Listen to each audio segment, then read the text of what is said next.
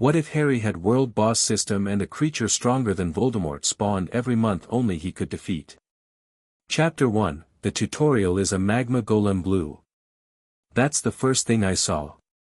Not the ceiling of my room at number 4, Privet Drive. Not the bars on the window. Just a bright, neon blue rectangle floating in the air, right in front of my face. I blinked. It stayed there. I sat up, grabbing my glasses from the bedside table, jamming them onto my face. The blue box sharpened, but it didn't disappear. It wasn't a hallucination. It wasn't a dream about a graveyard or a flash of green light. It was text. Crisp, white sans serif text hovering in the dark like a bad Muggle sci-fi effect. System initialization complete.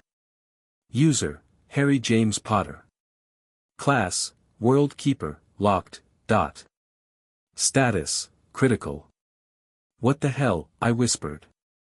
My voice sounded raspy, sleep-deprived. I waved my hand through the box. My fingers passed right through the light, but the box just bobbed in the air, anchored to my vision. I turned my head left, the box followed. I looked down at my hands, the box stayed center frame. Great. I finally cracked. The Dementors, the graveyard, Cedric, and now my brain is projecting computer screens. Then the text changed. It didn't fade or scroll, it just snapped to a new message, accompanied by a sound that wasn't a noise in the room but a ping directly inside my skull. Like a spoon hitting a crystal glass, but digital. Alert, world boss detected. Entity, Magma Colossus. Tier 1, Tutorial, dot. Location, 300 meters south. Magnolia Crescent Park. Time TO impact, 2 minutes, Magma Colossus. I read the words out loud, the absurdity tasting like copper in my mouth. A low rumble shook the floorboards. It wasn't the blue screen. The actual house shook. Dust drifted down from the ceiling. Down the hall, I heard Vernon snort in his sleep, probably thinking it was thunder. Another rumble. Stronger this time. The picture frame of Dudley in a bow tie rattled against the wall. This wasn't a hallucination. I scrambled out of bed. I didn't reach for my wand immediately, I reached for my jeans. I don't know why. Instinct. The blue box flashed red. Warning, aggro radius expanding. Non-combatants in vicinity, 4023. Failure penalty, annihilation of Surrey. Annihilation, I muttered, hopping on one leg to pull up my denim. Right. Sure. Just another Tuesday. I grabbed my wand from under the pillow. A spark of warmth shot up my arm, the familiar phoenix feather core humming. But then, something else happened. The blue screen reacted to the wand. Weapon equipped, Holly wand. Compatibility, 65%. Error, system skills preferred. I ignored that error message and ran to the window. Outside, the night was sweltering. It had been a cool evening when I went to sleep, maybe 15 degrees. Now. I opened the latch and a wave of heat hit me like I'd opened an oven door. The air smelled of sulfur and burning rubber. I looked toward the park. Usually, you can't see the playground from my window because of the rows of identical houses. But I could see the glow. An angry, deep orange light was pulsing above the rooftops of Magnolia Crescent. It looked like the sun was trying to rise in the middle of the night, but from the ground up. A scream cut through the night. Not a wizard scream. A Muggle scream. I didn't think. I didn't plan. I didn't worry about the statute of secrecy or expulsion or Dumbledore telling me to stay put. I vaulted over the windowsill, caught the drain pipe, and slid down. My feet hit the dry grass of the front lawn, and I felt heavy. But in a good way. Grounded. The moment my sneakers touched the dirt, another ping rang in my head. Combat mode engaged. Adrenaline surge, active. STR +5. AGI plus 5. I took a step and nearly launched myself into the street. Whoa, I gasped, stumbling. I looked at my legs. They looked the same, scrawny, knobby-kneed, but they felt like compressed springs. I took another step, pushing off harder this time, and I didn't just run, I blurred. The wind whipped past my ears. I was sprinting faster than I'd ever moved on a Quidditch pitch. The houses of Privet Drive were streaking by. I cleared Mrs. Figg's hedges in a single leap, landing in a roll and coming up running without losing momentum. The heat was getting unbearable. The asphalt on the road was glistening, softening under the ambient temperature. I turned the corner onto Magnolia Crescent and skidded to a halt. "You have got to be kidding me," I said. The park was gone. In its place was a crater. The swing set was a puddle of molten metal. The slide was a twisted, dripping skeleton of steel. And standing in the center of the crater, rising out of a pool of bubbling lava that definitely hadn't been there 10 minutes ago, was a thing out of a nightmare. It was roughly 30 feet tall. Its body was made of jagged, obsidian black rocks that floated around a core of blindingly bright magma. It didn't have a face, just a single, horizontal slit of white fire where a head should be. It had two arms that looked like wrecking balls made of volcanic glass. It roared. The sound wasn't a voice. It was the sound of a mountain cracking in half. A shockwave of heat blasted outward, shattering the windows of the nearest 3 cars. Target locked, Magma Colossus. HP, 10,000/10,000. Weakness, core cooling. I stood there, clutching my wand, feeling like an ant staring at a boot. 10,000 HP, I said hysterically. And what do I have? A smaller bar appeared in the bottom left of my vision. HP, 250/250. MP, mana 500/500. Okay, I breathed. Math is not on my side. The Colossus shifted. It turned that burning head slit toward me. It sensed the magic. It sensed the player. It raised one massive arm. A ball of magma coalesced in its palm, growing rapidly from the size of a quaffle to the size of a boulder. It wound up like a cricket bowler. "Move," my brain screamed. The system was faster. A red trajectory line appeared in the air, showing exactly where the rock was going to hit. It was pointing right at me. I dove to the left. The boulder slammed into the spot where I'd been standing a split second ago. The impact was deafening. Debris and chunks of molten rock sprayed everywhere. A piece of hot asphalt slapped my cheek, searing the skin.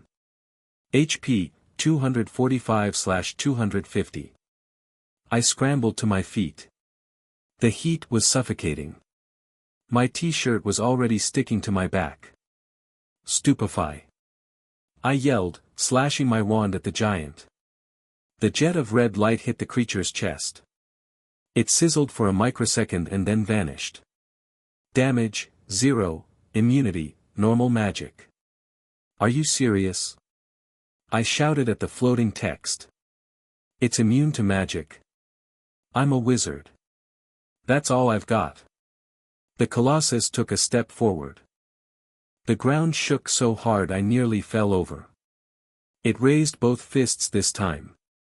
It was going to smash the street flat. Tutorial tip: use system skills. Skill available: Mana Bolt. Cost: 10 MP. Casting: instant.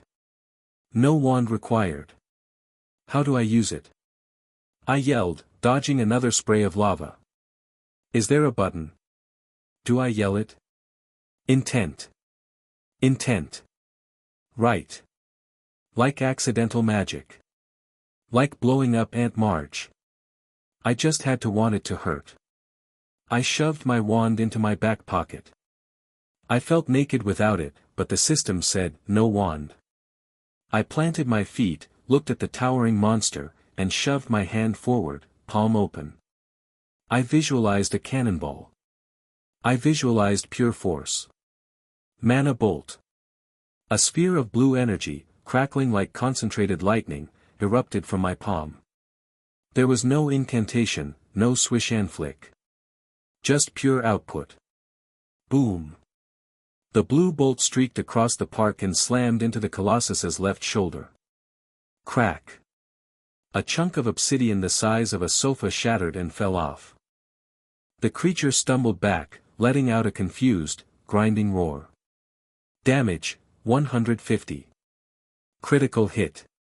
Okay, I grinned, feeling a rush of adrenaline that beat anything flying a broom could offer. Now we're talking. But the Colossus wasn't happy. It slammed its fist into the ground. A fissure opened up in the pavement, racing toward me, spewing fire. I jumped, not a normal jump, but a system-assisted jump. I cleared the fissure, landing on the roof of a parked sedan. The suspension groaned under the impact. Mana bolt. Mana bolt. I fired 2 more. One hit the chest, chipping the rock. The other missed, blasting a hole in a garden fence. MP, 470/500. The creature swung its arm in a wide arc. It wasn't aiming for me, it was sweeping the area. It smashed through a street lamp like it was a toothpick. The lamp post went flying, spinning through the air, and crashed through the second-story window of number 8, Magnolia Crescent. Glass shattered. Someone screamed inside. Hey! I shouted, waving my arms. Over here, you ugly pile of rocks. Eyes on me. The Colossus ignored me. It was fixated on the houses now. It began to wade forward, out of the park and onto the street. The tarmac melted around its ankles. It reached out toward the nearest house. I looked at the health bar. HP, 9,700/10,000. I wasn't doing enough damage. At this rate, it would level the entire neighborhood before I chipped it down to 0. I needed something bigger. I needed to hit the core. Think, Harry, think, I muttered, hopping off the car as the creature's foot crushed the bonnet flat. I looked up. The creature's chest was heavily armored with floating rocks, but when it moved, the rocks shifted. There was a rhythm to it. Every time it swung its right arm, a gap opened up in the ribcage area, exposing the blinding white magma heart. Weakness detected. The system highlighted the gap in pulsing gold. I needed to get up there. I looked around. The playground was destroyed. The houses were too far back. But the telephone pole. The creature was passing a telephone pole. I didn't hesitate. I sprinted. The agility +5 kicked in again. I ran straight at the pole, planted my foot on the wood, and scrambled up it like a squirrel. Splinters dug into my palms, but I ignored the pain. I reached the top crossbar, balancing precariously 20 feet in the air. The Colossus was right there. The heat was blistering. My eyebrows felt like they were singeing off. Hey! I screamed again. The creature turned its head slit toward me. It raised a fist to swat me like a fly. Wait for it, I whispered, watching the rocks on its chest. The fist came down. Now. I leaped. I jumped off the telephone pole, straight toward the burning monster. In mid-air, time seemed to slow down. The giant fist missed me by inches, the wind of its passage nearly knocking me out of the sky. I crashed onto the creature's chest. It was like landing on a stove. The rocks were scorching. My jeans smoked instantly. I grabbed onto a jagged protrusion of obsidian to keep from falling into the magma core. My hands burned. HP, 220/250. Status, burning. HP, 215/250. I gritted my teeth, tears stinging my eyes. Mana bolt. I jammed my hand directly into the gap in the rocks, inches from the white-hot core. I didn't just fire one. I poured everything I had into it. Eat this. A torrent of blue energy exploded from my hand. It wasn't a bolt anymore, it was a beam. The recoil was immense, threatening to throw me off the monster, but I held on with my left hand, digging my fingers into the cracking stone. The creature shrieked. It wasn't a roar this time, it was a high-pitched sound of pressurized steam escaping. Damage, 500. Damage, 500. Damage, 500. The health bar plummeted. The core began to destabilize. The white fire turned a sickly violet. The colossus thrashed. It grabbed at its own chest, trying to crush me. A massive stone hand closed around my waist. Crunch. HP, 150/250. I screamed as my ribs protested. It felt like being squeezed by a trash compactor. But I didn't stop firing. Die! I roared. The core flashed bright blinding white. Critical failure imminent. The system flashed a warning. Jump. I didn't argue. I let go. I kicked off the creature's chest just as the hand squeezed tighter. I tumbled through the air, free-falling 30 feet down to the melting asphalt. Above me, the colossus exploded. It wasn't a fiery explosion. It was an implosion of force. The rocks shattered outward, then turned to dust. The magma cooled instantly in mid-air, raining down as black pebbles. I hit the ground hard. I tried to roll, but my ribs were screaming. I slammed into the curb, shoulder first. HP, 120/250. I lay there, gasping for air, staring up at the smoke-filled sky. Silence returned to Magnolia Crescent. Well, mostly silence. Car alarms were blaring in the distance, and dogs were barking, but the monster was gone. A gold window popped up, spinning with confetti effects. Victory. Boss defeated, Magma Colossus. Time, 4 minutes and 32 seconds. XP gained, 5,000. Level up. Current level, 2, loot drop, item, obsidian heart, crafting material, dot. Skill book, flame resistance, passive, dot. I groaned, rolling onto my back. The pain in my ribs was already fading, a cool sensation washing over my chest. Level up bonus, health restored. Handy, I wheezed. I sat up, checking my arms. The burns were gone. My clothes were ruined, singed, torn, and covered in soot, but my skin was pristine. I looked at the park. It was a disaster zone. A crater, melted equipment, shattered pavement. And then I saw the neighbors. People were coming out of their houses. In pajamas, dressing gowns, holding cricket bats and phones. And right there, standing on the lawn of number 4, were the Desleys. Vernon looked like he was about to have a stroke. Petunia was clutching her neck. Dudley was staring at me with his mouth open, looking from me to the crater and back again. I stood up, brushing ash off my knees.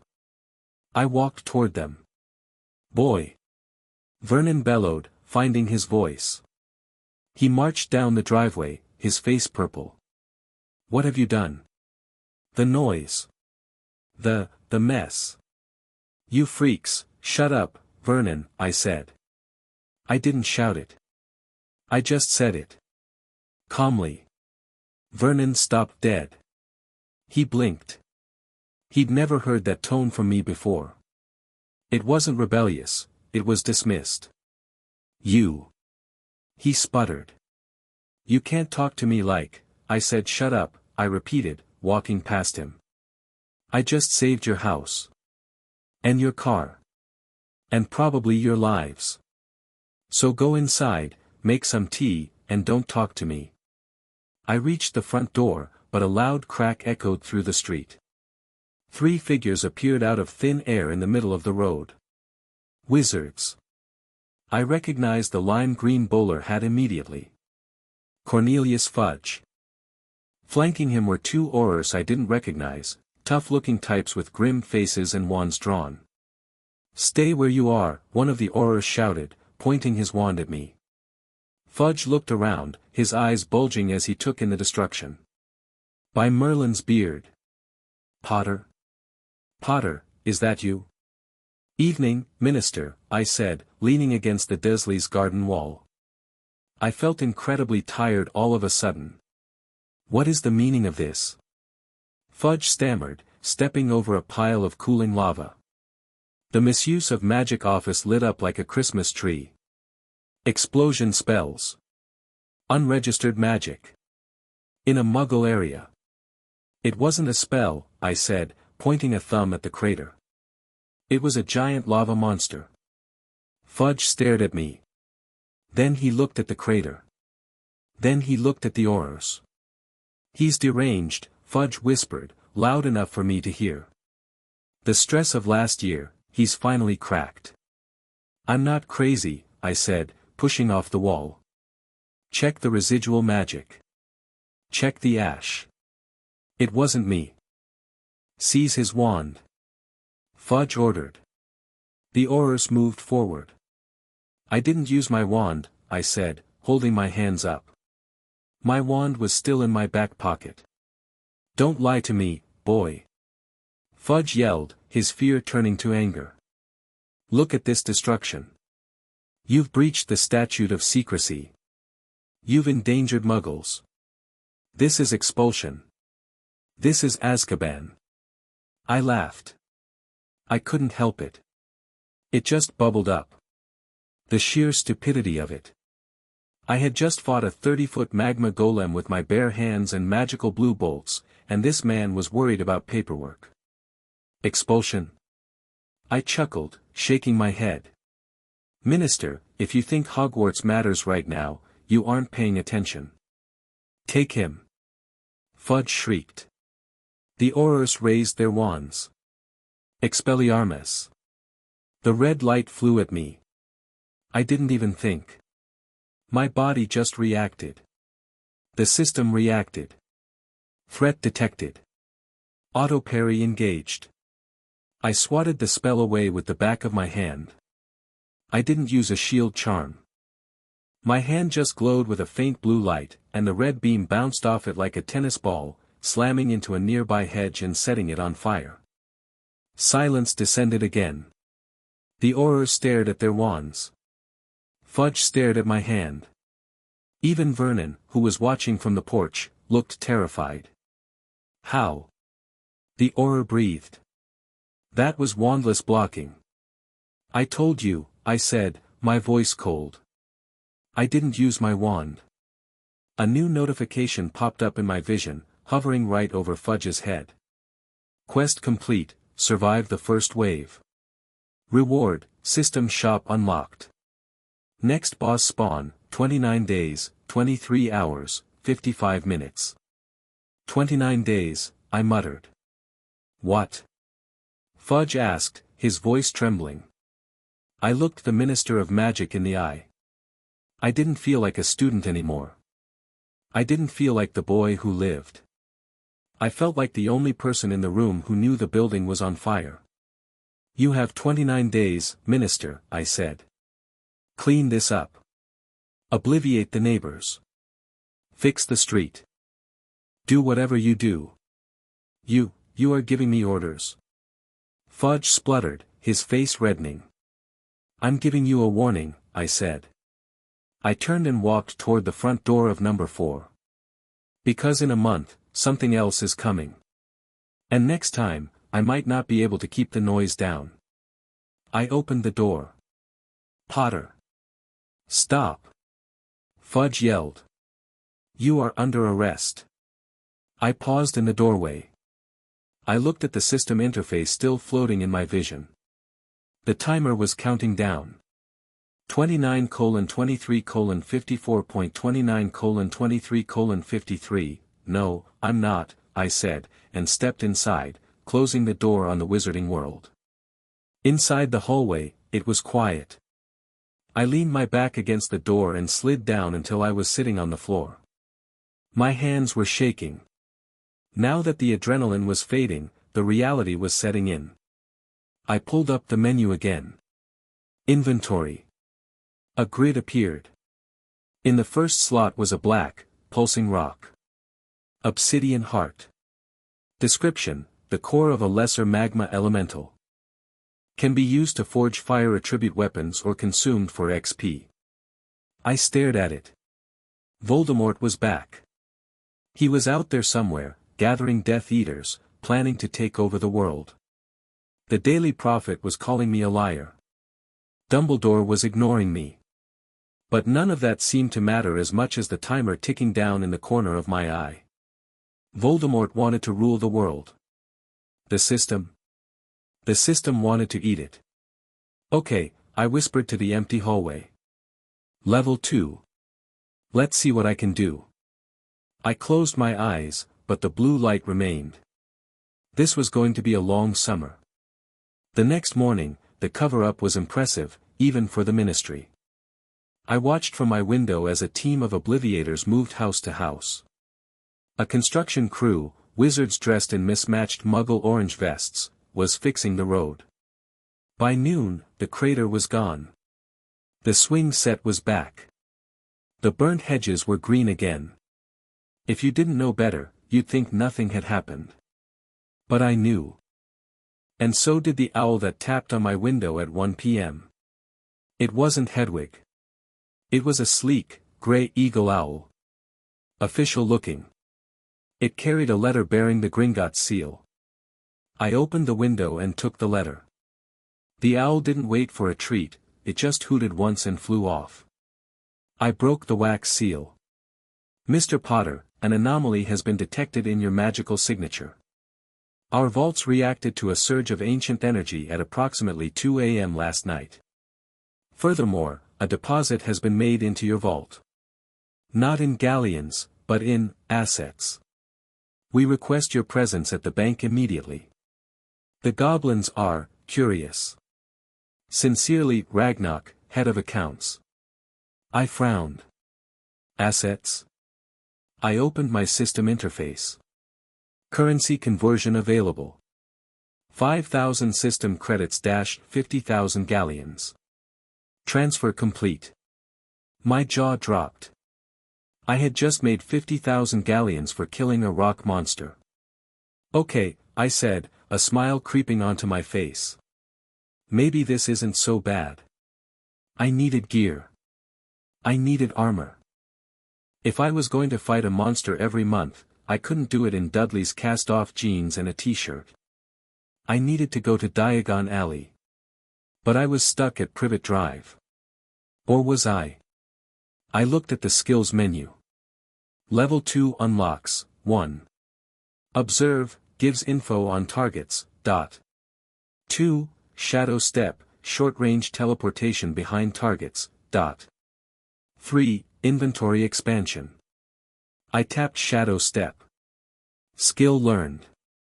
I looked at the garden fence outside. It was about 20 feet down and 30 feet away. I focused on the shadow cast by the oak tree. Shadow Step. The world folded. It felt like being squeezed through a straw, but faster than apparition. There was no crack. Just a whoosh of displaced air. Suddenly, I was standing in the shadow of the oak tree. Wicked, I breathed. I looked back at the house. I could see Aunt Petunia in the kitchen. She didn't see me. I could leave. I could go anywhere. But first, I had to deal with the person hiding in the hydrangea bushes across the street. My new perception stat, which had gone up automatically with the level up, picked up the breathing. It picked up the scent of stale tobacco and fire whiskey. Come out, dung, I called out, crossing my arms. The bushes rustled. Mundungus Fletcher tumbled out, looking guilty and holding a half-empty bottle. "Harry," he squeaked. I was just keeping watch. Dumbledore's orders. Strict orders. You were sleeping, I said. And you missed the giant fire monster last night. Mundungus blinked. Fire monster? What fire monster? I didn't see no forget it, I said. I need a lift to London. London? Mundungus scrambled up, dusting leaves off his trench coat. No can do, Harry. You're to stay put. Protective wards and all that. Dumbledore would skin me alive if I let you leave. I'll give you 500 galleons, I said. Mundungus froze. His eyes went in two different directions. 500. Cash. When we get to Gringotts. Right then, Mundungus said, grabbing my arm. Hold tight. The night bus is a bit bumpy this time of day. Diagon Alley was crowded. The summer rush was starting. Kids were buying cauldrons, parents were arguing over book prices. The atmosphere was tense, though. People were whispering about the you-know-who rumors. I ignored them. I walked with a purpose I'd never felt before. Usually, I felt self-conscious in crowds. People staring at the scar. Whispering. Now. I walked through the crowd like a shark swimming through minnows. My level 2 stats made me just a little bit taller, a little bit broader. I didn't hunch. I moved people out of my way with gentle but firm nudges. Observe, I activated my new skill. Text floated over people's heads. Civilian, LVL 1, Shopkeeper, LVL 3, Auror, Undercover, LVL 15, Level 15. That was the highest I saw. The Magma Colossus had been level 50. I swallowed hard. If an undercover Auror was only level 15, then the wizarding world was woefully underpowered for what was coming. I reached Gringotts. The goblins at the door bowed. They usually bow, but this was different. They bowed lower. They were looking at me, no, they were looking at the invisible interface around me. Could they see it? I walked up to the main counter. The goblin perched there, looked down, sneering. Name? Harry Potter. The goblin paused. He looked at me over his spectacles. Ah. The anomaly. I'm here to make a withdrawal. And to do some shopping. Director Ragnarok is waiting for you, the goblin said, hopping down. Follow me. He led me not to the carts, but to a plush office in the back. Ragnarok was sitting behind a desk made of black iron. He looked ancient and dangerous. Ragnarok, King of Goblins, LVL 45, okay. Now we're talking. Mr. Potter, Ragnarok said, his voice like grinding stones. You have introduced a very interesting currency into our economy. System credits? I guessed. Ragnarok's eyes glinted. So you know what it is. We haven't seen a World Keeper in 3,000 years. World Keeper? I asked, taking a seat. Is that what I am? It is a title, Ragnarok said. A burden. The world produces monsters to test itself. It creates a champion to cull them. If the champion fails, the world resets. Resets? Extinction, Ragnarok said pleasantly. Total biological scrub. The dinosaurs failed their test. Atlantis failed theirs. A chill went down my spine. And if I win? You get strong, Ragnarok shrugged. And the goblins get rich managing your loot. We are scavengers of the system, Mr. Potter. We cannot use it, but we can craft with its byproducts. He reached into his desk and pulled out a box. You deposited an obsidian heart. Yeah.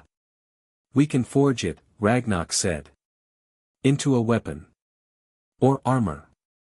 But it will cost you. Not gold. The system demands essence. XP? I asked. Precisely. I looked at my XP bar. I had just hit level 2. I needed the levels to get stats. But I also needed a weapon that wouldn't bounce off the next boss. How much? 2,000 XP. That was nearly half of what I'd gained from the Colossus. It would set me back. Do it, I said. Make me a sword. A sword? Ragnarok raised an eyebrow. Wizards use wands. Wands don't work on these things, I said, thinking of my stupefy spell fizzling out. I need something that cuts. Ragnarok grinned. It was a terrifying sight. A sword it is. Come back in 3 days. I spent the next 3 days in a blur. I didn't go back to Privet Drive. I rented a room at the Leaky Cauldron. I ignored the letters from Dumbledore, 3 of them. I ignored the howler from Mrs. Weasley. I focused on the system. I discovered that daily quests. Daily quest, physical conditioning, 100 push UPS. 100 SIT UPS. 10 kilometers run. Reward, +1 stat point. Recovery potion, small, dot. So I ran. I ran through Muggle London at 5 a.m. I did push-ups in my room until my arms shook. I drank the weird red potions that appeared in my inventory, which tasted like cherry cough syrup and instantly fixed my sore muscles. My stats crept up. STR, 12-15, AGI, 12-16, VIT, 10-14, I was getting stronger. Visibly. My shoulders were broader. The skinny, malnourished look of living under the stairs was vanishing, replaced by lean, corded muscle. On the 3rd day, I went back to Gringotts. Ragnarok presented me with the sword. It was beautiful. And terrifying. The blade was jet black, made from the heart of the Colossus. Veins of magma still pulsed faintly inside the metal. The hilt was wrapped in dragon leather. Item, magma blade. Rank, rare.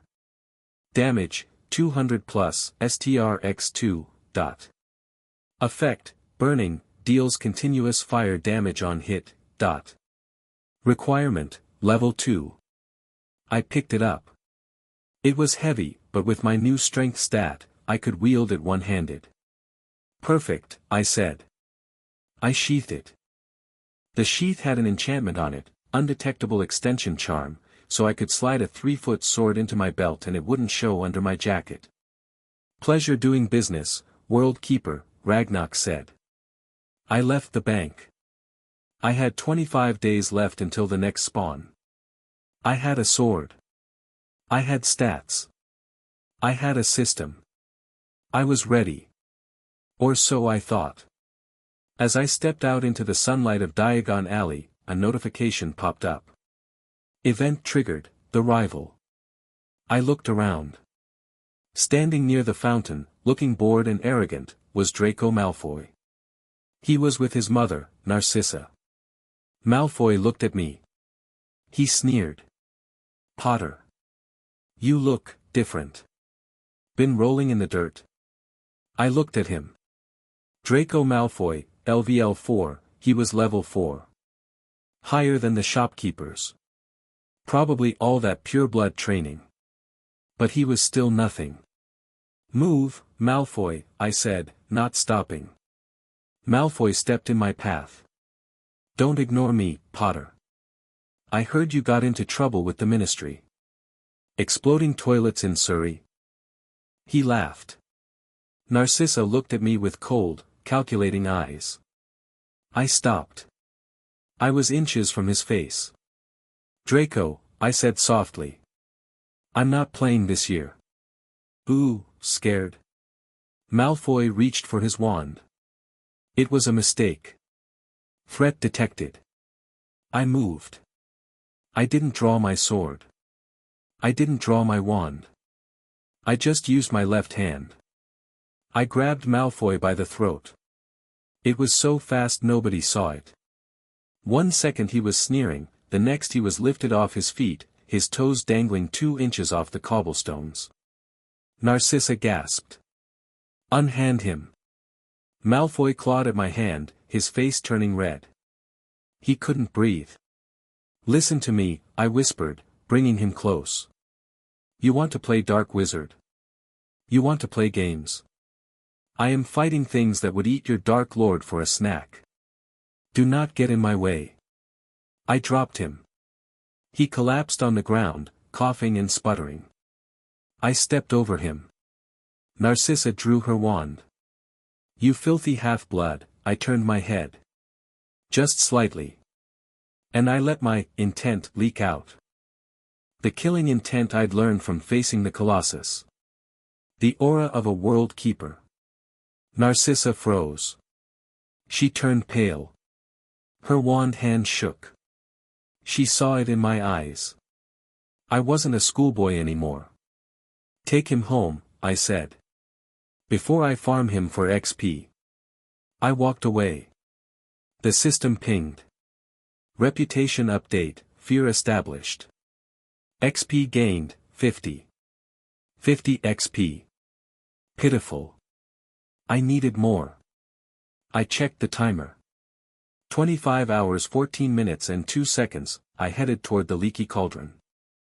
I needed to get to Hogwarts. If the next boss spawned there, with all those students. I needed to talk to Dumbledore. And this time, he was going to listen. Because I was the one holding the sword. Chapter 1 End. Chapter 2, Detention and Dungeon Crawls, Location, Number 12, Grimmauld Place, Time, 5:30 a.m., Current Status, Grinding, sweat dripped from my nose and hit the dusty floorboards of the drawing room. 98, 99, 100.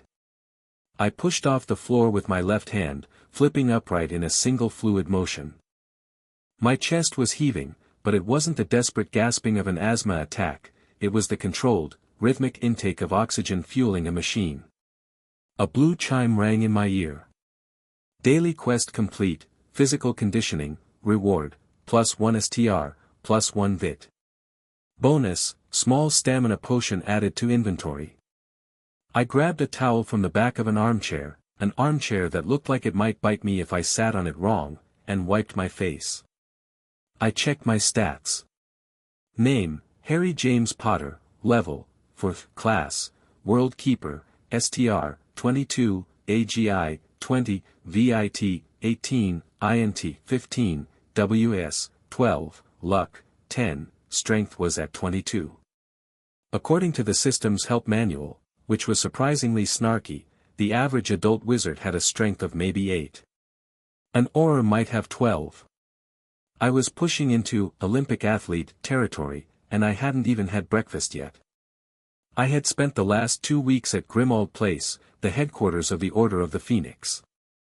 It was a gloomy, moldy, miserable pile of bricks that smelled like dead things and old magic.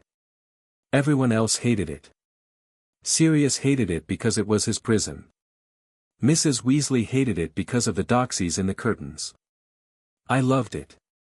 Why? Because it was a dungeon. Literally. The house was designated by the system as a hostile environment, low tier. Every time I cleaned a room, I got XP. Every time I killed a doxy, I got XP. That boggart in the writing desk upstairs. Farmed it 3 times. It kept respawning because the house's ambient dark magic was so dense. It was an infinite XP glitch. The door creaked open. Hermione stood there, looking like she hadn't slept in a week. Her hair was bushier than usual, and she was clutching a sheaf of parchment. Harry, she whispered, peering into the gloom. Are you working out again? It's 5 in the morning. Sleep is for people without a countdown timer, Hermione, I said, cracking my neck. It made a loud pop. Hermione flinched. She stepped fully into the room, looking at me with that mix of worry and frustration that had become her default setting since I arrived. Harry, you can't keep doing this, she said, her voice trembling slightly. You're isolating yourself. You barely talk to Ron. You don't come to dinner unless Mrs. Weasley drags you. And you're carrying a sword. I patted the left side of my hip. The magma blade was in its undetectable sheath, invisible to the naked eye, but I knew it was there. The hilt was warm against my side.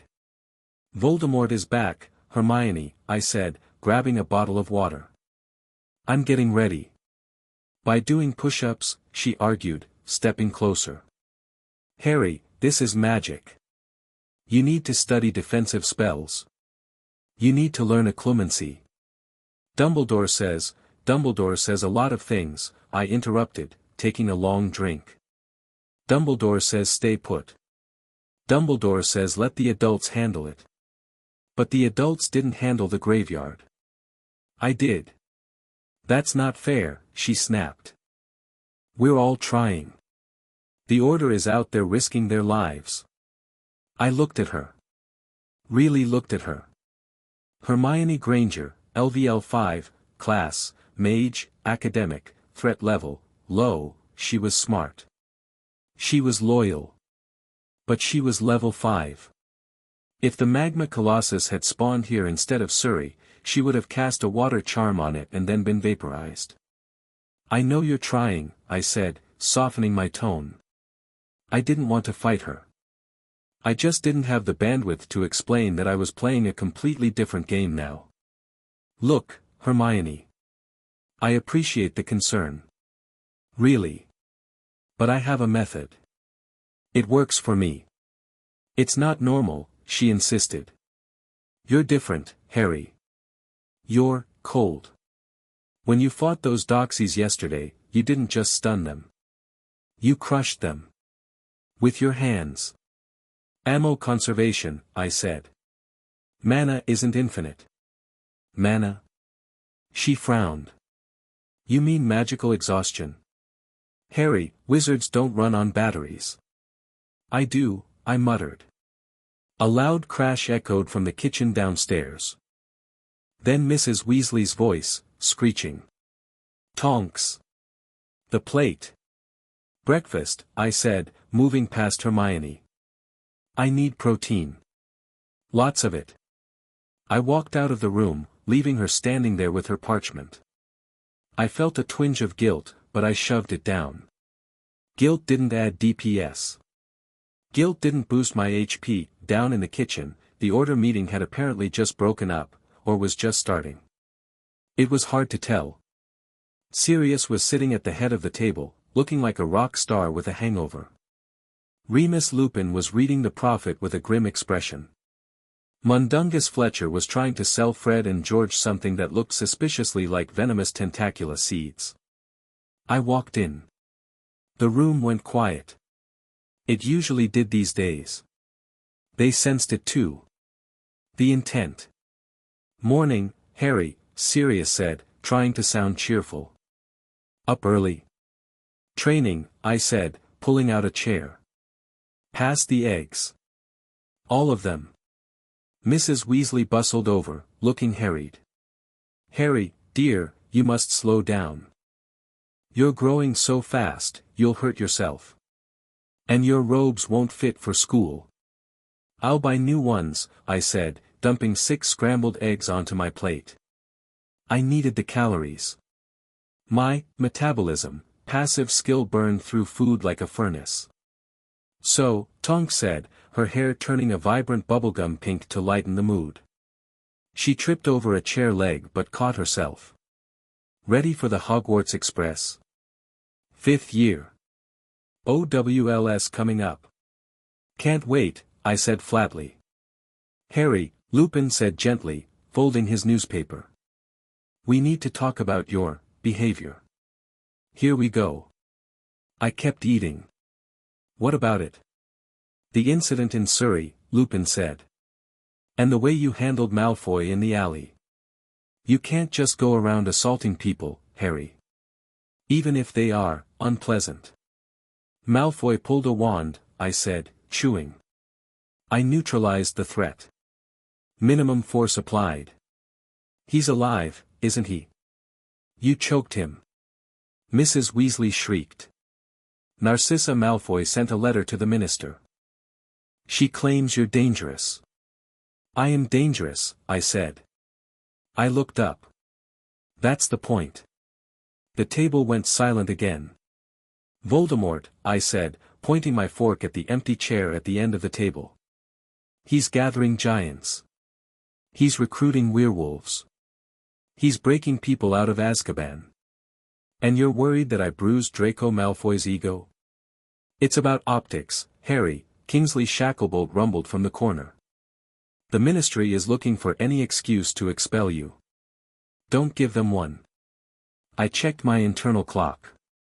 Next boss spawn, 2 days, 11 hours, 15 minutes. I'll try to keep a low profile, I lied. Pass the toast. Location, King's Cross Station, status, traveling, the platform was chaos. Steam, owls, screaming children. The usual. I moved through the crowd with my trunk. I didn't need help lifting it. My strength stat made the heavy trunk feel like a cardboard box. Harry. Harry, over here. It was Neville Longbottom. He was clutching his toad, Trevor, and looking anxious. Neville Longbottom, LVL3, potential, high, interesting. The system usually rated civilians as low potential. Neville had high. I'd have to keep an eye on that. Hey, Neville, I said, nodding. We boarded the train. I found an empty compartment at the very end. I wanted space. I needed to perform maintenance on my gear. Ron and Hermione followed me in. They sat opposite me, looking like they were entering a lion's den. So, Ron said, trying to be casual. Guess who's prefect? He pointed to his badge. Congrats, I said. Don't let the power go to your head. Right, Ron laughed nervously. Yeah. You aren't mad. That you didn't get it? Mad? I laughed. Ron, being a prefect means patrols. It means meetings. It means paperwork. I don't have time for that. I hoisted my trunk onto the rack with one hand. Ron's eyes widened. Bloody hell, Harry. Have you been taking potions? You look ripped. Push-ups, Ron. It's a muggle thing. I sat down and closed my eyes, opening the system interface. I had skill points to spend. Skill points available, 5, I needed combat skills. The Magma Colossus had been slow. The next one might not be. I scrolled through the skill tree. Sword Mastery, passive, level 1, cost, 2 SP, sense danger, passive, level 1, cost, 2 SP, mana shield, active, level 1, cost, 1 SP, I bought all 3. My brain buzzed as the knowledge downloaded. Suddenly, I knew how to hold a sword properly. I knew about footwork, parries, and edge alignment. It wasn't muscle memory yet, but the data was there. Sense danger felt like a cold breeze on the back of my neck. Well. The compartment door slid open. I didn't open my eyes. Go away, Draco. Potter, Malfoy sneered. He stepped into the compartment, flanked by Crabbe and Goyle. I hear you've gone mad. Startled by your own shadow, are you? I opened one eye. I told you in the alley, I said quietly. I'm not playing. You think you're tough because you caught me off guard. Malfoy spat. He pulled his wand. My father says you're just a desperate attention seeker. Maybe I should teach you some manners. Threat detected. Enemy, Draco Malfoy, LVL4, dot. Enemy, Crabbe, LVL3, dot. Enemy, Goyle, LVL3, dot. Slow. They were so slow. Malfoy started to say a curse. Fernunk, I moved. I didn't use Shadow Step. I didn't need to waste the mana. I just lunged. I kicked the wand out of Malfoy's hand. It spun through the air and landed on the seat next to Hermione. Before Malfoy could react, I grabbed the front of his robes and spun him around, slamming him into Goyle. They both tumbled backward into the corridor. Crabbe stood there, blinking stupidly, raising his meaty fists. I stepped into his guard. I delivered a quick, precise palm strike to his solar plexus. Oof. Crab folded like a cheap deck chair. He dropped to his knees, gasping for air. I grabbed him by the collar and tossed him into the corridor on top of the other two. "Stay out," I said.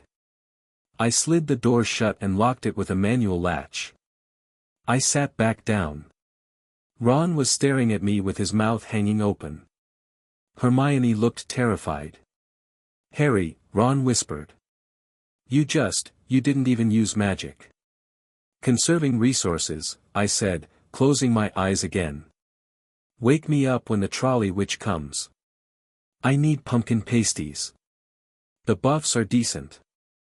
Location, Hogwarts Great Hall, event, the start of term feast, time to boss spawn, 5 minutes, the Great Hall was loud.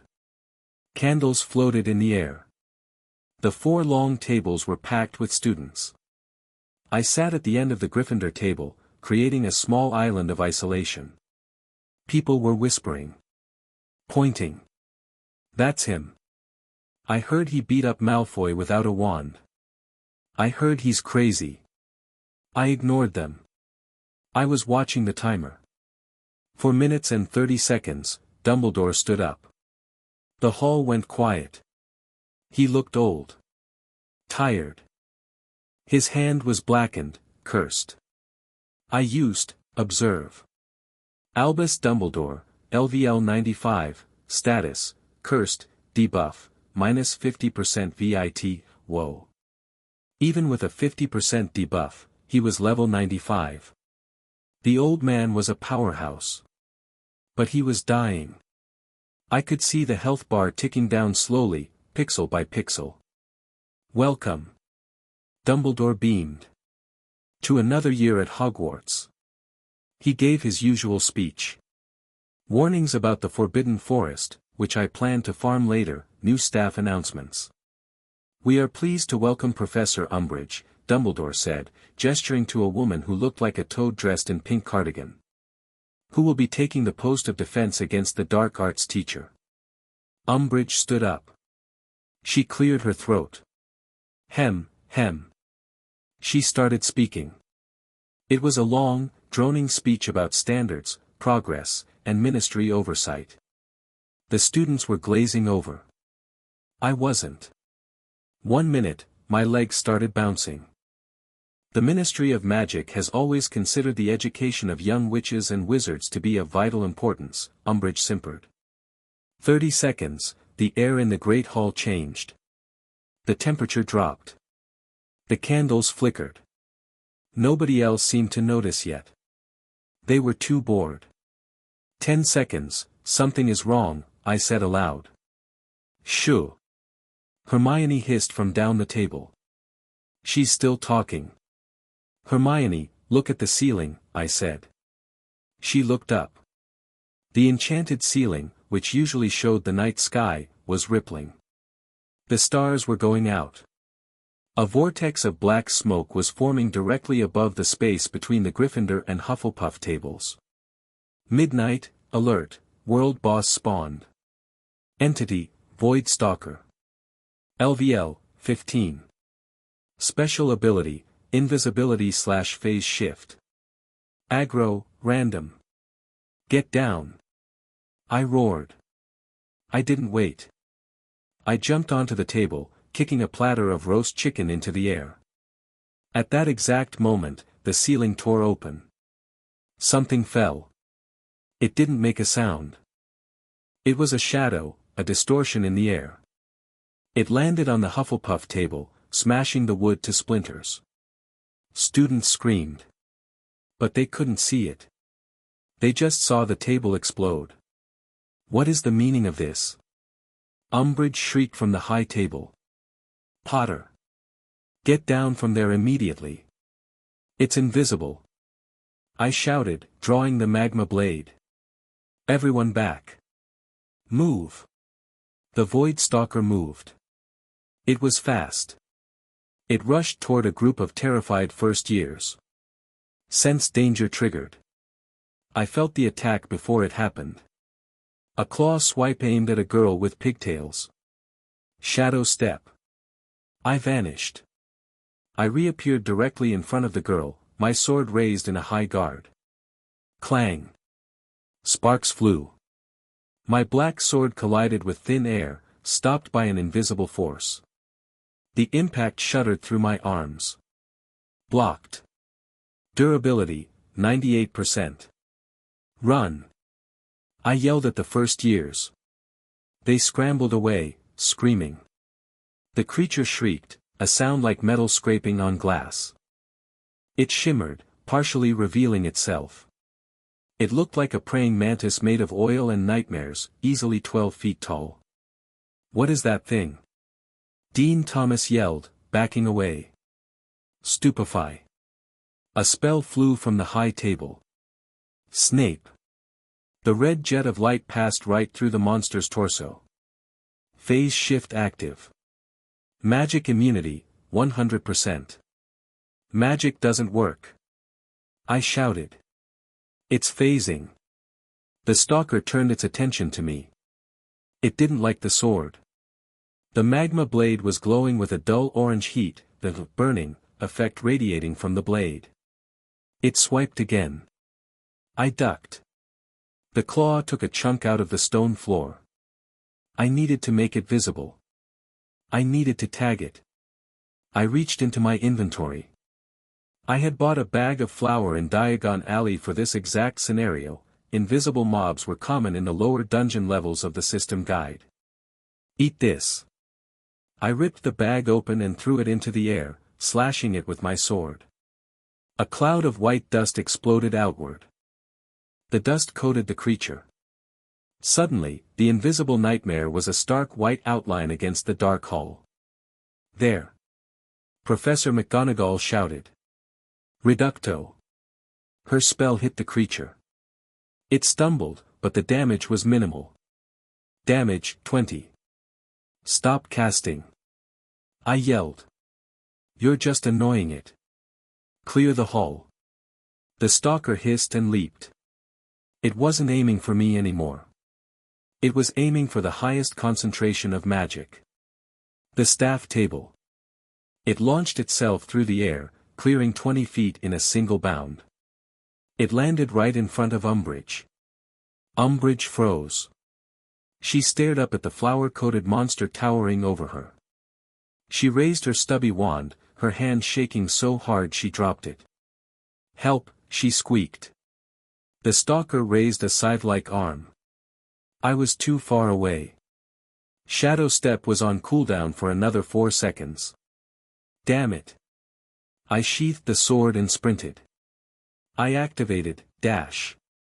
AGI plus 10 temporary boost. I ran along the length of the Ravenclaw table, knocking goblets and plates everywhere. I reached the end and launched myself into the air. I tackled the creature mid-swing. We crashed into the high table. Dumbledore's podium shattered. Teachers scattered. I landed on top of the stalker, pinning one of its arms with my knee. It thrashed, bucking me off. I rolled backward, coming up with my sword drawn again. We were now standing on the raised platform, in front of the entire school. Potter. Snape snarled, stepping forward with his wand raised. Get out of the way. Don't you get it? I growled, eyes locked on the monster. Your sticks don't work on this one. This is a DPS check. The stalker lunged. I parried. Clang. I riposted. Slash. The magma blade bit into the creature's shoulder. Black ichor sprayed out, sizzling where it hit the floor. Damage, 250. Effect, burning applied. The creature screeched. Fire started to spread across its flower-coated carapace. Come on. I taunted. Is that all you got? Level 15. You're trash. It slashed with its other arm. I wasn't fast enough to fully dodge. The claw raked across my chest. My robe shredded. I felt a sharp line of pain. HP, 280/350. Warning, bleeding effect. 'Tis but a scratch, I muttered. I needed to end this. The burning tick damage was whittling it down, but slowly. I needed a finisher. I saw Dumbledore out of the corner of my eye. He wasn't casting. He was watching. Studying. His blue eyes were locked on my sword. "Professor!" I yelled. Flash bang. "I beg your pardon?" Dumbledore asked calmly. "Light. I need bright light. Blind it." Dumbledore understood instantly. He raised the Elder Wand. I knew what it was now. The system labeled it clearly: weapon, Elder Wand, mythic. Lumos Solum. A flash of light like a supernova erupted from his wand. The entire hall went white. The Void Stalker shrieked, covering its multiple eyes. It was stunned. Target stunned. Critical window open. This was it. I channeled mana into the sword. Skill, Power Strike. Cost, 50 MP. The blade erupted with fire. I stepped forward, spun, and drove the sword upward, right under the creature's chin, into its brain case. The blade sank into the hilt. The creature stiffened. It shuddered once, twice, and then dissolved into black smoke. Victory. Boss defeated, Void Stalker. XP gained, 8,000. Level up. Level 5 achieved. Loot, Void Essence X2, Cloak of Shadows, Rare, dot. I stood there, panting. The smoke cleared. I was standing on the ruins of the high table. My robes were torn, revealing the dragonhide vest I wore underneath, purchased from the system shop for 200 credits. I held a burning black sword. The entire great hall was silent. Then, the loot dropped. A pitch-black cloak materialized in the air and fell into my hands. I caught it reflexively. I looked up. Every student was staring at me. Every teacher was staring at me. Umbridge scrambled out from under the wreckage of her chair. Her pink cardigan was covered in black slime and flour. Her bow was crooked. "You," she screamed, pointing a shaking finger at me. You dangerous, violent, unauthorized hooligan." I sheathed my sword. The click echoed through the silent hall. Reviewing the logs, I said breathlessly, looking at the imaginary screen. Damage to school property, high. Casualties, 0. Threat neutralized. I looked at Umbridge. "You're welcome, Professor." "Welcome," she shrieked. Her face was turning a patchy red. "You disrupted the start of term. You brandished a weapon. You brought a monster into this school." "I didn't bring it," I said, wiping ichor off my cheek. "It spawned. And if I hadn't been here, it would have eaten the Hufflepuff Quidditch team." "Lies!" Umbridge yelled. "Potter, you are in serious trouble. Detention. A week of detention. And I will be confiscating that thing." She pointed at my sword. I put my hand on the hilt. "Try it." The air in the room grew heavy. The system flagged Umbridge as hostile. "Dolores," Dumbledore's voice cut through the tension. He stepped forward. He looked calm, but his aura was flaring. "I believe Mr. Potter acted in defense of the students. While his methods were unorthodox, they were undeniably effective." "Effective?" Umbridge sputtered. "He destroyed the high table." "Tables can be mended," Dumbledore said. He waved his wand. Reparo. The wood flew back together. The podium reassembled itself. "Lives," Dumbledore continued, looking at me with a piercing gaze, "cannot." Umbridge looked around. She saw the students. They weren't looking at me with fear anymore. They were looking at me with awe. Even the Slytherins looked impressed. I had just soloed a monster that ate magic spells. She realized she was losing the room. "Very well," she hissed, straightening her cardigan. But he will serve detention. For uniform violations. And disorderly conduct. Fine, I said. Whatever. I grabbed a chicken leg from the nearest intact platter. Can I go now?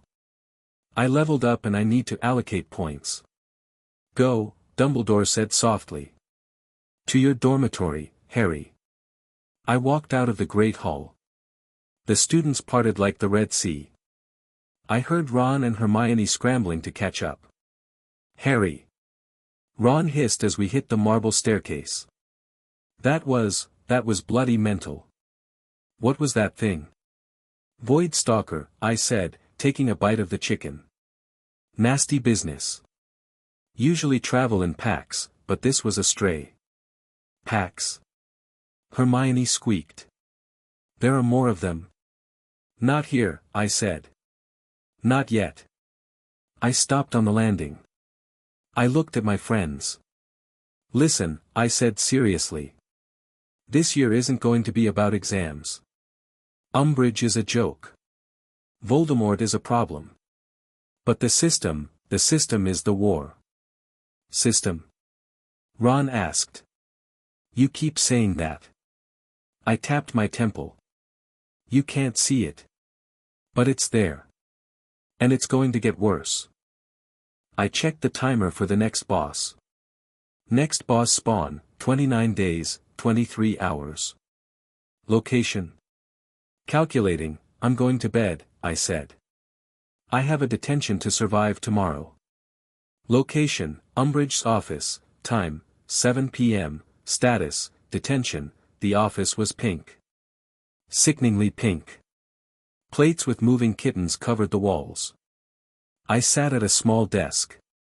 Umbridge sat at hers, sipping tea. You will be writing lines for me, Mr. Potter, she said sweetly. Sure, I said. What's the sentence? I must not tell lies. Irony, I muttered. She handed me a black quill. You won't need ink. I knew what this was. A blood quill. A dark artifact. Item detected, blood quill. Type, cursed object. Effect, drains HP to write. Causes permanent scarring. I looked at the quill. Then I looked at Umbridge. Problem? She asked, her eyes glittering. No, I said. I put the quill to the parchment. I started to write. I must not tell lies. A sharp pain seared through the back of my hand. The words appeared in red on the paper. HP, 349/350. I watched my health drop by 1 point. I smiled. 1 point. My HP regeneration, passive skill recovered 5 HP per minute. I could do this all day. I wrote the line again. And again. And again. Umbridge watched me, waiting for me to wince. Waiting for me to cry out or rub my hand. I didn't flinch. I just kept writing, staring her dead in the eye while my hand moved. I must not tell lies that I must not tell lies. After an hour, she looked unsettled. She glanced at my hand. There was no blood. The words were carving into my skin, yes, but my high vitality and regeneration were healing the tissue almost as fast as the quill cut it. Is something wrong, Professor? I asked politely, not stopping. I can keep going. This is good wrist exercise. That will be all, she stammered. Get out. I stood up. I placed the quill gently on her desk. Thanks for the XP, I said. What? Experience, I said. Pain tolerance is a stat, you know. I walked out. Skill unlocked, pain resistance, passive, level 1. I grinned. The school was quiet as I walked back to Gryffindor Tower. The portraits were sleeping. I wasn't sleeping. I had a new cloak to test out. I pulled the Cloak of Shadows from my inventory. It flowed over my shoulders like liquid darkness. Effect, plus 50% stealth in dark areas. Plus 10 AGI. I melted into the shadows of the corridor. I wasn't going to the dorm. I was going to the Forbidden Forest. According to the system map, there was a nest of acromantulas to the north. Spiders. Big ones. And I needed to grind. Chapter 2 End. Chapter 3, The Department of Mysteries, is a loot room, location, the Forbidden Forest, Sector 4, Deep Woods, time, 2:15 a.m., current status, power leveling, SNIC. The sound was wet and heavy, like chopping through a watermelon with a cleaver. Green blood sprayed across the forest floor, hissing as it touched the dead leaves. The massive, hairy leg of the acromantula twitching on the ground separated from its body, joining 3 others I'd already removed. The giant spider shrieked, a high-pitched, clicking sound that usually paralyzed prey with fear. I didn't freeze. I grinned. Enemy, Elder Acromantula, LVL 12, HP, 150/800, status, crippled, movement speed minus 75%, stop complaining, I muttered, spinning the magma blade in my hand. The glowing orange veins in the black metal illuminated the clearing, casting long, dancing shadows against the ancient trees. You tried to eat me first. That makes this self-defense. And farming. The spider lunged, trying to bite me with its pincers. It was slow. Pathetically slow compared to the Void Stalker. I sidestepped. My AGI, 22, made the movement feel like I was sliding on ice. I didn't just dodge, I flowed around the attack. Power strike. I didn't shout it. I just thought it. The system responded instantly. My arm muscles tightened, locking into a perfect kinetic chain. The blade flared with intensified heat. I brought the sword down in a vertical arc, aiming right between the spider's multiple, terrified eyes. Crunch. The blade sheared through the carapace. The heat cauterized the wound instantly, preventing a messy explosion, but the force of the blow drove the creature's head into the dirt. Critical hit. Damage, 450. Target eliminated. The spider went limp. A moment later, it dissolved into particles of gray light, leaving behind a small pile of items. XP gained, 350. Loot, Acromantula Venom, Vial, X2, Silk Gland, Common, Dot. I swiped my hand through the air, and the items vanished into my inventory. Inventory check, I whispered. A grid appeared in my vision. It was filling up. I had 40 vials of venom, 3 stacks of silk, and a weird chitin plate I'd looted from a brood mother about an hour ago. I checked my XP bar. Level, 6, XP, 4,500/12,000, slow, I sighed, wiping sweat from my forehead. The scaling is getting steeper. I need elite mobs. I sheathed the sword. The forest was quiet now. The other spiders had fled after I killed the first 10. It seemed even monsters had a learning curve. If you kill enough of them, the AI, or instinct, tells them to run. I pulled the cloak of shadows tighter around my shoulders. It was chilly out here, even in September. The cloak rippled, blending perfectly with the darkness between the trees. To anyone looking, I was just a distortion in the air. I turned back toward the castle. It was a long walk, and I had a transfiguration essay due for McGonagall that I hadn't started. Suddenly, a twig snapped. My hand went to my sword hilt. Perception check, passed. Entity detected, Centaur. Come out, I said, my voice flat. I know you're there. 4 legs. Bow. Smells like wet horse.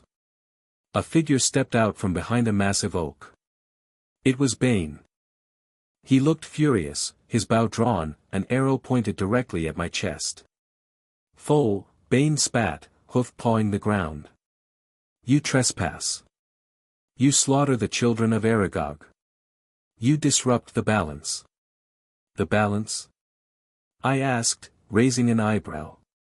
You mean the balance where they eat students and you guys watch the stars and do nothing? I'm just doing pest control. Bane's eyes narrowed. He drew the bowstring tighter. You reek of strange magic. Not wizard magic. Something, older. Wrong. It's called efficiency, Bane. Leave, Bane commanded. Or the stars foretell your end here tonight. I looked at the text floating above his head. Bane, Centaur Warrior, LVL 18, Disposition, Hostile. Level 18. Tougher than the spiders. Faster. Ranged attacks. But I was tired. And I was on a schedule. Bane, I said, taking a step forward. I let the intent leak out again. That cold, heavy pressure that I'd felt when facing the Colossus. The aura of someone who has stared at a mountain-sized monster and decided to punch it. Put the bow down. I'm not in the mood for a mini-boss fight. Bane faltered. The horse part of him skittered backward nervously. He sensed it. Animals always sense the predator. Mars is bright tonight, he murmured, his voice losing its edge. It burns, with a blue light. Yeah, that's me, I said. Go look at the moon. I'm going to bed. I walked past him. He didn't shoot. He didn't move. He just watched me go, his chest heaving as if he'd just run a race. Reputation update, Centaur herd, neutral-wary, ... I didn't care about reputation. I cared about the timer. Next boss spawn, 14 days, 12 hours. 2 weeks. I had 2 weeks to hit level 10. If I hit level 10, I unlocked class specialization. And I had a feeling I was going to need it. Location, Hogwarts, Gryffindor Common Room, time, 7 a.m., I didn't sleep.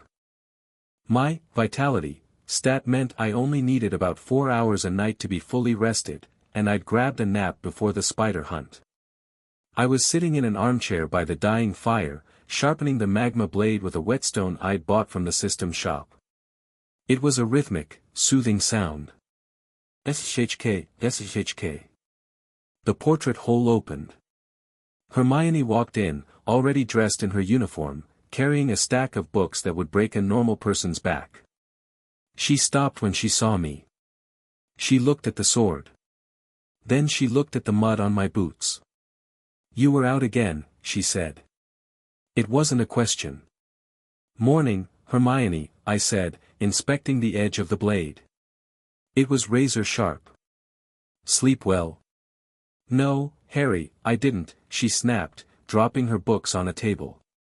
Because I was worried you'd been eaten. Or expelled. Umbridge is putting up new decrees every day. Educational Decree number 24, no groups of 3 or more students. She knows, Harry. She knows we're disconnected. She's flailing, I said, sheathing the sword. She's a bureaucrat trying to fight a war with paperwork. Ignore her. We can't just ignore her. Hermione hissed, lowering her voice. She's taking over the school. She's evaluating the teachers. She put Trelawney on probation yesterday. And she's watching you. Filch is watching the secret passages. I laughed. Filch couldn't catch a cold. Harry, please, she sat down opposite me, her expression pleading. Ron and I, we want to help. But you're shutting us out. You disappear for hours. You come back smelling like ozone and dead insects. What are you doing? I sighed. I put the sword on the floor. Hermione, if I told you that I get stronger by killing things, literally, like a video game, would you believe me? She stared at me. Her brain was working furiously. I've read about arithmancy equations that quantify magical power, but life isn't a game, Harry. You can't just level up. Watch, I said. I picked up a heavy iron poker from the fireplace. It was solid cast iron, thick as my thumb. Watch the metal. I gripped it with one hand. I didn't use a spell. I just squeezed. Skill active, crushing grip. My knuckles popped. The iron groaned. Slowly, impossibly, the thick metal bar began to bend. Then it twisted. I molded it like it was warm putty, tying it into a literal knot. I tossed the knotted poker onto the table. It landed with a heavy thud. Hermione stared at it. She reached out and touched it. It was cold. That's physically impossible, she whispered. Without a softening charm. The tensile strength of iron. Strength stat is at 25, I said casually. I'm stronger than a troll now. Physically. She looked at me with wide eyes. Harry, what are you becoming? Prepared, I said, standing up. I'm becoming prepared. For what? For you-know-who. For the things that eat you-know-whos. I grabbed my bag. Come on. We'll be late for potions. And I need to raid Snape's supply closet for Boomslang skin. The drop rate in the forest is terrible.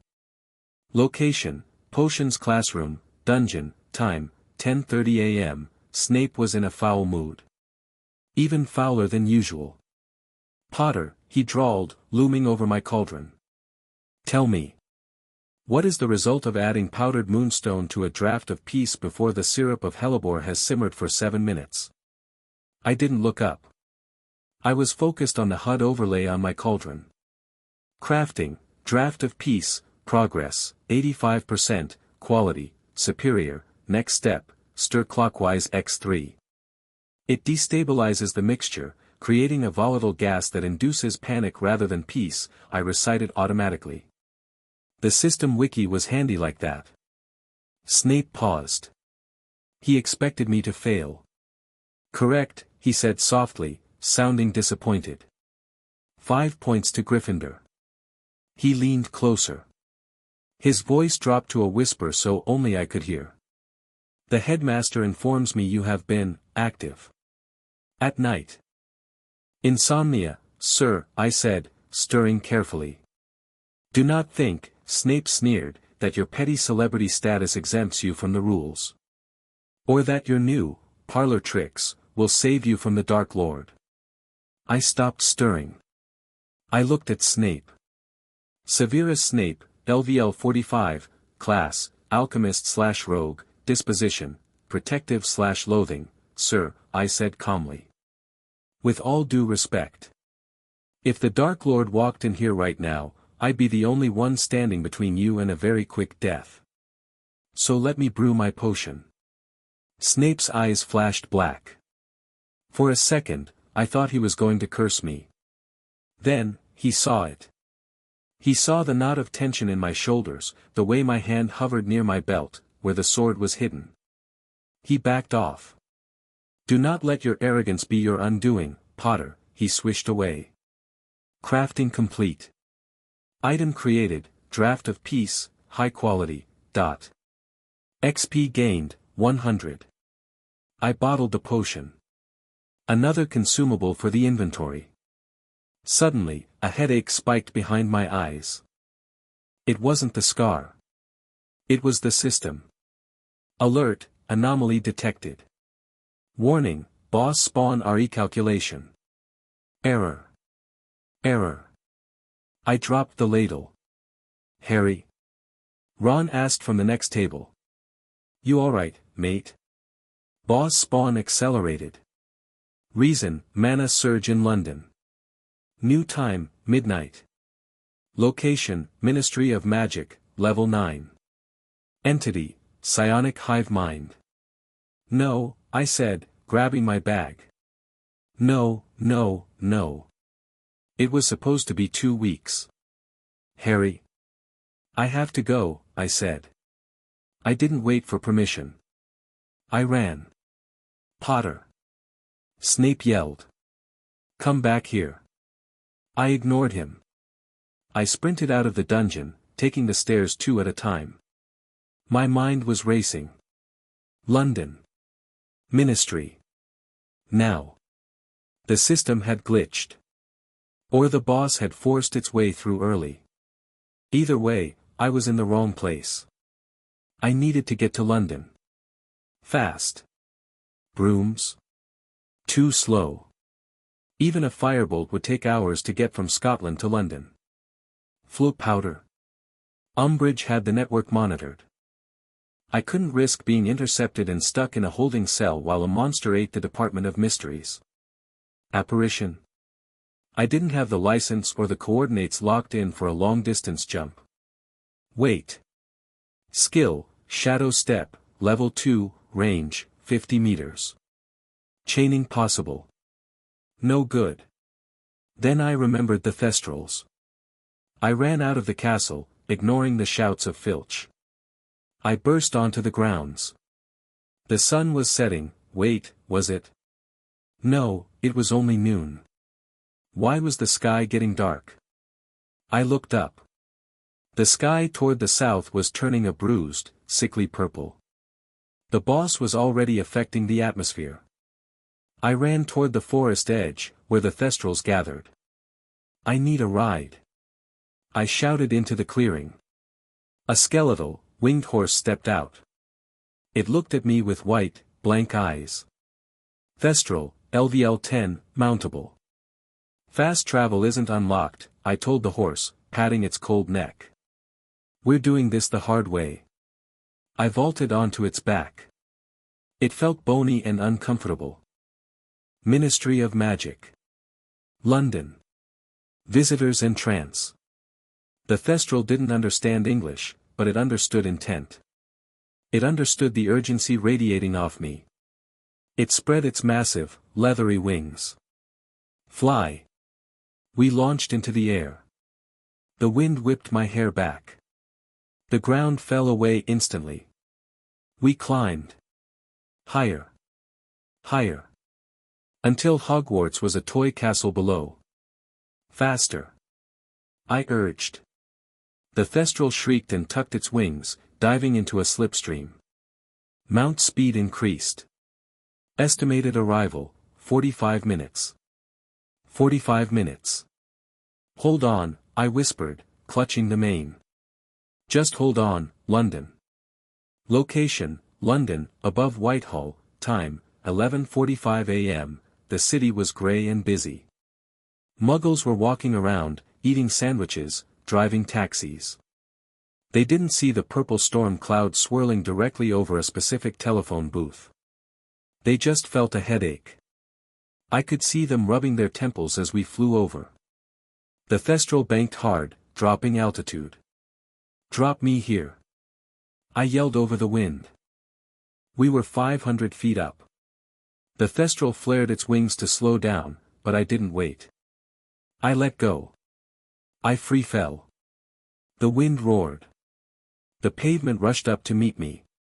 Skill, feather fall, passive, not learned. Right, I gritted my teeth. Physics it is. I aimed for the alleyway behind the visitor's entrance. 50 feet. 30 feet. Shadow step. Just before impact, I teleported. I aimed for the shadow of a dumpster. POP. I hit the ground rolling. No impact damage. Conservation of momentum was tricky with teleportation, but if you stepped into a stationary shadow, it usually grounded you. I stood up, brushing garbage off my cloak. The red telephone booth was right there. I ran to it and jammed myself inside. I dialed 6-2-4-4-2. Welcome to the Ministry of Magic, the cool female voice said. Please state your name and business. Harry Potter, I snapped. Pest control. Thank you, the voice said calmly. Please take the badge. A silver badge slid out, Harry Potter, pest control. The floor sank. I descended into the bowels of the earth. As the lift rattled down, the air grew cold. Not Dementor cold.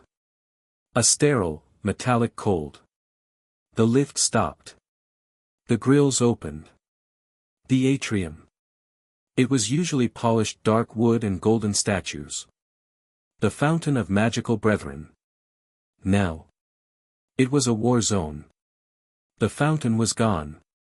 In its place was a pulsating, fleshy mass of pink and gray matter. It looked like a giant exposed brain, but covered in weeping sores and twitching eyes. Tentacles made of nerve endings were lashed around the golden statues, crushing them. Boss, the Cerebral Overlord. Level, 25. Ability, Mind Control / Psionic Blast. Passive, Physical Resistance, Low, / Magic Resistance, High. Around the creature stood about 20 wizards. They were ministry workers. Maintenance crews. Security guards. They were all standing perfectly still, staring at the brain. Their eyes were glowing the same sick purple as the sky outside. Puppets, I whispered. The brain pulsed. A low thrumming sound vibrated through the floor. Harry Potter. The voice wasn't sound. It was in my head. It felt like someone scraping a fork inside my skull. We have waited. The host is ready. Get out of my head, I snarled. Mental attack detected. System defense, engaged. Willpower check, passed. The headache subsided to a dull roar. Right, I said, drawing the magma blade. The firelight reflected on the polished tiles. Let's do some neurosurgery. I stepped out of the lift. The brain twitched. Kill him. The 20 wizards turned in unison. They raised their wands. Stupefy. Avada Kedavra. Reducto. A wall of spellfire raced toward me. Included in that mix was the killing curse. The puppets weren't holding back. I couldn't block 20 spells. Skill, Flash Step. Cost, 50 MP. I vanished. I reappeared in the middle of the crowd. Close quarters. Wands were useless at this range if you were fast enough. I didn't use the blade. I didn't want to kill them. They were innocent. I used my fists. And my hilt. I spun, slamming the pommel of my sword into the temple of a security guard. He dropped instantly. Target neutralized. I ducked under a green jet of light, grabbed the caster's arm, a witch from maintenance, and threw her over my hip. She slammed into a wizard behind her. It was a dance of violence. I was moving faster than they could track. My strength allowed me to knock them out with single blows. My agility let me weave through the friendly fire. In 30 seconds, 12 of them were down. Then, the lift at the far end of the atrium opened. 2 figures burst out. Expelliarmus. Stupefy. It was Tonks and Kingsley Shacklebolt. They were on guard duty for the order.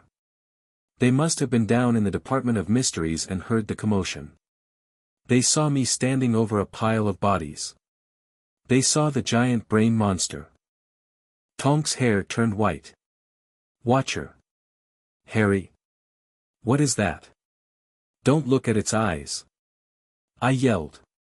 It's a hive mind. Too late. The brain pulsed again. A ripple of purple energy shot across the room. Kingsley groaned, clutching his head. Tonks stumbled, her wand drooping. Join us. Fight it. I shouted, sprinting toward them. Kingsley was strong. He was fighting it. Kingsley Shacklebolt, LVL 40. He had high willpower. Tonks was struggling. Her eyes started to glow purple. She raised her wand, and pointed it at Kingsley. No. I tackled Tonks. We hit the floor. She snarled like an animal, trying to claw my face off. Her strength was boosted by the boss. Sorry, Tonks, I grunted. I headbutt her. Crack. My forehead met hers. My iron skin, passive meant I felt nothing. She went limp.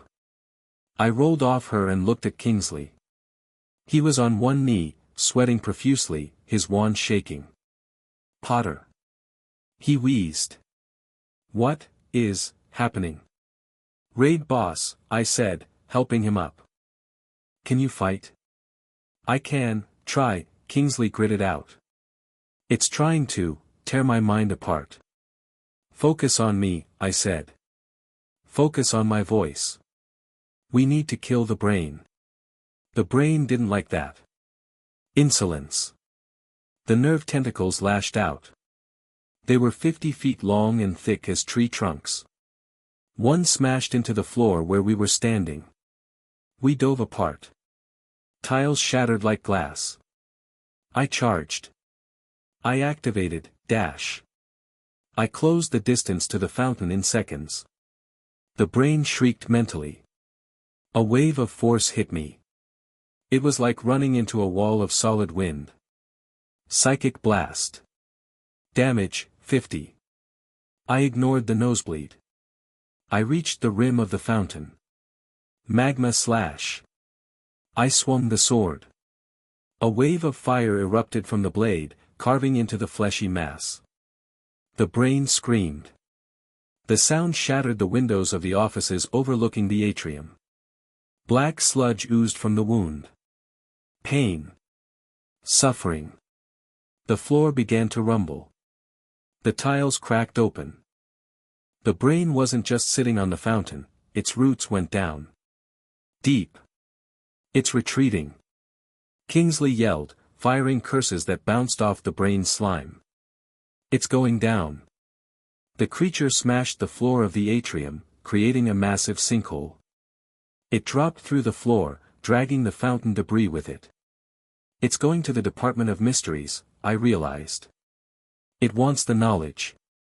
It wants the prophecies. We have to stop it," Kingsley yelled. I looked at the hole. It was a straight drop into darkness. "Stay here," I told Kingsley. "Guard Tonks. If any more puppets come, knock them out. You can't go alone." "I'm never alone," I said, tapping the system interface only I could see. "I've got the HUD." I jumped into the hole. Location, Department of Mysteries, the Death Chamber. I fell through the darkness, using the magma blade to stab into the walls and slow my descent. Sparks flew. I landed in a circular room. The Death Chamber. In the center was the veil. The archway with the fluttering curtain. The brain monster was there. It had wrapped itself around the archway. Its tentacles were probing the veil, trying to eat it. Understand it? Death. Endless. Beautiful. The voices from the veil were whispering. The brain was amplifying them. It was a cacophony of the dead. "Hey!" I shouted, stepping into the dim light. "Get away from the creepy arch." The brain turned its eyes toward me. All 100 of them. "You. Anomaly. System user." It knew. "We consume worlds. You are a keeper. We will consume you." It lashed out. Not with a tentacle, but with a mental spear. Suddenly, I wasn't in the death chamber. I was in the graveyard. Cedric was dead. Voldemort was laughing. Then I was in the cupboard under the stairs. Then I was watching my parents die in green light. Mental trauma detected. Critical willpower failure imminent. I fell to my knees. The grief was overwhelming. It was weaponized sorrow. "No." I gasped. I felt the tentacles wrapping around my legs. It was dragging me toward its maw. I needed an anchor. I needed something stronger than grief. Anger. I thought of Umbridge. I thought of Fudge. I thought of the Dursleys. I thought of every person who told me to sit down and be a good little boy while the world burned. Get out. And then, I felt something else. A presence. In the back of my mind. Voldemort. He was watching. Through the scar. He had been watching since the fight started.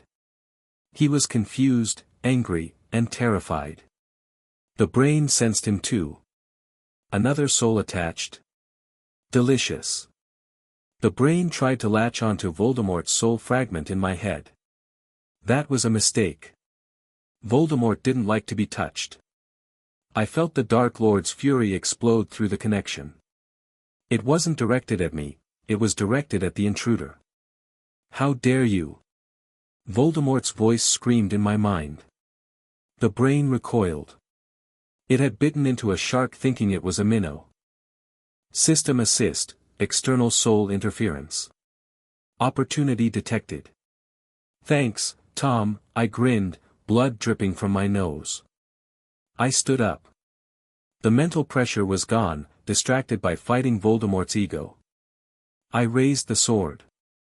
I pumped every ounce of mana I had into the blade. Skill, Inferno Overdrive. Warning, MP depleted. Sword durability at risk. The black blade turned white-hot. The air around me shimmered. I ran. The brain tried to block me with tentacles. I sliced through them like hot butter. I reached the main body. This is for the headache. I plunged the sword into the center of the pulsating mass, right where the main eye cluster was. I didn't just stab. I twisted. And I released the fire. Boom. A pillar of fire erupted from the creature inside out. It shrieked, a sound that made my teeth vibrate. The flesh boiled. The eyes popped. The tentacles thrashed wildly, smashing the stone benches of the amphitheater. Then, silence. The creature slumped. It slid off the veil archway and dissolved into a puddle of gray goo. Victory. Boss defeated, Cerebral Overlord. XP gained, 15,000. Level up. Level up. Current level, 8, loot drop, item, Ring of Mental Resistance, epic, dot. Item, Psionic Core, crafting, dot. I collapsed on the stone steps. My mana was 0. My stamina was 0. I panted, staring at the ceiling. A shiny gold ring lay in the goo. I reached out and grabbed it. Ring of Mental Resistance, effect, immunity to mind control. Plus 50 willpower. Occlumency plus 5 levels. I slid it onto my finger. Instantly, my mind felt clear. The headache vanished. The connection to Voldemort, which was usually a buzzing noise, went silent. Blocked. Nice, I whispered. I heard footsteps running down the stairs. Harry. It was Sirius. And Lupin. And behind them, a very confused-looking Cornelius Fudge, wearing pajamas and a cloak. Fudge stopped at the bottom of the stairs. He looked at the wreckage. He looked at the gray goo. He looked at me, covered in slime, holding a glowing sword. Potter. Fudge yelled, his voice cracking. What have you done to the Department of Mysteries? I stood up slowly. I sheathed the sword. Saved it, I said. You broke in. Fudge pointed a trembling finger. You assaulted Ministry personnel. Shacklebolt said you knocked out Auror Tonks. She was mind-controlled by a giant brain from another dimension, Minister, I said tiredly. Check the logs. Oh wait, you don't have logs. I walked past him toward the exit. Where do you think you're going? Fudge stepped in my way. Aurors. Arrest him. Sirius stepped forward, his wand raised. Cornelius, don't be an idiot. Look at the slime. Feel the dark magic fading. He killed something dark here. I don't care. Fudge shrieked. He is out of control. I stopped. I looked at Fudge. Then I looked at my skills. Skill, Shadow Step. Cooldown complete. I'm going to school, Minister, I said. I have a transfiguration essay due. You can't just, shadow step. I vanished from the death chamber. I chained the jumps. Top of the stairs. Atrium. Phone booth. I burst out into the cool night air of London. The Thestral was waiting for me, eating a pigeon. Good boy, I said, mounting up. Home. And fast. I need to sleep for a week. Location, Voldemort's lair, unknown. Voldemort opened his eyes. He was panting.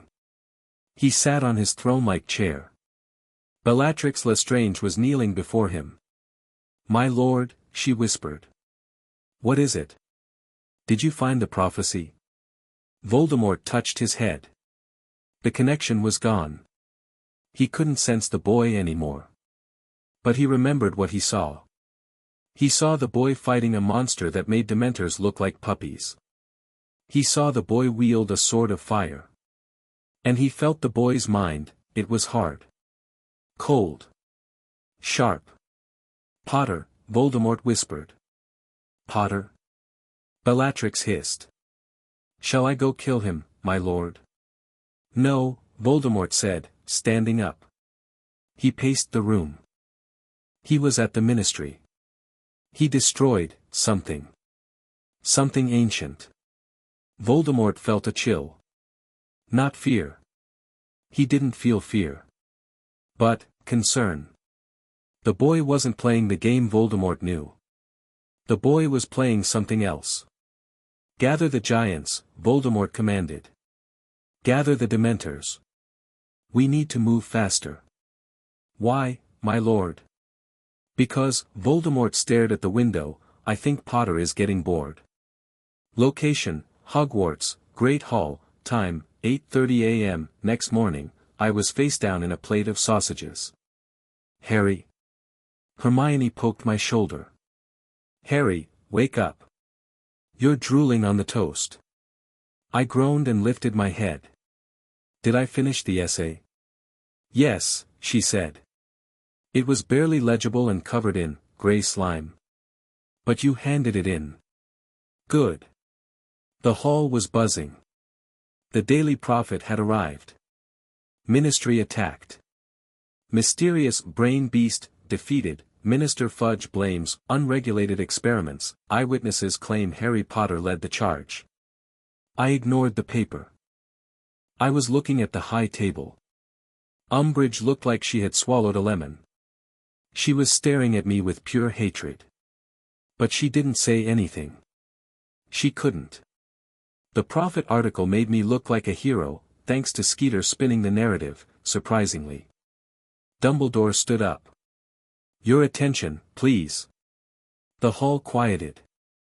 Due to the unique challenges facing our world, Dumbledore began, glancing briefly at me, the International Confederation of Wizards has sent a delegation to observe and assist with our security. The doors of the Great Hall banged open.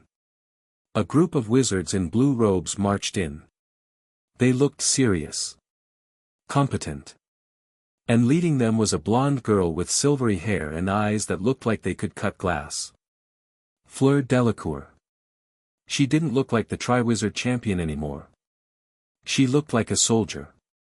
She wore a fitted combat robe, and I saw, with a jolt of recognition, that she had a system interface glowing faintly around her wrist. Not a full interface like mine. But a tracker. A party member tracker. She walked straight up the aisle. Boys were drooling as she passed, but she ignored them. She stopped at the Gryffindor table. Right in front of me. Harry Potter, she said, her voice crisp. I stood up, wiping sausage grease off my chin. Fleur. She smiled. It wasn't a polite smile. It was a shark's smile. The ICW monitors the energy spikes, she said softly. We saw what you did in London. The readings, they were off the charts. She leaned in closer. They say you are fighting the world bosses alone. Is this true? Someone has to, I shrugged. Not anymore, Fleur said. She tapped her wrist. A notification popped up in my vision. Party invite received. Player, Fleur Delacour.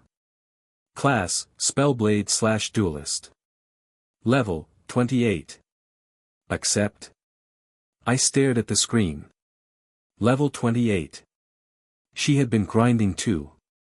I looked at Fleur. She raised an eyebrow. I reached out and tapped the air. Party formed. Welcome to the grind, I said. Fleur smirked. Good. Because according to my sensors, the next one is in the Black Lake. And I hate swimming alone. Chapter 3 End. Chapter 4, French Connection and the Kraken. Location, Hogwarts Great Hall. Time, 8:35 a.m. Status, social link established. The blue box hovered in front of my face, pulsing with a soft, inviting rhythm. Party invite received. Player, Fleur Delacour. I stared at it. Then I looked at Fleur. She was standing there with her hip cocked, a small, confident smirk playing on her lips, her hand extended not for a handshake, but gesturing at the air between us. The entire great hall had gone dead silent. Forks hovered halfway to mouths. Even Dumbledore had stopped mid-sip from his goblet. The arrival of the International Confederation of Wizards Task Force was big news, but the fact that their poster girl, the Triwizard Champion, had beelined for me was bigger. I lifted my finger. Tap. Accepted. Party formed, the raid team, rename available, ... Member 1, Harry Potter, leader, ... Member 2, Fleur Delacour. The moment I pressed the button, a jolt of electricity, not painful, just sharp, ran up my arm. It felt like grabbing a live wire that was insulated with velvet. Fleur's eyes widened slightly. She felt it too. Suddenly, my HUD changed. In the top left corner of my vision, right under my own HP and MP bars, a new set of bars appeared. Fleur Delacour, HP, 2400/2400, MP, 3500/3500, status, healthy/curious, whoa, I breathed. Fleur blinked, her silvery blonde hair shimmering as she tilted her head. She tapped her own wrist, where a sleek, metallic bracelet was glowing blue. Incredible, she murmured, her French accent thick but precise. The link, it is instant. Usually, the ICW syncing bands take minutes to calibrate magical signatures. With you? It was violent. I don't do subtle, I said, grabbing my bag from the bench. So, you can see my stats. No, Fleur said, her eyes scanning the air above my head. I see your health. Your mana. And your threat level. But your attributes? They are blocked. Admin privilege, it says. Good, I muttered. I didn't need anyone knowing my luck stat was a measly 10. Mr. Potter. Umbridge's voice cut through the moment like a rusty saw. She was waddling down from the high table, her face a mask of sickly sweet fury. What is the meaning of this? Fraternizing with outside personnel during breakfast is strictly prohibited under Educational Decree No. She trailed off as Fleur turned to face her. Fleur didn't draw a wand.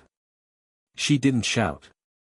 She just looked at Umbridge with the kind of disdain usually reserved for something stuck to the bottom of a shoe. Madam, Fleur said coolly. I am an operative of the International Confederation of Wizards, acting under Article 5 of the Global Magical Security Act. I am not a guest. I am security. And Mr. Potter is a person of interest regarding the anomalies. He is a student. Umbridge shrieked. And he is under my jurisdiction. The entities he fights are not, Fleur countered, stepping closer. She was tall, taller than me, and definitely taller than the pink toad. Tier 4 reality breaches do not care about your detention slips, madam. Now, if you will excuse us, we have a tactical briefing. Fleur grabbed my arm. Her grip was strong, surprisingly strong.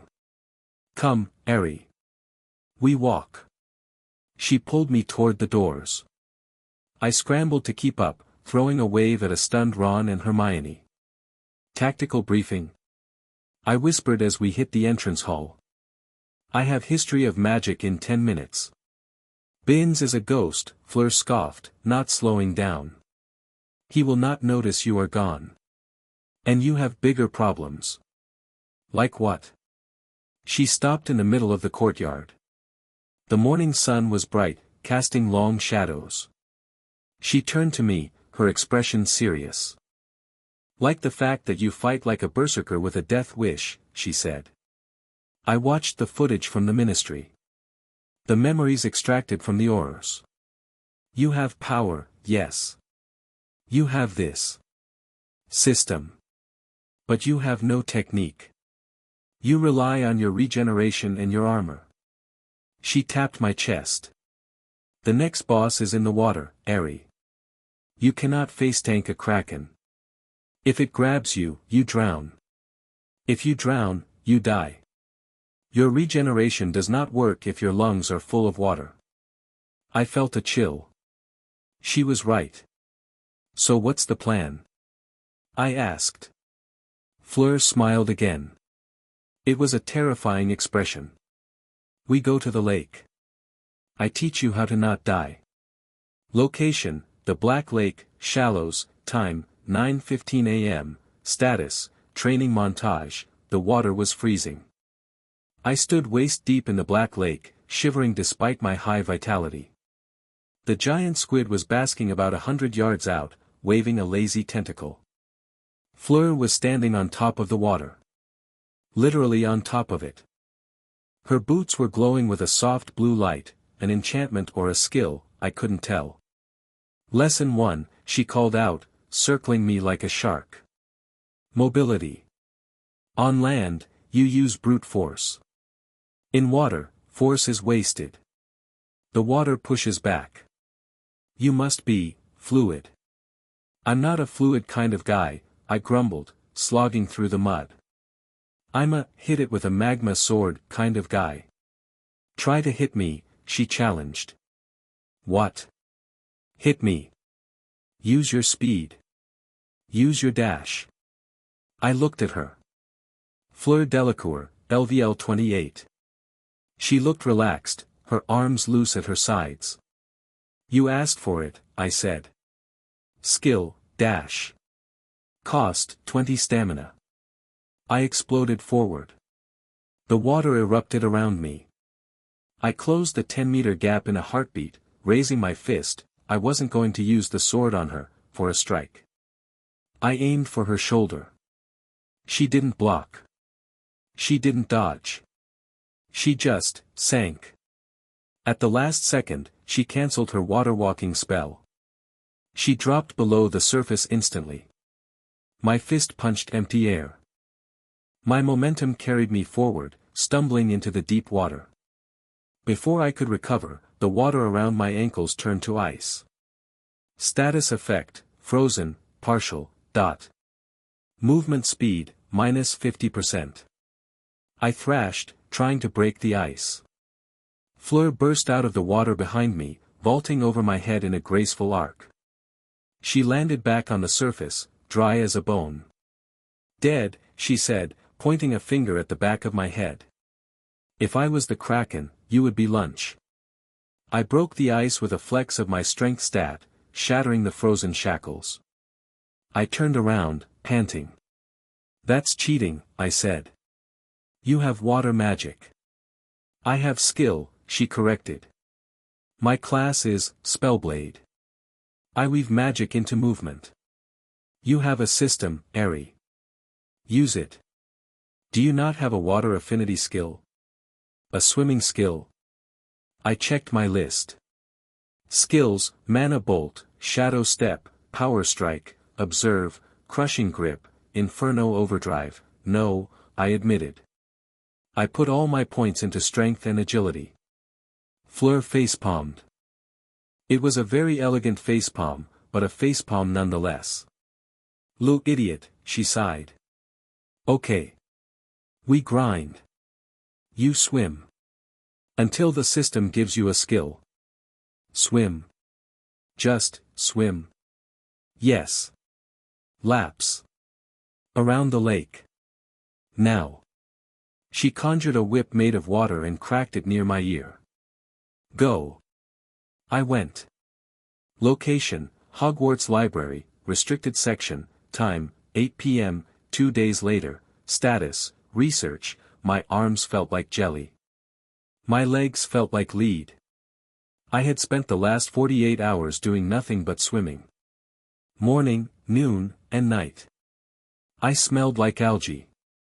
I had wrinkles on my fingers that wouldn't go away. But it had worked. Skill unlocked, swimming, passive, LVL 5. Effect, plus 25% movement speed in water.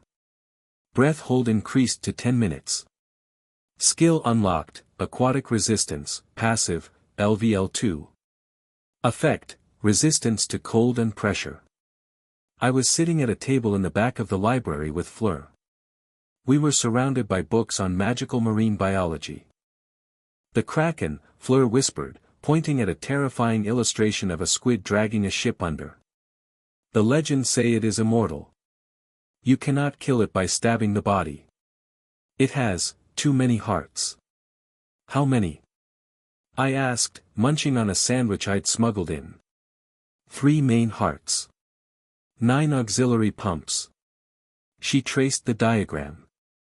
And a brain shielded by a skull of enchanted bone. So we need armor penetration, I said. My magma blade hits hard, but water dampens fire damage by 50%. It's a bad matchup. Exactly, Fleur nodded. She looked tired too. Dark circles under her eyes. She had been patrolling the castle perimeter while I slept, setting up ICW sensors. I need a new weapon, I said. Or an upgrade. We don't have time to go to Gringotts, Fleur said. The countdown says. Next boss spawn, 22 hours, 15 minutes. Less than a day, I said grimly. Fleur tapped her chin. My rapier, it is lightning attuned. Water conducts electricity. If I strike the water, it hits everything. Including you. I have the rubber boots from the system shop. I suggested. Not enough, she shook her head. We need to synchronize. I stun it with lightning. You deliver the killing blow to the brain case while its shields are down. Simple enough, I said. Simple. She laughed softly. Harry, we will be fighting in pitch darkness, under 50 bars of pressure, against a creature the size of the astronomy tower. Nothing will be simple. I looked at her. In the dim candlelight of the library, she looked less like a soldier and more like a person. A girl who was scared but hiding it well. Why are you doing this? I asked suddenly. The ICW sent you, sure. But you could have stayed on the shore. You could have let the World Keeper handle it. Fleur looked down at her hands. In the maze, she said quietly. During the tournament. I was helpless. The vines grabbed me. I couldn't move. I felt weak. She looked up, her blue eyes fierce. I hate feeling weak, Harry. When I saw the data on you, when I saw that a 15-year-old boy was holding back the apocalypse, I realized I could either watch or I could help carry the weight. She reached across the table and covered my hand with hers. Her skin was cool. We are a party now, she said firmly. You tank. I DPS. Is that the term? I grinned. You're learning the lingo. I read your gamer guide while you were sleeping, she smirked. You have terrible taste in reading material. Relationship update, Fleur Delacour. Status, trusted ally - close confidant. Synergy bonus, plus 5% stats when fighting together. 5%, I noted. Better than nothing. Suddenly, the library door creaked open. Who is there? Filch's voice rasped. I know you're in there. Students out of bed. Fleur didn't flinch. She just waved her hand. A gust of wind blew out the candles near us, plunging our corner into darkness. Shadow step, she whispered. I can't carry passengers yet, I whispered back. Then we run. We grabbed the books and bolted. We sprinted through the corridors, laughing like idiots as Mrs. Norris meowed angrily behind us. For a moment, just a moment, I forgot about the giant squid monster coming to kill us. I was just a kid breaking the rules with a pretty girl. It was nice. Location, the boathouse, time, 11:50 a.m., the next day, status, Perigame lobby, the air was heavy. Static electricity made the hair on my arms stand up. The black lake was perfectly flat. Unnaturally flat. Like a sheet of black glass. The students were at lunch. The grounds were empty, except for me and Fleur standing on the wooden dock. I was wearing my dragon-hide armor, but I'd modified it. I bought underwater thrusters from the system shop, small magical jets attached to my boots, for 500 credits. Fleur was wearing a sleek, blue combat suit that looked like something out of a spy movie. It had glowing runes down the sides. Ready? I asked. No, she said, checking her rapier. But let's do it anyway. Countdown, 10 seconds. The sky didn't turn purple this time. The water did. Deep below the surface, a violet glow began to rise. Countdown, 3 seconds. The water began to recede. Rapidly. The shoreline pulled back, revealing mud, rocks, and flopping fish. Tsunami warning, Fleur said calmly. It displaces water when it spawns. Boss spawned, the abyssal kraken. Level, 35. HP, 50,000/50,000.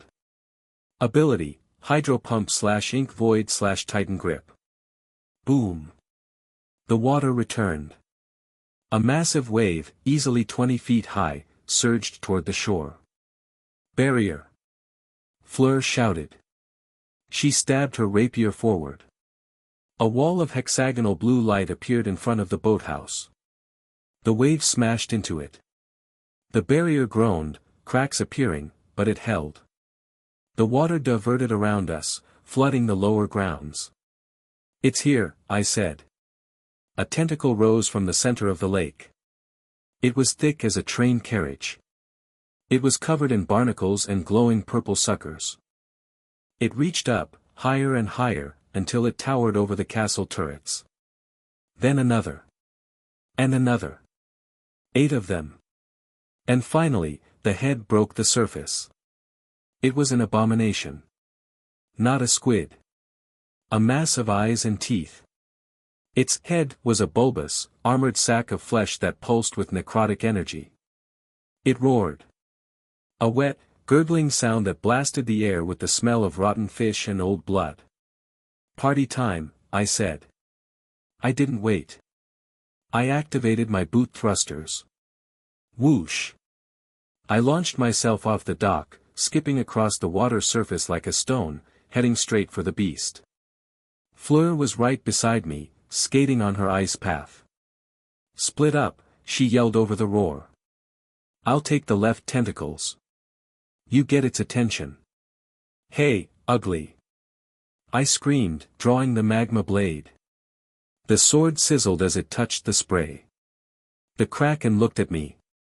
One of its massive eyes, the size of a dinner table, focused on me. It swung a tentacle. It was like watching a building fall. The sheer displacement of air knocked the breath out of me before the limb even hit. Skill, shadow step. I teleported. I appeared on the tentacle as it crashed into the water. I ran up the limb, my boots finding traction on the slimy skin. Eat this. I stabbed the magma blade into the flesh. Hisses. Steam exploded. The water in the beast's flesh boiled instantly. Damage, 150, dampened. Only 150. I cursed. It's got resistance. The tentacle thrashed. I was flung into the air. I was 50 feet up. Below me, the maw of the kraken opened. Rows of spinning, serrated teeth waited. It wants to eat me mid-air. Harry. Down. Fleur's voice crackled through the party audio link, a feature I hadn't even realized we had. I tucked my knees and dove. A bolt of lightning streaked past my ear. Fleur, hovering on a pillar of water, had cast a massive lightning spear. Crack boom.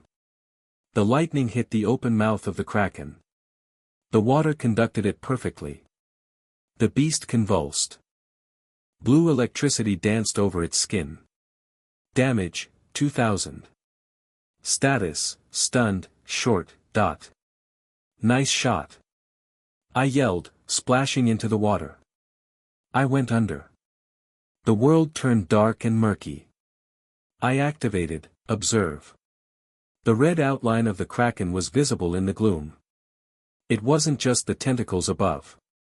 It had smaller tentacles underneath, searching for prey. And they found me. A sucker wrapped around my leg. Grappled. HP, minus 50 per second, crushing. Get off. I swung the sword underwater. The resistance was heavy, but my strength pushed through. I severed the tentacle. Purple blood clouded the water. I kicked my thrusters to max power.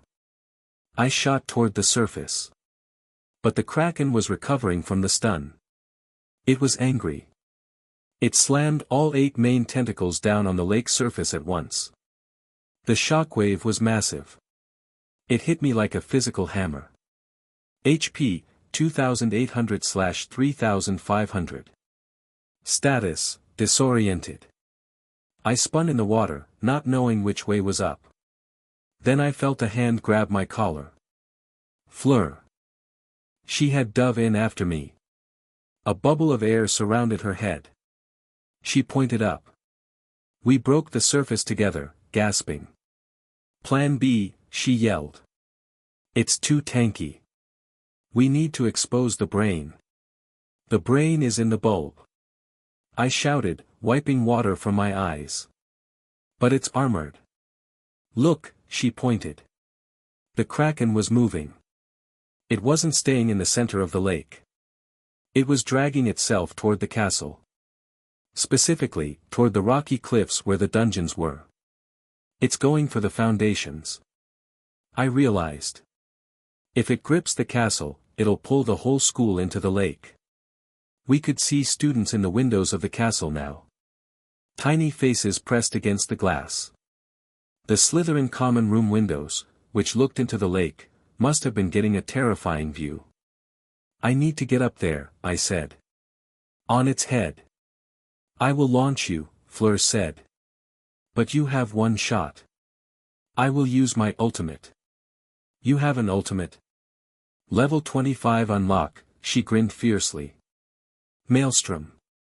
She raised her rapier to the sky. The clouds darkened further. Rain began to fall, hard, stinging rain. The water around the kraken began to swirl. Faster and faster. A whirlpool formed at the base of the monster. The kraken roared, struggling against the current. It tried to grip the rocks, digging its beak into the cliff face. Rocks tumbled down. Now, Harry. Fleur stomped her foot on the water. A geyser erupted under my feet. It shot me into the sky. I was flying. I reached the apex of the jump, directly above the kraken's bulbous head. I switched grips on the sword. I pointed it downward. System, I whispered. Pour everything into this. Mana dump. Warning, mana depletion imminent. Skill, Meteor Strike, Custom. I activated the thrusters on my boots downward. Gravity plus thrusters plus strength. I became a human missile. I plummeted. The wind screamed. The heat of the sword vaporized the rain around me. I hit the armored skull plate. Crunch. The sound was sickening. The bone plate cracked. My sword sank in. I sank in. I was buried up to my waist in kraken flesh. The beast shrieked. It let go of the cliff. It thrashed, trying to dislodge me. But I wasn't done. Burn, I snarled. Magma blade, active skill, eruption. I released the stored explosive charge in the blade. Boom. The explosion happened inside the skull. Chunks of calamari rained down over Hogwarts. The top of the Kraken's head blew apart in a fountain of purple gore and fire. Critical hit. Damage, 45,000. Target eliminated. The massive body went limp. It began to sink. I was still stuck in it. Oh no, you don't. I wrenched my sword free. I kicked off the dissolving carcass. I fell toward the lake. I hit the water hard. I floated there, staring up at the gray sky. My mana was 0. My stamina was near 0. Fleur skated over to me. She looked impeccable, apart from her wet hair. She reached down and hauled me onto her ice platform. You look disgusting, she said, wrinkling her nose. I was covered in purple slime. We killed it, I wheezed. We did, she smiled. She wiped a smudge of slime off my glasses. Good shot, partner. Quest complete, the lurker in the deep. XP gained, 25,000. XP share, active, 50/50ths. Level up. Level 9. Level 9, I groaned. Almost to the specialization. We drifted toward the shore. The adrenaline was fading, replaced by the bone-deep ache of magical exhaustion. As we hit the shallows, we saw the reception committee. Umbridge. Filch. And a squad of Aurors, Fudge's personal guard, not the good ones. Arrest them. Umbridge screamed, pointing at us. She was practically vibrating with rage. They destroyed the boathouse. They endangered the students. Look at the mess. She pointed at the massive carcass of the Kraken, which was currently dissolving into loot orbs, but still looked pretty gruesome. I tried to stand, but my legs wobbled. Fleur caught me. She wrapped her arm around my waist, supporting me. Do not speak to him, Fleur said coldly to Umbridge. He is expelled. Umbridge yelled. I have the decree right here. Endangering the school with dark creatures. He just saved your school, you moron, I mumbled. Silence. Umbridge raised her wand. Suddenly, a pop echoed. Another wizard appeared. He was tall, wearing deep blue robes with gold trim. He held a staff, not a wand. Jean-Luc Picquery, ICW High Inquisitor, LVL 60. Lower your wand, Dolores, the man said. His voice was calm but carried the weight of a sledgehammer. Ambassador Picquery. Umbridge faltered. This is a domestic matter. Mr. Potter is currently acting as an contracted asset of the ICW under the supervision of Agent Delacour, Picquery said smoothly. Any attempt to detain him will be considered an act of aggression against the Confederation. He looked at me. He looked at the giant dissolving monster. He nodded. Good work, Agent Delacour. The breach is sealed. We, Ambassador, Fleur said. The threat is neutralized. Excellent. We will handle the cleanup. Picquery turned back to Umbridge. I suggest you go back to your office, Dolores. Unless you want to explain to the Supreme Mugwump why you tried to arrest the people who stopped a Tier 4 Leviathan from eating your dungeon. Umbridge turned purple. She looked like she was going to explode. But she lowered her wand. She glared at me with pure, unadulterated loathing. This isn't over, Potter, she hissed. She spun on her heel and marched away, her minions trailing behind. I slumped against Fleur. Contracted asset? I asked. I improvised, Fleur whispered. Come on. Let's get you to the infirmary. And then, we check the loot. Location, hospital wing, time, 4 p.m., Madame Pomfrey had fussed over me for an hour, feeding me chocolate and potions, before finally letting Fleur in. Fleur pulled up a chair. She looked much better after a cleaning charm. So, she said, pulling a small pouch from her belt. The autoloot picked this up. She dumped the contents on the bed. Kraken's Eye, relic, dot. Passive, plus 20% water magic damage. Active, scrying, see remote locations through water. Trident of the Deep, weapon, dot. Rank, epic. Damage, 300. Effect, controls tides. Can summon water elementals. Skill book, Hydrojet. The trident is for you, I said immediately. I'm a sword guy. And you have the water affinity. Fleur picked up the trident. It shrank in her hand until it was the size of a large fork, then expanded again. Magical shifting. Merci, she said, her eyes gleaming. This is powerful. I'll take the eye and the book, I said. The eye might help me see where the next one is spawning. Speaking of, Fleur said, her face darkening. I checked the logs on my wristband. And the frequency. It is increasing. The cooldown was 30 days. Then 14. This one was 10. I checked my timer. Next boss spawn, 7 days, 0 hours. 7 days, I said hollowly. A week. It is accelerating, Fleur said.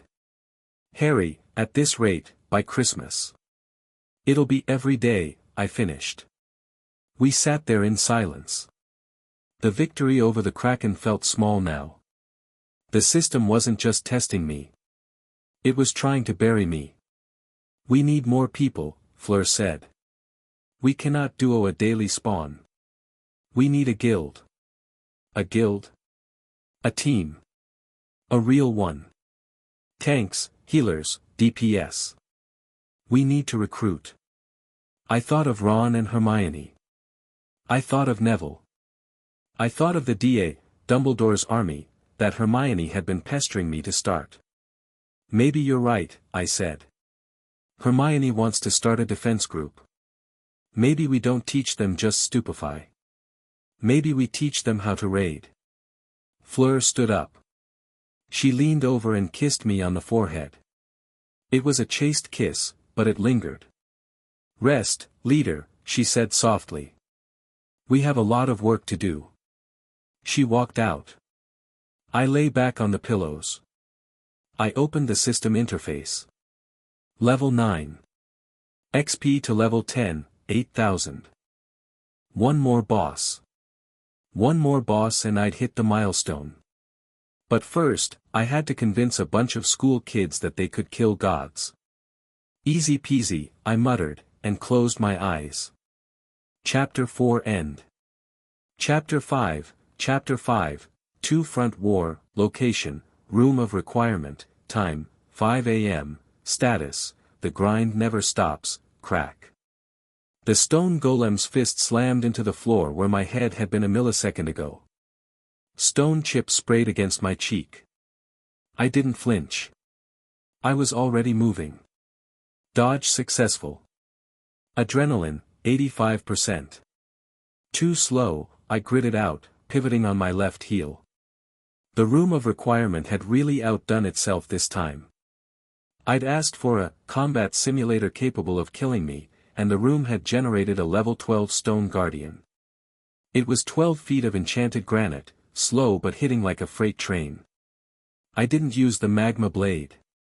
That was for killing. This was for leveling. I was using my fists. Or, more accurately, the brass knuckles I'd bought from the system shop for 300 credits. Weapon, Brawler's Knuckles.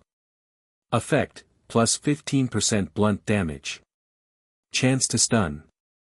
I ducked under a sweeping backhand. I stepped into the golem's guard. Right hook. Body blow. Uppercut. My fists were a blur. Thud thud crack. My knuckles impacted the stone torso. Sparks flew. The golem staggered back, a web of cracks appearing on its chest. Damage, 45. Damage, 48. Critical hit, 120. It wasn't enough to kill it, but it was enough to stagger it. The golem roared, a grinding sound of rocks rubbing together, and raised both fists for a smash attack. This was the moment. I checked my XP bar in the corner of my vision. Level 9. XP, 11,950/12,000. 50 XP. 1 kill. Come on, I whispered. I didn't dodge this time. I planted my feet. I channeled mana into my legs, activating Iron Stance, a passive skill I'd picked up from a skill book Fleur found in the library. It rooted me to the ground, increasing defense by 40% but reducing movement speed to 0. The fists came down. I caught them. My knees buckled. The floor around me cracked. The weight was immense, easily 2 tons of pressure. My arms shook. My health bar flickered. HP, 2,800/3,600. Is that all you got? I strained, looking up at the faceless stone head. I released the stance. I released the mana. Skill, kinetic counter. I pushed back. Using the stored energy from the impact, I threw the golem's arms upward, exposing its core. I jumped. Mana bolt. Point blank. I shoved my hand into the cracks on its chest. Boom. Blue light exploded inside the stone construct. It shattered. Rocks rained down around me, turning to dust before they hit the floor. Victory. XP gained, 150. A golden light bathed the room. It felt warm, like standing in front of a fireplace after a snowball fight. My fatigue vanished. My HP bar refilled instantly. A choir of synthetic angels sang a brief, triumphant chord in my ears. Level up. Level 10 reached. Finally. I collapsed onto the floor, breathing hard. Double digits. It felt like a massive psychological hurdle cleared. The blue boxes started cascading in front of my eyes. Congratulations, user. Tier 1 complete. Stat points awarded, 10. Skill points awarded, 5, and then, the big one. The one I'd been waiting for since reading the Help manual back in Chapter 1. Class evolution available. Current class, World Keeper, Novice. Please select Specialization Path. 3 cards appeared in the air, rotating slowly. Option 1, The Guardian. Description, a defensive powerhouse. Focuses on taunting enemies, absorbing damage, and protecting allies. Bonuses, plus 50% HP, plus 50% defense. Skill, Absolute Shield. Option 2, The Arcane Striker. Description, a glass cannon. Focuses on high burst magic damage and range. Bonuses, plus 50% mana, plus 50% magic power. Skill, Mana Storm. Option 3, The Chaos Vanguard. Description, a hybrid skirmisher. Focuses on speed, adaptability, and breaking enemy lines. High risk, high reward. Bonuses, plus 25% all stats. Skill, Reality Blink. I looked at them. The Guardian was safe. It fit the hero archetype. Tanking the damage so others didn't have to. The Striker was powerful. Voldemort was basically a striker. High DPS, squishy body. But the Chaos Vanguard. Adaptability, I whispered. I wasn't fighting just one type of enemy. I was fighting magma golems, void stalkers, krakens, and giant brains. I needed to be fast enough to dodge, strong enough to hit, and weird enough to confuse them. Plus, Reality Blink sounded way cooler than Absolute Shield. I reached out and tapped the third card. The card shattered into purple particles that rushed into my chest. Class updated, Chaos Vanguard. Stats recalculated.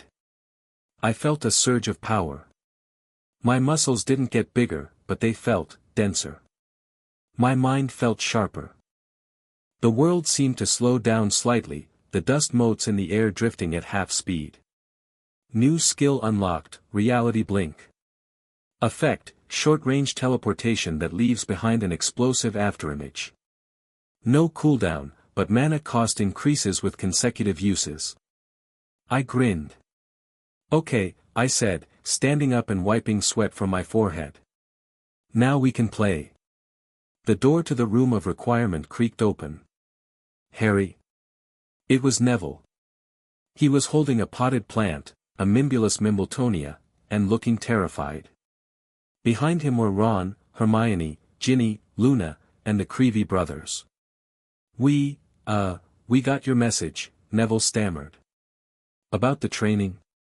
Hermione said you were going to teach us how to fight. I looked at the group. They were ragtag. Messy uniforms, nervous expressions. Neville Longbottom, LVL 4, Tank Potential, Ron Weasley, LVL 5, Strategist, Ginny Weasley, LVL 6, DPS, Luna Lovegood, LVL. Unknown, right, I said, clapping my hands. The sound echoed like a gunshot. Welcome to Raid School. Put the plant down, Neville. You're going to need both hands. Location, Room of Requirement, Training Configuration, Time, 6 p.m., same day, Status, Tutorial Mode, You're doing it wrong. I yelled. I was standing on a raised platform, watching 20 students run around like headless chickens. The room had generated a level 5 slime mob. Just a giant green blob of acidic jelly. It was slow, predictable, and currently chasing Zacharias Smith, who was screaming. Don't run away from it. I shouted at Smith. Kite it. Run in a circle. Keep it occupied. It's trying to dissolve my shoes. Smith shrieked. That's why you have a healer. I pointed at Lavender Brown. Lavender. Cast Episky on his feet. Stop looking at Ron and focus on the health bars. I can't see health bars, Harry. Lavender yelled back. Visualize them. Fleur was moving through the crowd, correcting stances with the flat of her rapier. She was brutal but effective. Longbottom. She barked. Shield up. You are the wall. If the slime hits Granger, you have failed. Neville, sweating profusely, raised his wand. Protego. A shimmering shield appeared. The slime slammed into it. Neville grunted, his feet sliding backward, but the shield held. Good. Fleur praised. Now, Weasley. DPS. Hit the core. Ginny Weasley stepped out from behind Neville. Her face was set in a fierce scowl. Reducto. A blast of blue light hit the slime. It exploded into globs of green goo. Stop. I blew a whistle. The room went quiet. The goo evaporated. The students collapsed, panting. They looked exhausted. That was adequate, I said, jumping down from the platform. But sloppy. If that was a void stalker, half of you would be dead. Smith, you would have been eaten in the first 3 seconds. This is insane, Potter, Smith wheezed, clutching his knees. We're students. Not soldiers. Why are we fighting slimes? Because the things out there don't care about your OWL. I said coldly. And because the timer says we have 2 days left. The room went silent. They knew about the timer. Rumors had spread. The Potter clock. Harry, Hermione said, stepping forward. She looked frazzled but determined. We're getting better. Neville held the aggro for 10 minutes. Ginny's accuracy is up 20%. It's not enough, I muttered, pacing. We need gear. We need buffs. I looked at Luna. She was staring at the ceiling, humming. Luna Lovegood. Class, Seer/Buffer. Passive, Aura of Weirdness, confuses enemies, ... Luna, I said. Can you see anything? Luna blinked. Her large, protuberant eyes focused on me. The Nargles are agitated, Harry, she said dreamily. They say the sky is going to tear. In 2 places. I froze. 2 places? I asked. One where the butterbeer flows, she said, counting on her fingers. And one where the snakes live. Hogsmeade. And Slytherin? No. Snakes. Malfoy Manor. 2 places, I repeated. My blood ran cold. The system had never spawned 2 bosses at once. It was always one singular, massive threat. I opened my interface. Warning, system instability detected. Dimensional tier, bifurcated. Boss A, spawning in 48 hours. Boss B, spawning in 48 hours. She's right, I whispered. Fleur was at my side instantly. Harry. Split spawn, I said, showing her the invisible screen. She could see the blue glow because of the party link. Hogsmeade and, somewhere else. High threat level. We cannot be in 2 places at once, Fleur said, her face paling. No, I said, looking at the exhausted students. We can't. But we have a team. I turned to the group. Listen up. I shouted. Training is over. We're moving to advanced tactics. Neville, Ron, Hermione, Ginny, Luna. Front and center. You're the officers now. They stepped forward. They looked scared, but they stepped forward. We have 2 days, I said. We're going to turn you into a raid party. Location, Hogsmeade Village, time, 11:30 a.m., Saturday, status, the calm before, it was a Hogsmeade weekend. The village was packed. Students in scarves were drinking butterbeer, browsing honeydukes, and throwing snowballs. It was picturesque. It was perfect. And it was ground zero.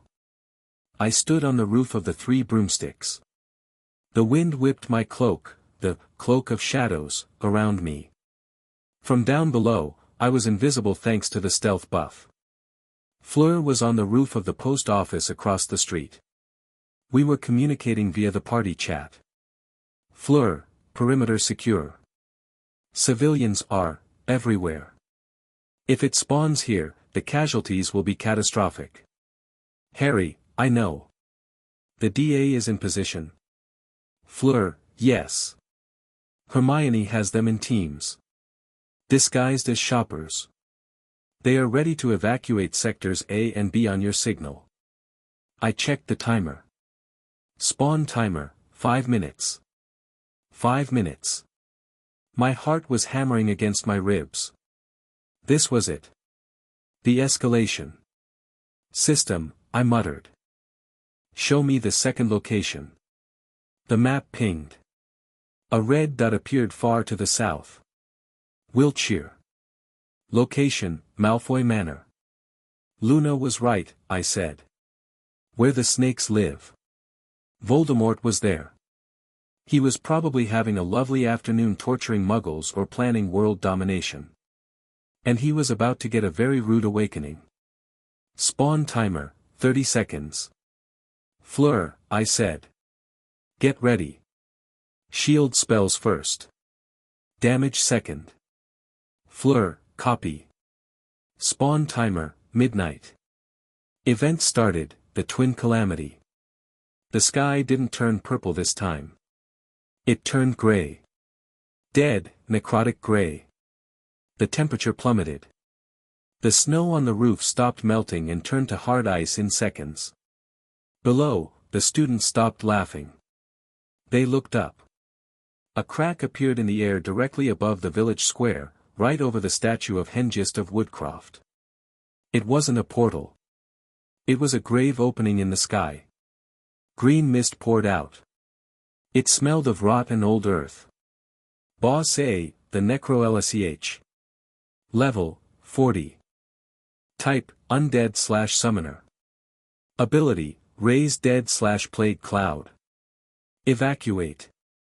I roared, my voice amplified by a, sonorous, charm I'd cast on my throat. I dropped from the roof. I landed in the middle of the square just as the green mist hit the ground.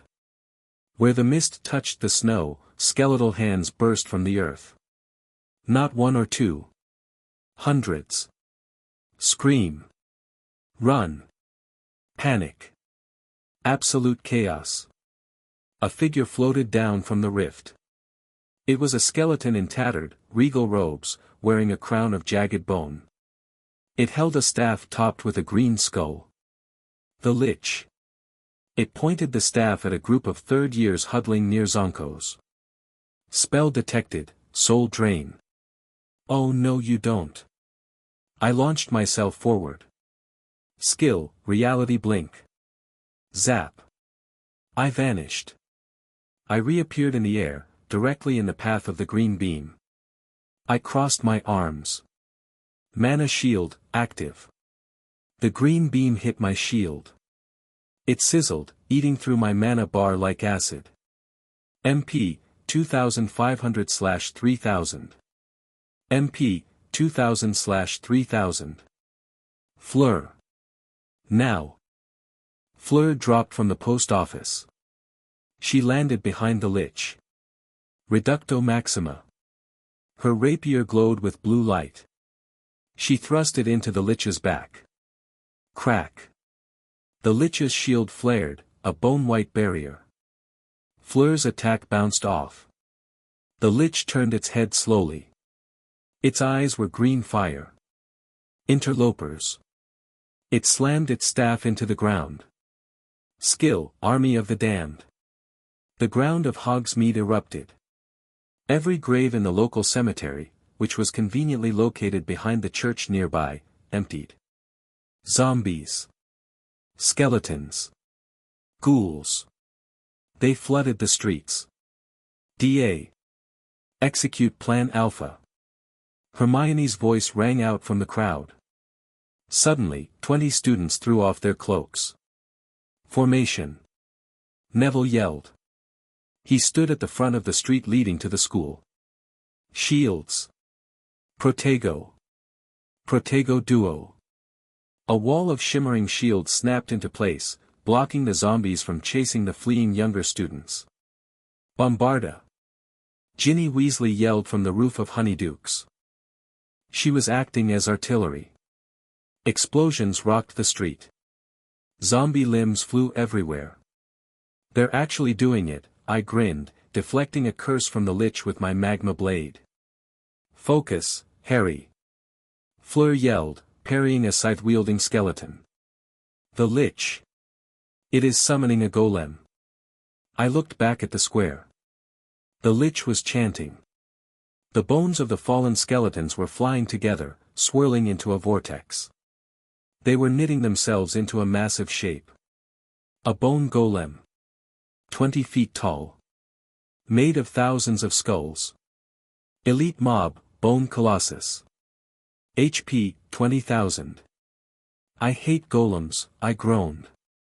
I looked at my map. The second boss marker at Malfoy Manor was flashing red. Critical. Boss B, the Solar Hawk. Status, Enraged. Destruction level, 40%. Voldemort was losing. Badly. If he died, or if the hawk escaped, it would burn half of England. Fleur. I shouted, kicking a zombie's head off. I have to go. What? Fleur ducked under a claw swipe. You are leaving. The second boss. It's wiping the floor with the Death Eaters. If I don't stop it, it triggers a wipe mechanic. But the Lich. Fleur gestured at the giant bone golem forming. We cannot hold this alone. You don't have to win. I yelled, activating my interface. Just hold the line. I'll be back in 5 minutes. 5 minutes? Fleur looked at me like I was crazy. Harry, it is 50 miles away. Not for me. I opened my inventory. I pulled out a teleportation crystal. Very rare. Very expensive. One-time use. Trust me. I yelled. Trust the DA. I looked at Neville. He was holding back a wave of zombies with a shield that looked like it was made of solid iron. He was roaring orders. Hold the line. Don't let them pass. They were ready. 5 minutes. I repeated. I crushed the crystal. Destination, Malfoy Manor, previously explored, ... Warping, the world dissolved into blue light. Location, Malfoy Manor, Gardens, time, 11:45 a.m., status, apocalypse now, I materialized in a flower bed. Or what used to be a flower bed. Now, it was a scorched wasteland. The sky here wasn't gray. It was blindingly bright. A second sun hung in the air above the manor. No, not a sun. A bird. Boss B, the solar hawk. Level, 42. Type, celestial/fire. Ability, sunburst/divine flame. It was beautiful and terrifying. A hawk made of pure golden fire, with a wingspan of 100 feet. Every time it flapped its wings, waves of heat rolled over the grounds, setting the hedges, the peacocks, and the manor itself on fire. And down below, the Death Eaters were running for their lives.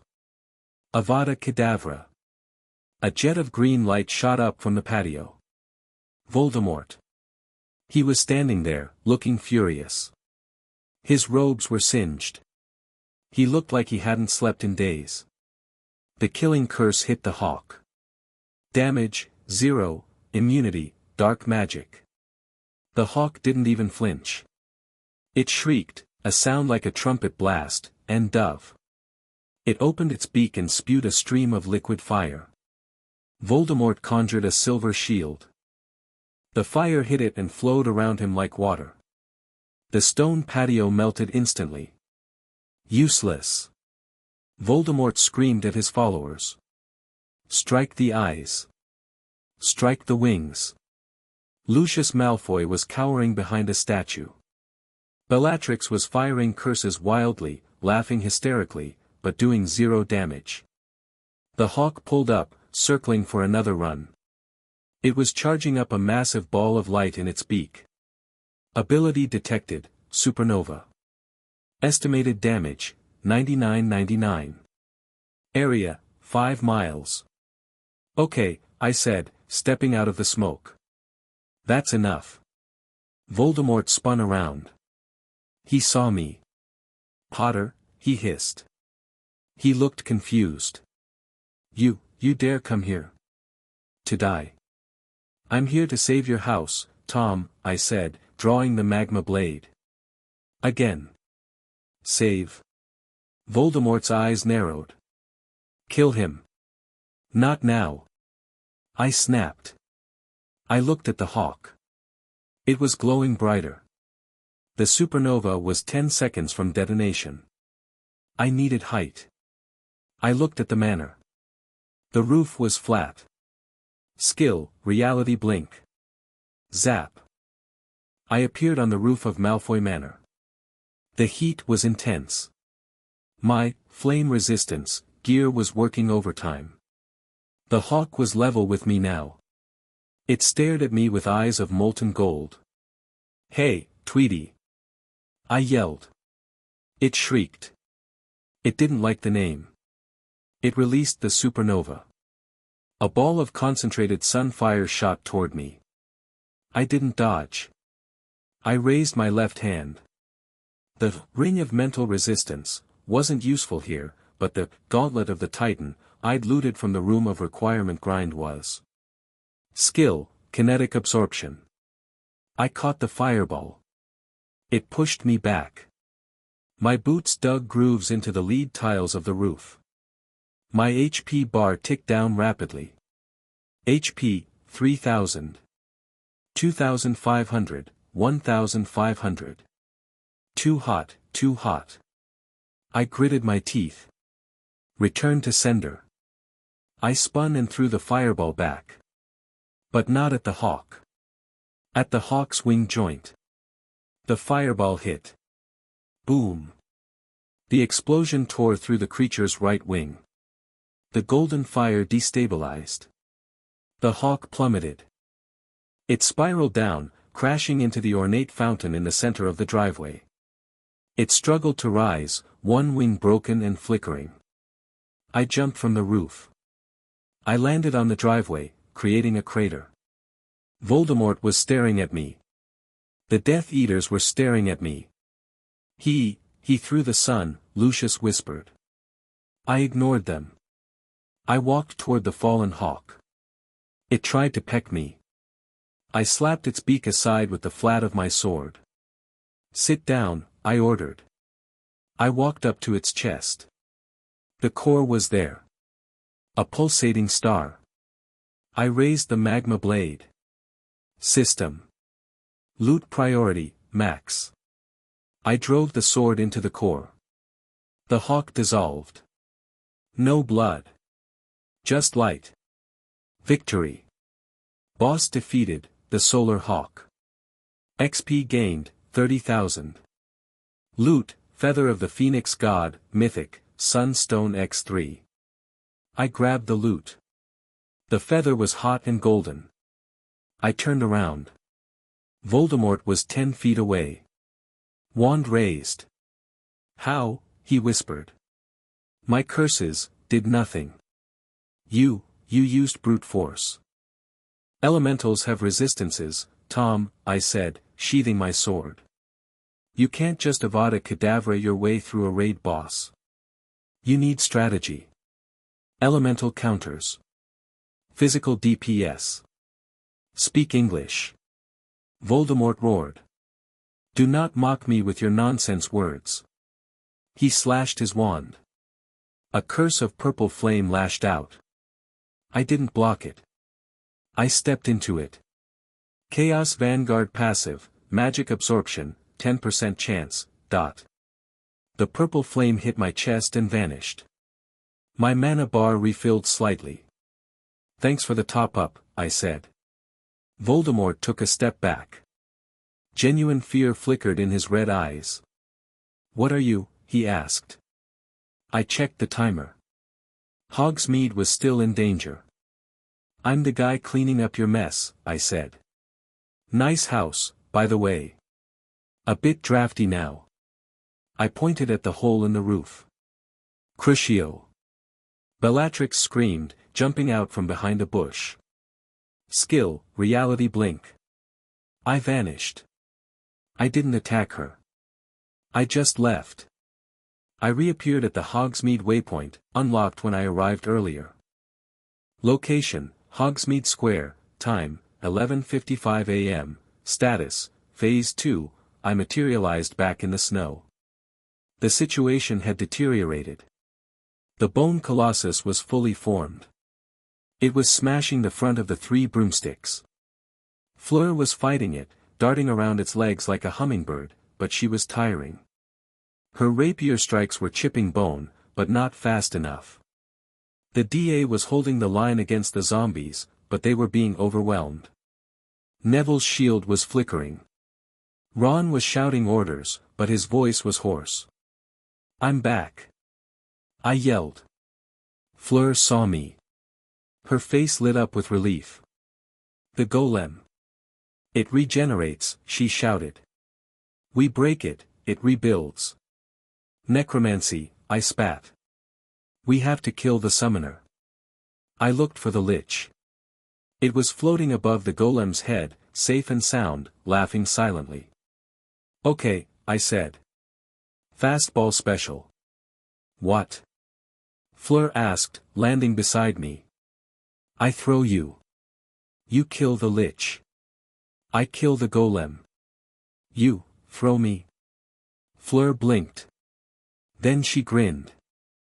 Dacard. Throw me. She sheathed her rapier and stepped into my hands. I activated Titan Strength. Go. I launched her. She flew through the air like a javelin, straight up toward the floating lich. The lich saw her coming. It raised its staff. But Fleur was ready. Aquamentis. Glacius. She cast a stream of water mid-air, then froze it instantly into a spear of ice. She grabbed the ice spear and drove it forward. It pierced the lich's chest. The lich shrieked. It lost concentration. Below, the golem faltered. It stopped moving. Now. I roared. I charged the golem. I didn't use the sword. I used the Chaos Vanguard ultimate ability. Ultimate, Void Crash. I jumped. I turned into a streak of purple lightning. I slammed into the golem's knee. Then its chest. Then its head. 3 impacts in 1 second. Boom. Boom. Boom. The golem exploded. Bones flew everywhere, shattering into dust. Above, Fleur twisted the ice spear. The lich disintegrated. Victory. Boss defeated, the Necro-LSEH. XP gained, 25,000. Event complete. The zombies dropped instantly. They just fell over, lifeless, again. Silence fell over Hogsmeade. I landed in the snow. Fleur landed gracefully beside me, sliding on a patch of ice. We stood there, back to back, surrounded by piles of bones. The students lowered their wands. Neville fell to his knees, exhausted. Ginny dropped her wand. Then, slowly, a cheer started. It began with the DA. Then the shopkeepers came out. Then the other students. Potter. Potter. Potter. I looked at Fleur. She was beaming, her hair messy, a cut on her cheek. We did it, she said. 2 at once. Yeah, I said, rubbing my shoulder where the supernova had burned me. We did. But I wasn't smiling. I looked at the text scrolling in my vision. World tier elevating. The system has noticed your interference. Difficulty increased, God mode unlocked. Next spawn. Harry? Fleur asked, seeing my face. What is it? It's not over, I whispered. The system, it's angry. Suddenly, a massive projection appeared in the sky above Hogsmeade. It wasn't the dark mark. It was a golden text box, visible to everyone. Congratulations, mortals. Tutorial phase complete. Prepare for the real game. Next boss, the King in Yellow. Location, Diagon Alley. The cheering stopped. The King in Yellow? Hermione whispered, walking up to us. She looked pale. Harry, that's Lovecraft. That's eldritch horror. I know, I said, gripping my sword. I looked at the sky. The tutorial is over, I said to the silent crowd. Go home. Get rest. Because the next one is going to break reality. Chapter 5 End. Chapter 6, The King in Yellow, Location, Number 12, Grimald Place, Time, 8 a.m., Status, Perigame Lobby, God Mode. The coffee in my mug was black, bitter, and completely ineffective against the bone-deep exhaustion settled in my marrow. I sat at the kitchen table, staring at a floating holographic map of London. It wasn't a wizard map. It was a system map, glowing with ominous red pulses. Target location, Diagon Alley, Sector 1. Threat level, World Ender. Type, Eldritch/Reality Warper. Time to spawn, 4 hours. 4 hours. 4 hours until the tutorial officially ended and the real game began. The kitchen was crowded, but quiet. The celebration from Hogsmeade had died instantly when the gold text appeared in the sky yesterday. Now, the mood was funeral. Sirius was sharpening a knife, a mundane, steel knife, because he needed something to do with his hands. Remus was reading a book on ancient wards, his brow furrowed so deep it looked painful. Fleur was sitting next to me, her eyes closed, silently calibrating her gear. And then there was Scrimgeour. Rufus Scrimgeour, head of the Aurora office, looked like an old lion who had been chewed on by a younger, stronger lion. He stood by the fireplace, arms crossed, watching me. "Potter," Scrimgeour growled. "The minister is indisposed. He's currently hyperventilating in his office. I am assuming command of the DMLE response." "Good," I said, not looking up from the map. "Fudge would just get in the way." "Did you evacuate the alley?" "We tried," Scrimgeour said, pacing. "The shopkeepers are stubborn. Gringotts refuse to close. The goblins say their wards are impenetrable." I laughed. It was a dry, humorless sound. "Impenetrable," I repeated. "Rufus, the thing coming today doesn't care about goblin wards. It doesn't care about physics. It's called, the King in Yellow. Do you know what that means?" "It sounds like a bad play," Sirius muttered. "It is," I said. "It drives you mad if you look at it. It turns reality into soup. If the goblins stay in the bank, they die. If the shopkeepers stay to protect their stock, they die." I stood up. My chair scraped loudly against the stone floor. I was wearing new armor. The vestments of the phoenix, crafted from the solar hawk's feathers and the obsidian heart. It was a long coat of shifting black and gold scales that hummed with heat. Item, vestments of the phoenix, legendary, defense, 800. Effect, fire aura. Flight capability, short duration.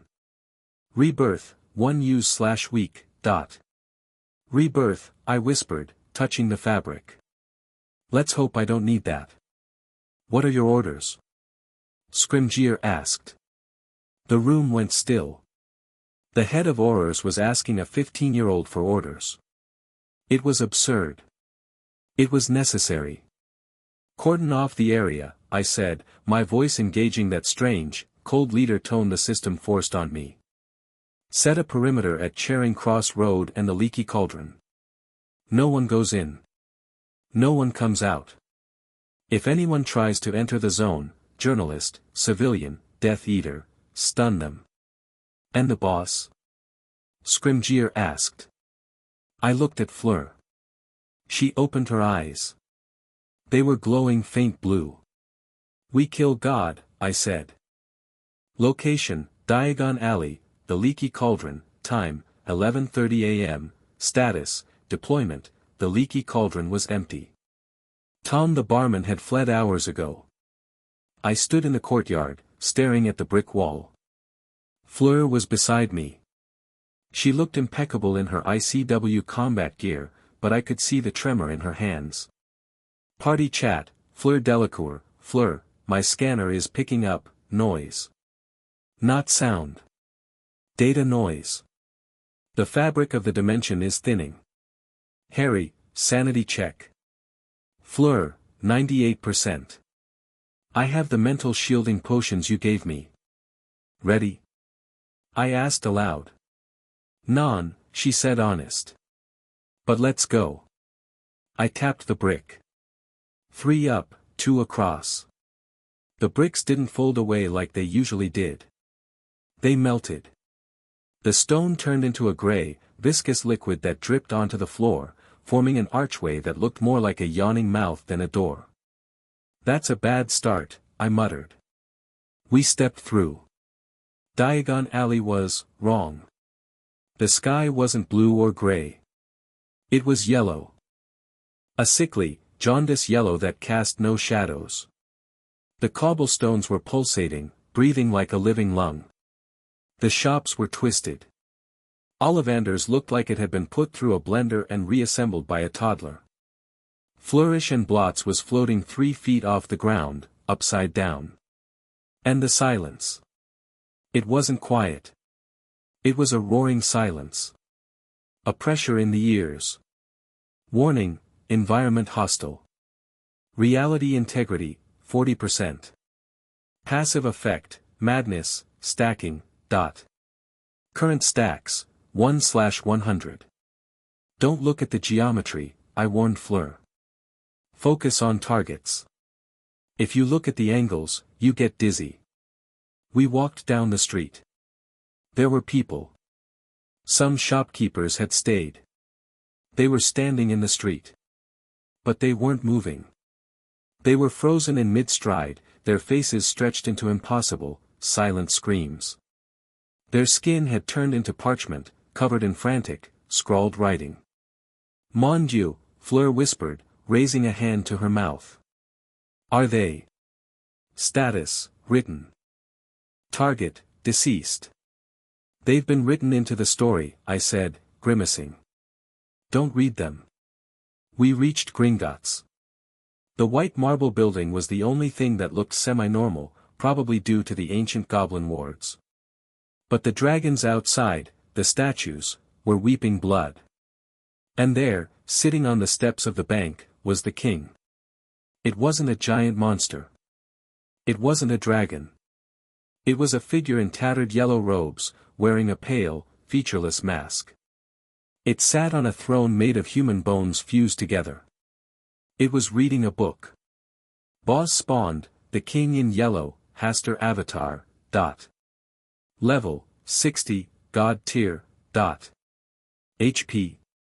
Ability, reality overwrite. Level 60, I hissed. That's a 20-level jump from the Lich.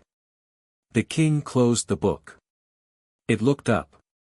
The mask didn't change, but I felt it smile. ACT2 begins, the voice said. It wasn't in my head this time. It was the air itself vibrating. Suddenly, the world shifted. The ground beneath us vanished. Fleur. I reached out, grabbing her hand just as gravity inverted. We fell up. We slammed into the sky, which was now hard like a ceiling. Damage, 200. Disoriented. I scrambled to my feet, which were on the yellow sky. Below me, or above me, was Diagon Alley. It inverted the gravity well, Fleur gasped, stabilizing herself with a wind charm. This is nausea-inducing. The king remained on the steps of Gringotts, but now he was hanging from the ceiling. The stage is set, the king intoned. Let the players perform. He raised a hand. The buildings of Diagon Alley unraveled. The bricks flew apart and turned into swarms of yellow hornets. Millions of them. Attack incoming, swarm of madness. Shields. I roared. Skill, mana shield, omnidirectional. A bubble of blue energy surrounded us. The hornets slammed into it. They didn't sting. They exploded into ink. Black, oily ink that coated the shield, blinding us. I can't see. Fleur yelled. Trust the HUD. I shouted back. Use the radar. I checked the map. The king was moving. He wasn't walking. He was glitching. Teleporting in short bursts. He was right in front of the shield. Knock knock. The king tapped on my mana shield with a skeletal finger. The shield shattered. Not from damage. It just stopped existing. Ability nullified. Back. I shoved Fleur away. I swung the magma blade. The black sword cut through the yellow robes. It felt like cutting water. No resistance. Damage, 0, target intangible. The king laughed. He reached out and touched my chest. Touch of the void. HP, -1000. I screamed. It felt like he had ripped my soul out through my ribcage. Cold. Absolute zero cold. I flew backward, crashing into the inverted sign of Madame Malkin's. Wood splinters rained down, up, sideways. HP, 2800/4500. Harry. Fleur charged. She didn't use her rapier. She used the trident of the deep. Ocean's wrath. She slammed the trident into the sky.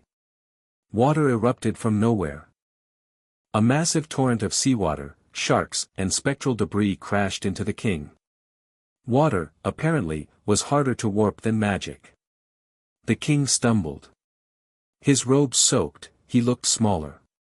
Less divine. Wet. Unpleasant.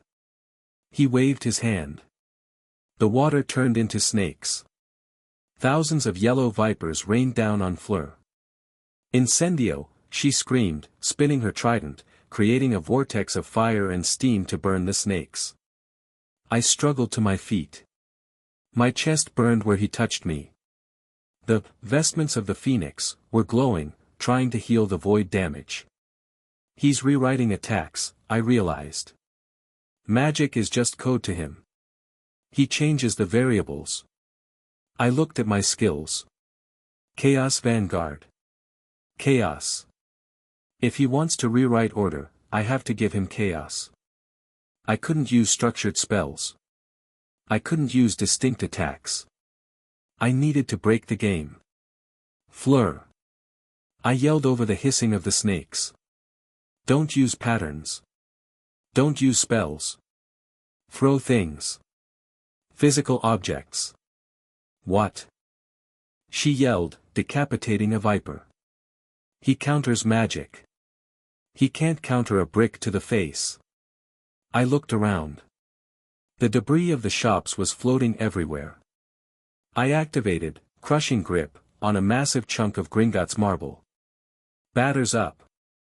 I swung the marble pillar like a baseball bat. The king turned. Crude. He tried to wave it away. But the marble didn't turn into butterflies. It slammed into his face. Crack. The mask chipped.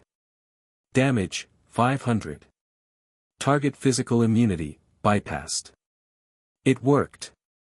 I grinned, blood dripping from my nose. He can't rewrite dense matter fast enough. The king screeched. The sound was like nails on a chalkboard multiplied by 1,000. The yellow sky cracked. Enough. He raised both arms. Boss Phase 2, the yellow sign. A massive, glowing sigil appeared in the air. It was a spiral, a triskelion of madness. Looking at it hurt. My eyes started to bleed. Sanity check, failed. Hallucinations engaged. Suddenly, I wasn't in Diagon Alley. I was in the Great Hall. But everyone was dead. Ron, Hermione, Dumbledore. Their bodies were piled high. And sitting on the throne was me. No, I growled, shaking my head. Fake. It's fake. Is it? The king's voice whispered. This is your future, World Keeper. You saved the world by killing it. Get out of my head. I activated the ring of mental resistance. The ring burned hot on my finger. Mental purge. The vision shattered like glass. I was back in the alley. But things were worse. The king was channeling. The yellow sign was growing larger. It was descending toward London. If that sign touched the ground, the madness would spread. Not just the magical world. Muggle London. Millions would go insane instantly. Fleur. I looked for her. She was on her knees, clutching her head. Her trident lay on the ground. She was screaming silently. She didn't have the ring. Fleur, wake up. I dashed to her. I grabbed her shoulders. Her eyes were rolling back. "Harry!" She whimpered. "The spiders, so many spiders. It's not real." I slapped her. Hard. She gasped, her eyes focusing for a second. "Get out of here," I ordered. "Take the port key. Get to the perimeter. I cannot leave you. You're compromised." I yelled. "You're a liability right now. Go." I grabbed the emergency port key on her belt, a chess piece, and shoved it into her hand. "Activate." "Harry, no," swoosh. She vanished. Good. Now I didn't have to worry about friendly fire. I turned back to the king. He was floating higher, merging with the yellow sign. I checked my inventory. I had the sun stones from the Solar Hawk. 3 of them. They were basically condensed nuclear fusion. And I had a psionic core from the brain beast. Crafting on the fly, I muttered, my hands moving a blur. System crafting, improvised explosive. Components, Sunstone X3 plus psionic core. Result, psychic sun bomb. It was unstable. It was vibrating in my hand like an angry hornet. "Hey! Shakespeare!" I yelled at the king. The king looked down. "You are alone. Tiny godling." "I'm not a god," I said, crouching down. "I'm a janitor." I activated reality blink. I didn't blink behind him. I blinked inside the yellow sign. The pressure was immense. My skin started to blister. My HP was dropping by 100 every second. HP, 2000. 1900, 1800. I was floating in the center of the magical construct. The king was right there, his essence poured into the spell. "Catch," I whispered. I jammed the psychic sun bomb into the center of the spiral. Then I grabbed the king's robes. "Skill, grapple." "What are you doing?" The king panicked. "This will destroy the architecture." "I know," I grinned. My teeth were bloody. "I'm not saving the shops. I'm saving the people." I headbutt him. Skill, chaos discharge. I dumped my entire mana bar into the bomb. Boom. White light. Not yellow. Pure, blinding, cleansing white fire. The sun stones detonated. The psionic core amplified the blast, turning it into a shockwave that hit on both the physical and spiritual planes. The king screamed. He disintegrated. The mask shattered. The robes burned away to ash. Boss defeated, the king in yellow. But the explosion didn't stop. It expanded. I felt myself being vaporized. HP, 0, vestments of the Phoenix activated. Effect, rebirth. I died. And then I was born again. Location, Charing Cross Road, Muggle London, time, 12:05 p.m., status, aftermath, silence. The yellow sky was gone. The grey London clouds were back. Scrimgeour stood at the police barricade, staring at the brick wall behind the leaky cauldron. Or rather, where the wall used to be. The wall was gone. The leaky cauldron was gone. Beyond it, was a crater. A smoking, glass-lined crater that stretched for half a mile. Diagon Alley was erased. Gringotts was a ruin, its dome collapsed, the white marble turned to black slag. Ollivanders, Flourish and Blots, Weasley's wizard wheezes, gone. Merlin's beard, Scrimgeour whispered, dropping his cane. A figure climbed out of the crater. It was Harry Potter. He was naked from the waist up, his legendary coat burned away, it was on cooldown. His skin was steaming, knitting itself back together before their eyes.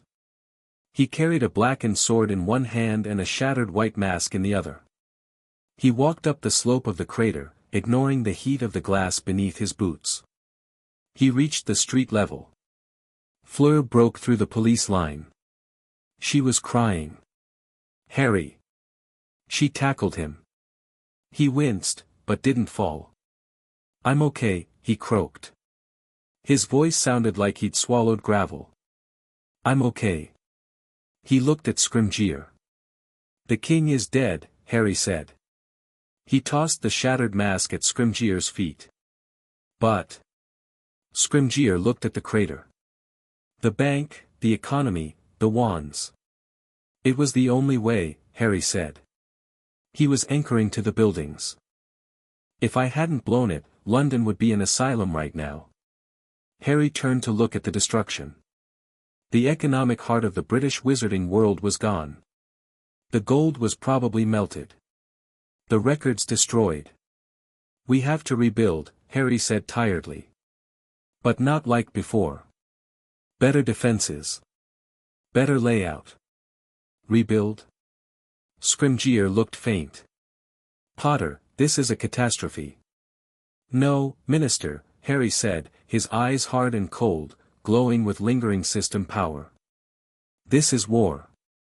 And in war, you lose ground." He looked up at the sky. The system text was scrolling for him, invisible to the others. World boss defeated. XP gained, 1 million. Level up. Level 15 reached. Tier 2 unlocked. Next spawn, 29 days. "We have a month," Harry said. "To build a fortress." Location, Voldemort's safe house, time, 12:15 p.m., Voldemort stood before a scrying mirror. The glass was cracked, but the image was clear. He saw the crater in London. He saw the boy walking out of the fire, reborn. Voldemort sat down. His legs felt weak. "My lord?" Snape asked from the shadows. "The Ministry, the alley is destroyed. The economy will collapse. This is an opportunity." "Opportunity?" Voldemort whispered. He looked at his hand. It was shaking. "Severus," Voldemort said softly. "Did you see what he did?" "I saw an explosion, my lord." "He threw the sun," Voldemort murmured. "He threw the sun at Malfoy Manor. And now, he erased Diagon Alley to kill a god." Voldemort looked at his wand. The Elder Wand, which he did not have yet, but he coveted power. Even if he had it, could he do that? No. "We cannot fight him," Voldemort realized. The thought was bitter bile in his throat. "Not directly. If we march on Hogwarts, he will just nuke us." "Then what do we do?" Snape asked. Voldemort's red eyes narrowed. "We let him fight the monsters," Voldemort hissed. "He is protecting the world." "Fine. Let him. He will tire. He will break. And when the system finally sends something he cannot kill, we will be there to pick up the pieces." "A waiting game," Snape nodded. "No," Voldemort smiled, a cruel, thin smile. "We help the monsters." Location, Hogwarts, Headmaster's office, time, 8 p.m., I sat in Dumbledore's chair. Dumbledore didn't mind. He was pacing by the window, looking at the smoke rising in the distance, magically visible even from Scotland. "The goblins are furious," Dumbledore said softly. "But, alive. They evacuated into the deep tunnels when the shaking started. They acknowledge your victory." "I don't care about the goblins," I said. I was bandaging my hand. The vestments had regenerated, but the psychological toll of the touch of the void lingered. I felt cold. "Harry," Dumbledore turned. "You destroyed Diagon Alley. I saved London." "You made a choice," Dumbledore corrected. "A utilitarian choice. The greater good." I looked up sharply. "Don't compare me to Grindelwald." "I am not," Dumbledore sat on the edge of the desk. "I am comparing you to me. And I am afraid." Afraid of what? That I'll take over. Afraid that you are losing your humanity, Dumbledore said sadly. You speak of XP. Of loot. Of mobs. You look at people and see levels. I looked at Dumbledore. Albus Dumbledore, LVL 95. Status, concerned/proud/dying. I see what I need to see to keep us alive, I said. I stood up. Diagon Alley is gone. We need a new base. A forward operating base. Hogwarts? Dumbledore asked. No, I said. Hogwarts is a school. I won't turn it into a trench. I walked to the window. I claimed the crater, I said. Pardon? The system. It gave me a prompt. Territory claim. The crater in London. It's mine now. System territory. I turned back to Dumbledore, my eyes glowing with the blue light of the interface. I'm going to build a guild hall, Professor. And I'm going to recruit. Not just students. Aurors. Goblins. Centaurs. Anyone who wants to survive. And Voldemort? Voldemort is a side quest, I said dismissively. The real enemy is coming next month. I pulled a glowing orb from my inventory. The soul of the king. And next time, I grinned, I'll be ready. Chapter 6 End. Chapter 7, The Unholy Alliance, Location, London, Sector 0, formerly Diagon Alley, Time, 9 a.m., Status, Base Building, the crater where Gringotts used to be didn't smell like ozone and burnt hair anymore. Now, it smelled like fresh concrete and high-grade mana crystals. I stood on the command deck of the Citadel, looking down at the hive of activity below. 2 weeks. It had been 2 weeks since I nuked the economy to kill the King in Yellow. In that time, the crater hadn't remained a hole in the ground. It had become a fortress. Territory, the Citadel, Tier 2, Defense Rating, 5,000. Population, 450. Upgrades, Mana Battery, Auto Turrets, Void Shield. The intake valves are fluctuating again, Fleur said, walking up beside me. She was holding a tablet, a literal Muggle tablet that we'd enchanted to interface with the system. It was glitchy, but it worked better than parchment. Fluctuating how? I asked, sipping a cup of coffee that was 90% caffeine and 10% hate.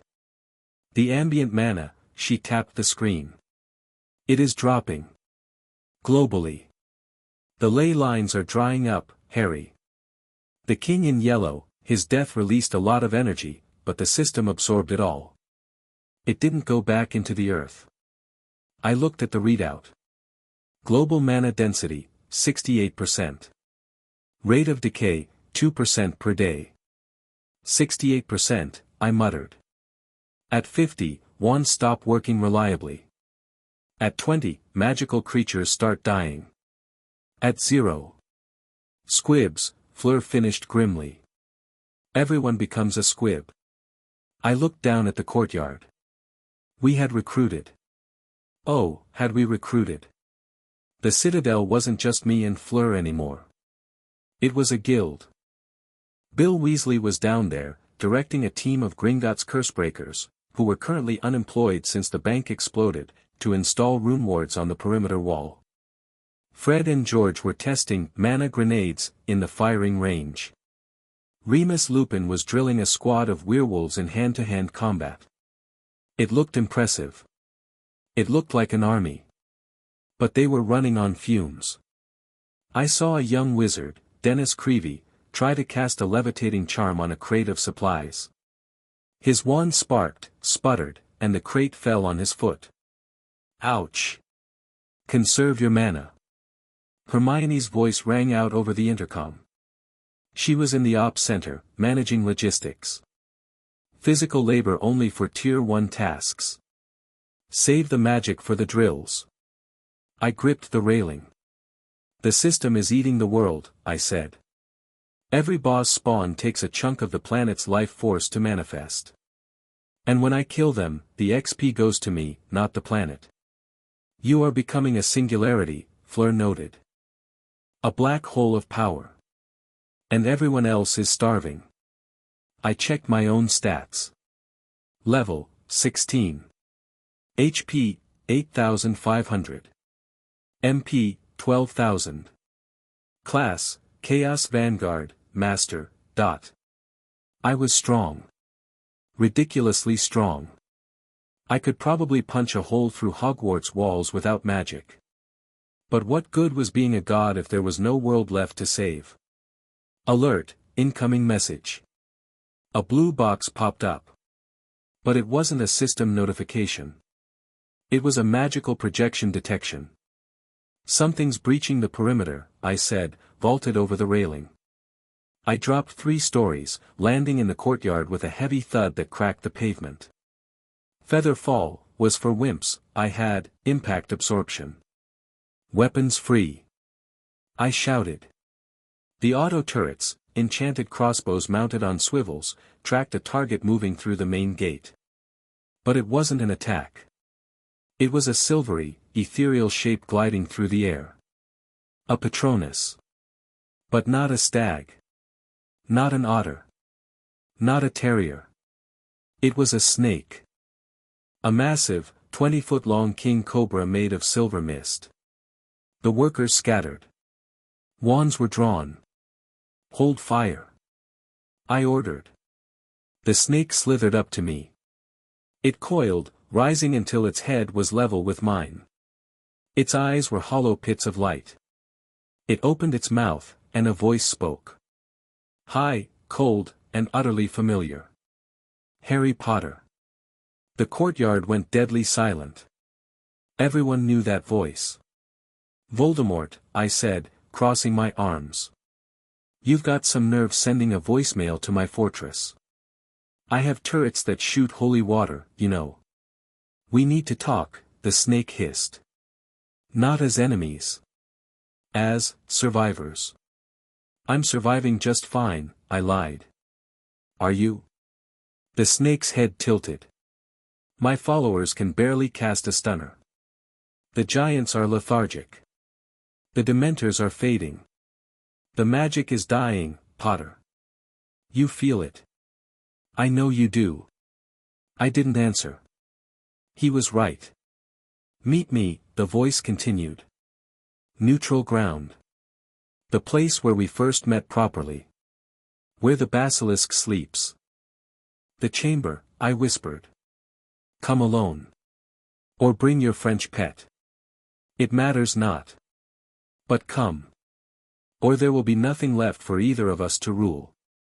The snake dissolved into silver mist. The silence stretched. It's a trap, Ron said, stepping out from behind a pile of mana crystals. He was wearing tactical gear now, looking less like a student and more like a riot policeman. It's definitely a trap, Harry. You walk in there, he caves the roof in. He won't, I said. How do you know? I looked at the sky. The grey London clouds were thin, wispy.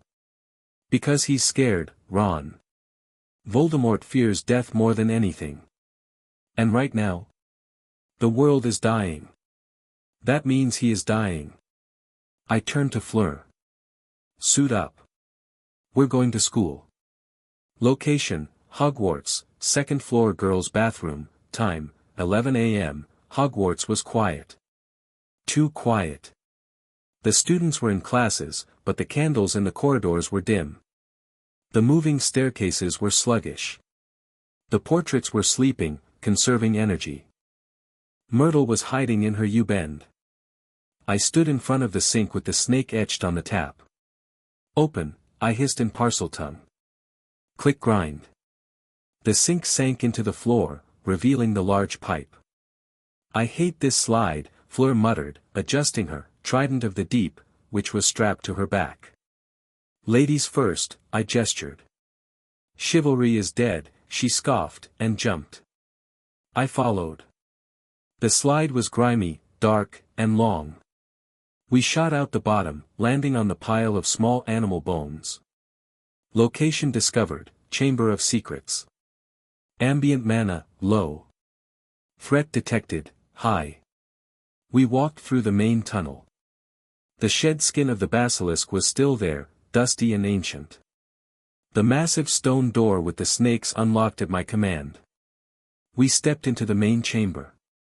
The towering pillars, the green pool, the statue of Salazar Slytherin. And standing in the center, next to the skeleton of the basilisk I'd killed in second year, was Lord Voldemort. He was alone. No Bellatrix. No Lucius. He looked diminished. His skin was still pale and snake-like, but his eyes lacked that burning red intensity. He looked tired. Lord Voldemort, LVL 55. Status, mana-starved/desperate. You came, Voldemort said, his voice echoing off the damp walls. I had a free period, I said, walking forward. I kept my hand near the magma blade. Talk fast, Tom. I have a guild to run. Voldemort sneered. A guild.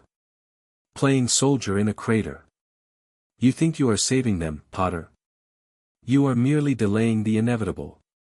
And what are you doing? Fleur asked sharply. Hiding in a manor while the sun burns your roof. Voldemort's eyes snapped to her. Watch your tongue, girl. I could crush you like a grape. Try it, I stepped between them. My intent flared. The air grew heavy. You're level 55, Tom.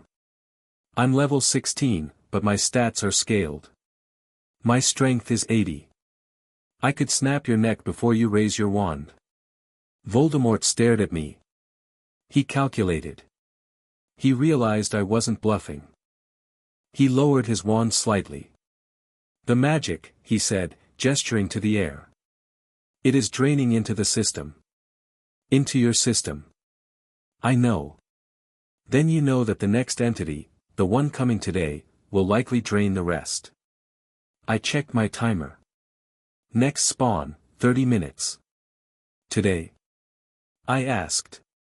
The timer says I have 29 days. Voldemort laughed. A dry, rasping sound. The timer lies to you, Potter. I have delved into the old magics. The deep lore. The system is accelerating because it is feeding. It doesn't need a month to recharge anymore. It has enough energy to spawn now. Alert, system sync error. Recalculating spawn time, time updated, 5 minutes. My blood ran cold. He's right, I said to Fleur. The timer just jumped. 5 minutes. Here. Fleur asked, looking around the damp chamber. It spawns here. It spawns where the threat is highest, Voldemort said. Or where the power is most concentrated. Right now, that is the three of us. He looked at me with a strange expression. Almost, respect. No, envy. I cannot defeat these things, Voldemort admitted.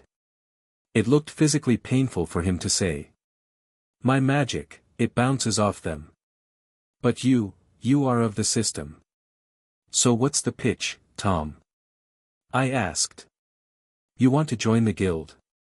We have a dental plan. I want a truce, Voldemort hissed. We kill this thing together. I provide the magical knowledge, the support. You provide the brute force. And when it dies, we find a way to stop the drain. Quest offered, the Unholy Alliance. Objective, defeat the doppelganger. Reward, admin key fragment/temporary mana stabilization. Accept. I looked at the blue box. Then I looked at the Dark Lord. If you try to stab me in the back, I said, I will respawn and hunt you down for eternity. If we fail, Voldemort said, there will be no eternity. Just void. I tapped the air. Accepted. Party updated, Harry Potter, Fleur Delacour, Lord Voldemort. Seeing his name in the party list was the most surreal moment of my life. Countdown, 10 seconds. Get ready. I shouted. Defensive positions. The water in the pool began to boil. The statue of Slytherin opened its mouth.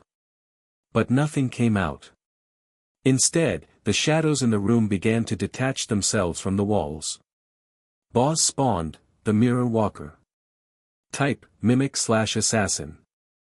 Level. Scales with player, dot. Ability, Copycat/Shadow Arts. The shadows coalesced in the center of the room. They swirled, condensed, and formed a figure. It was me. It was wearing the vestments of the Phoenix, which I wasn't even wearing right now. It held a magma blade, made of black smoke. Its eyes were glowing white rectangles. Is that? Fleur gasped. It's me, I said, drawing my sword. It's a mirror match. The shadow Harry tilted its head. Hello, user, it spoke with my voice, but layered with static. Shall we dance? It moved. It didn't run. It used reality blink. Zap. It was behind me instantly. Sensed danger, triggered. I ducked. The shadow blade sliced the air where my neck had been. The heat of it singed my hair. React. I yelled, spinning and swinging my own sword. Clang. Our blades met. The force of the impact created a shockwave that blew the water out of the pool. We were perfectly matched. My strength against its strength. My speed against its speed. Fleur. Tom. Do something. I gritted out, locking blades with the shadow. Avada Kedavra. Voldemort yelled. The green light shot at the shadow. The shadow didn't even look. It raised its left hand, which was glowing with the Gauntlet of the Titan effect. Skill, kinetic absorption. It caught the killing curse. It caught the green energy, crushed it into a ball, and threw it back at Voldemort. Protego horribilis. Voldemort screamed. The returned curse smashed into his shield, shattering it and throwing the Dark Lord across the room into a stone pillar. Pathetic, the shadow sneered. The old magic is obsolete. It kicked me in the chest. Damage, 500. I flew backward, skidding across the wet floor. It has all my skills. I shouted, scrambling up. And it has the gear I have in my inventory, even if I'm not wearing it. It counters magic. Fleur yelled. She raised her trident. Flood the room. She slammed the trident down. Water surged from the pipes, filling the floor level rapidly. The shadow laughed. Skill, ice walk. It froze the water under its feet and skated toward Fleur. Oh no, I whispered. It learned from the Kraken fight. Fleur, dodge. Fleur tried to move, but the shadow was faster. It used, dash. It closed the distance and backhanded her with a fist of solid shadow. Fleur crumpled, sliding into the wall. Party member, Fleur Delacour, status, unconscious. Fleur. Rage spiked in my chest. Real, hot rage. Okay, I said, turning to the shadow. You want to be me? Let's see if you can handle being angry me. I charged. We clashed again. It was a blur of steel and shadow. Sparks flew like fireworks. Strike. Parry. Riposte. Blink. Strike. We were moving so fast that Voldemort, who was picking himself up from the rubble, couldn't even target us. We were just streaks of black and gold light. HP, 6000/8500. Enemy HP, 90%. He's too tanky. I yelled. He has my regeneration. Potter. Voldemort shouted. He was standing on top of the Slytherin statue now. He is copying you. He reacts to your input. So. So stop using the system. Voldemort roared. Do something unpredictable. Do something illogical. Illogical. The system worked on logic. Numbers. Counters. Rock beat scissors. If I used a sword, it parried. If I used magic, it absorbed. I needed to cheat. The shadow lunged for a stab. I dropped my sword. The shadow hesitated. The system AI didn't calculate dropping weapon as a combat move. I didn't dodge. I stepped into the stab. The shadow blade pierced my shoulder. Damage, 800. Warning, impaled. I grunted, the pain blinding white hot. But I had him. He was stuck in my shoulder bone. I grabbed the shadow by the throat with my right hand. Gotcha, I wheezed. Now, Tom. Bind him. Voldemort raised the Elder Wand. Wait, did he have it? No, he had his U-Wand. He raised his wand. Incarcerus Maxima. Catanus Umbra. Chains of dark energy erupted from the floor, wrapping around the shadow's legs and arms. The shadow struggled. System error. Movement restricted. I can't hold him forever. Voldemort strained, sweat pouring down his pale face. Finish it. I looked at the shadow. It was staring at me with my own face, devoid of humanity. I didn't have a weapon. My sword was on the floor 10 feet away. But I was in the Chamber of Secrets. I looked at the massive fang of the basilisk skeleton, lying in the dirt nearby. Old school, I whispered. I ripped the shadow blade out of my shoulder, health dropped to 4,000, bleeding heavily, and kicked the shadow in the knee, breaking its stance. I dove for the fawn. I grabbed the foot-long, venomous tooth. The shadow broke free of Voldemort's chains. It roared. Skill, void crash. It prepared to nuke the room. Not today. I didn't stab the shadow. I stabbed the system interface floating in front of its chest. Wait. Could I do that? The blue box that showed its health bar. It was a projection of its soul. I drove the basilisk fang into the glowing blue text. Crack. The sound was like a monitor shattering. The shadow screamed. It wasn't a physical scream. It was digital feedback. Critical error. Data corruption detected. Source code, basilisk venom is incompatible with software.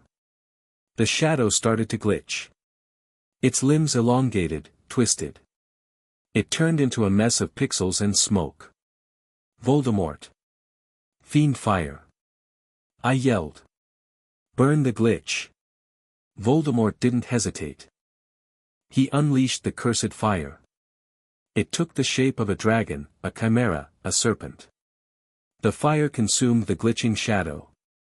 Usually, fiend fire is uncontrollable. But Voldemort was pouring every ounce of his fear into it. He needed this thing dead. The shadow dissolved. Victory. Boss defeated, the Mirror Walker. XP gained, 50,000. I collapsed to my knees, clutching my bleeding shoulder. The fire died down.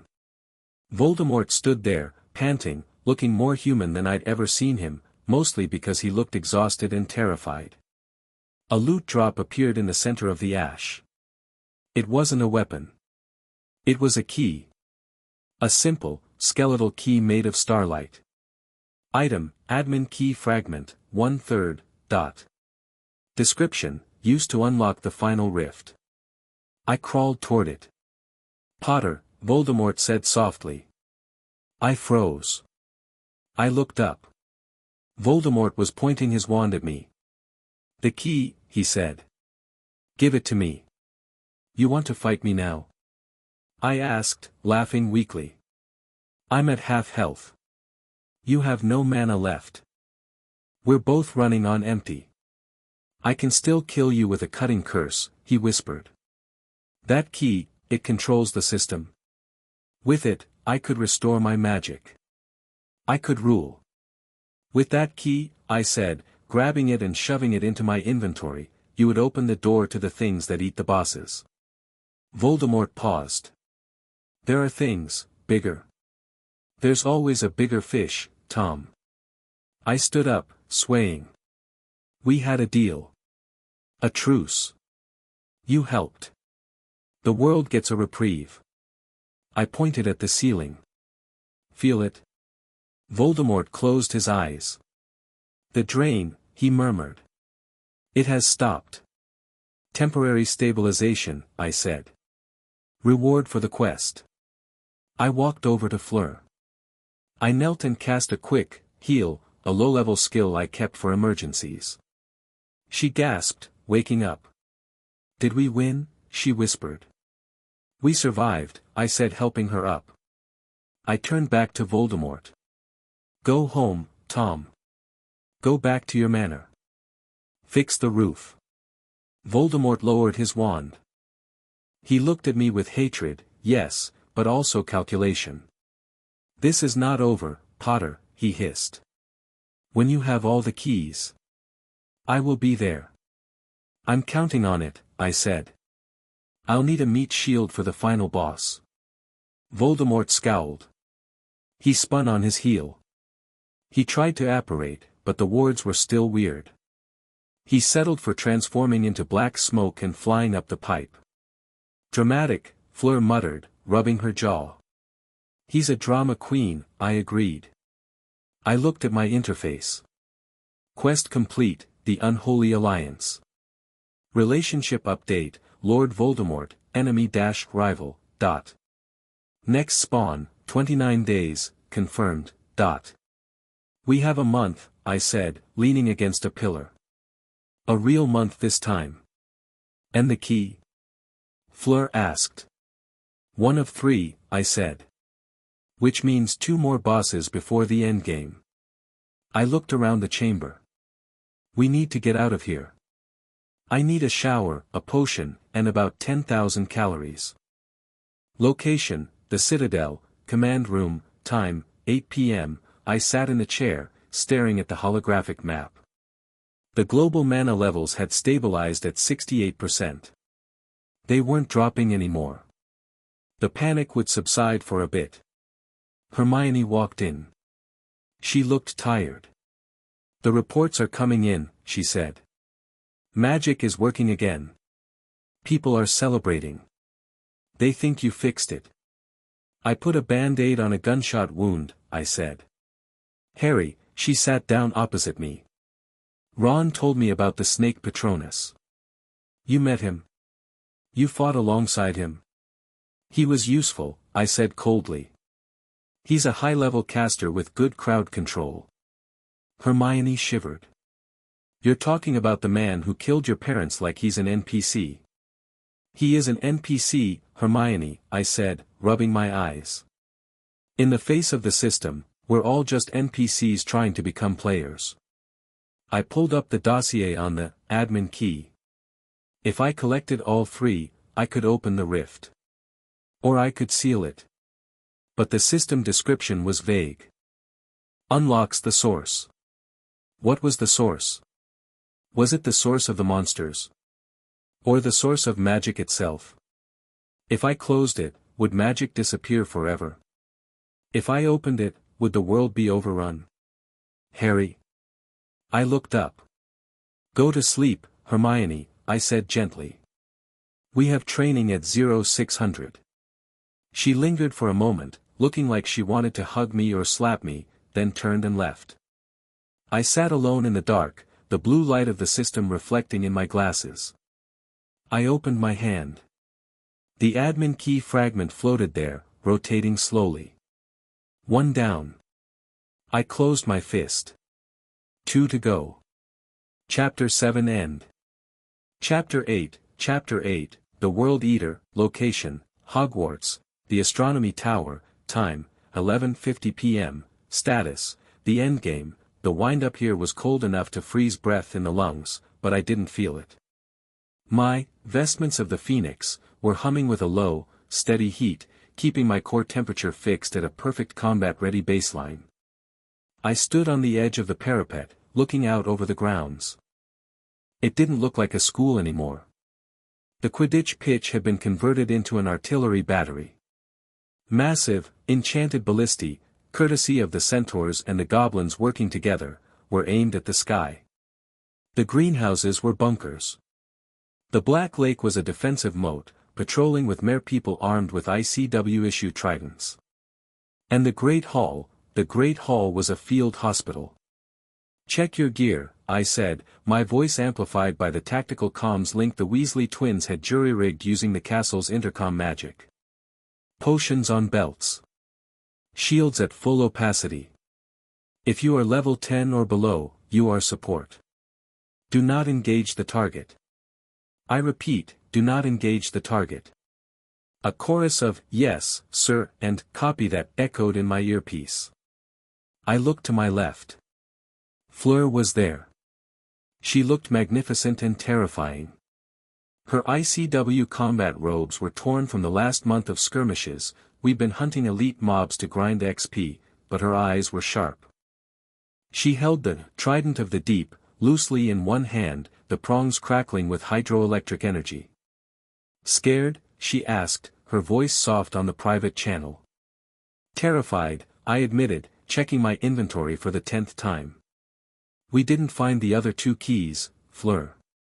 We forced the hard mode." "Hard mode gives better loot," she smirked, though her hand trembled slightly. I looked to my right. Lord Voldemort stood there. He wasn't wearing his usual billowing black robes. He was wearing armor. It was ancient, black and silver, Slytherin's own battle plate, looted from the depths of the chamber.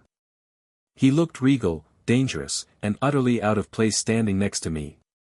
"Stop fidgeting, Potter," Voldemort hissed, his red eyes scanning the clouds. "It radiates weakness." "It's called calibrating, Tom," I snapped. "And don't think I've forgotten about our deal. You watched the North Quadrant. I watched the South. I go where the glory is," Voldemort sneered. "If the beast falls, I will be the one to carve out its heart. Just don't die in the first phase," I muttered. I looked up. The sky above Hogwarts wasn't black. It was a swirling vortex of purple and green, bruising the atmosphere. The stars were gone. The moon was gone. There was only the rift. It was widening. A tear in the fabric of reality, stretching from the Forbidden Forest to Hogsmeade. Countdown, 10 seconds. My heart hammered against my ribs like a trapped bird. Level, 25. Class, Chaos Vanguard, Grandmaster, Dot. HP, 15,000/15,000. MP, 20,000/20,000. I was the strongest wizard alive.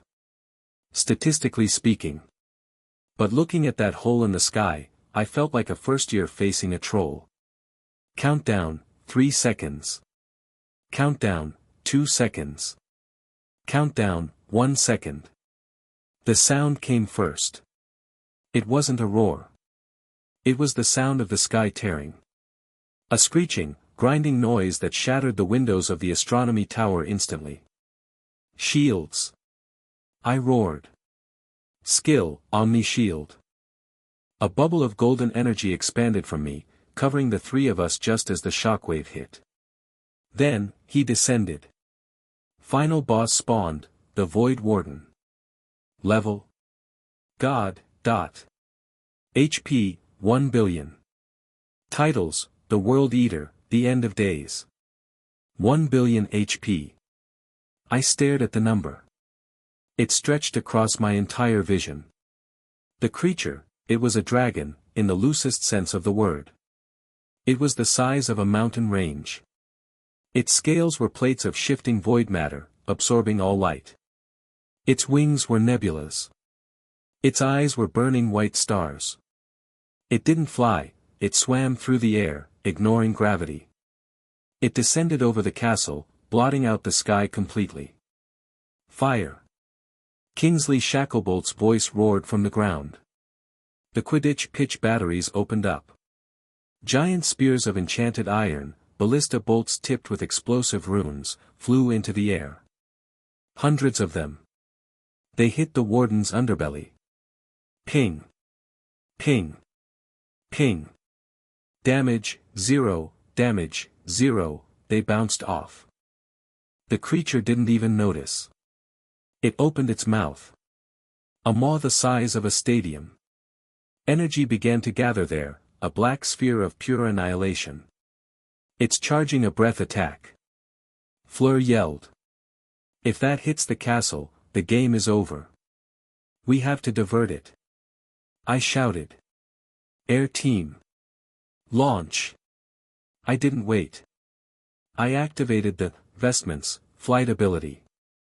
Wings of fire erupted from my back. Let's go. I launched myself off the tower.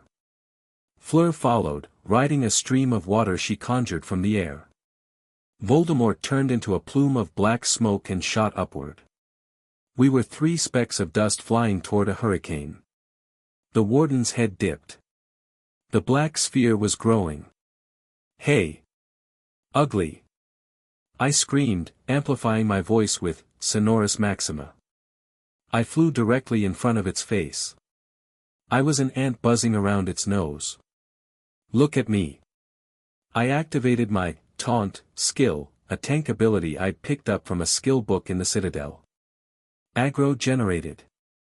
The massive star eyes shifted. It saw me. User, a voice boomed in my mind. It sounded like continents grinding together. You are very small. And you're in my airspace, I gritted out. I drew the magma blade. Inferno slash. I swung the sword. A wave of fire, intensified by my Grandmaster stats, slashed across its nose. Damage, 5,000. 5,000 damage. Against 1 billion HP. It was a scratch. But it worked. It annoyed him. The warden snapped its jaws shut on the energy sphere, swallowing it, then turned its head toward me. Scatter. I yelled to the others. The warden lunged. Its neck moved with terrifying speed for something so big. I dove. The air displacement alone nearly knocked me out of the sky. I spun, barrel rolling through the turbulence. Fleur. The eyes. Fleur was already moving. She was above the creature, diving down with her trident glowing like a lightning rod. Thunderfall. She drove the trident into the creature's left eye. Crack boom. Lightning exploded. The creature roared, a sound that shook the fillings in my teeth. Damage, 25,000. Critical hit. Good hit. I yelled. Keep moving. Don't let it focus. But the warden wasn't just a beast. It was intelligent. It shook its head, dislodging Fleur. Then, the scales on its back opened. Oh, I whispered. Swarms of smaller creatures poured out of the scales. Void drakes. Wyverns made of shadow. Thousands of them. Minion spawn, void swarm. They have fighters. I shouted into the comms. Broom squads. Engage. From the castle, the Gryffindor and Slytherin Quidditch teams, led by Ron and Draco Malfoy, an unlikely duo, shot into the air on firebolts and Nimbus 2001s. They were armed with wands and mana blasters. Red leader standing by, Ron's voice crackled. Engaging bogeys. The sky turned into a chaotic dogfight. Spells flashed green and red. Brooms sipped between massive void dragons. I couldn't help them. I had to focus on the boss. Voldemort. I yelled, looking for the smoke trail. Where are you? I am charging. Voldemort's voice hissed in my ear. He was hovering near the creature's chest. He was holding the Elder Wand, he'd finally stolen it from Dumbledore's office during the confusion. He began to chant. The sky darkened further. Spell detected, Avada Kedavra Maxima. A beam of green light, thick as a tree trunk, shot from Voldemort's wand. It hit the warden in the center of its chest. The warden screeched. The green light bored into its scales, cracking them. Damage, 50,000. Nice. I admitted. Keep the DPS up. But the warden swatted at Voldemort with a massive claw. Voldemort dissolved into smoke just in time, reappearing 50 yards away, looking winded. It regenerates. Voldemort screamed. Look. I looked. The cracks in the scales were knitting together. Black void matter was sealing the wounds. Regeneration, 10,000 HP/second. We can't out-DPS the Regan from the outside. I realized. The armor is too thick. I looked at the massive creature. I looked at the scales opening and closing to release the swarm. We have to board it, I said. What? Fleur's voice came over the link. She was blasting a wyvern out of the sky. We have to get inside the armor. We have to kill the core. That is suicide. Voldemort yelled. It's a raid. I countered.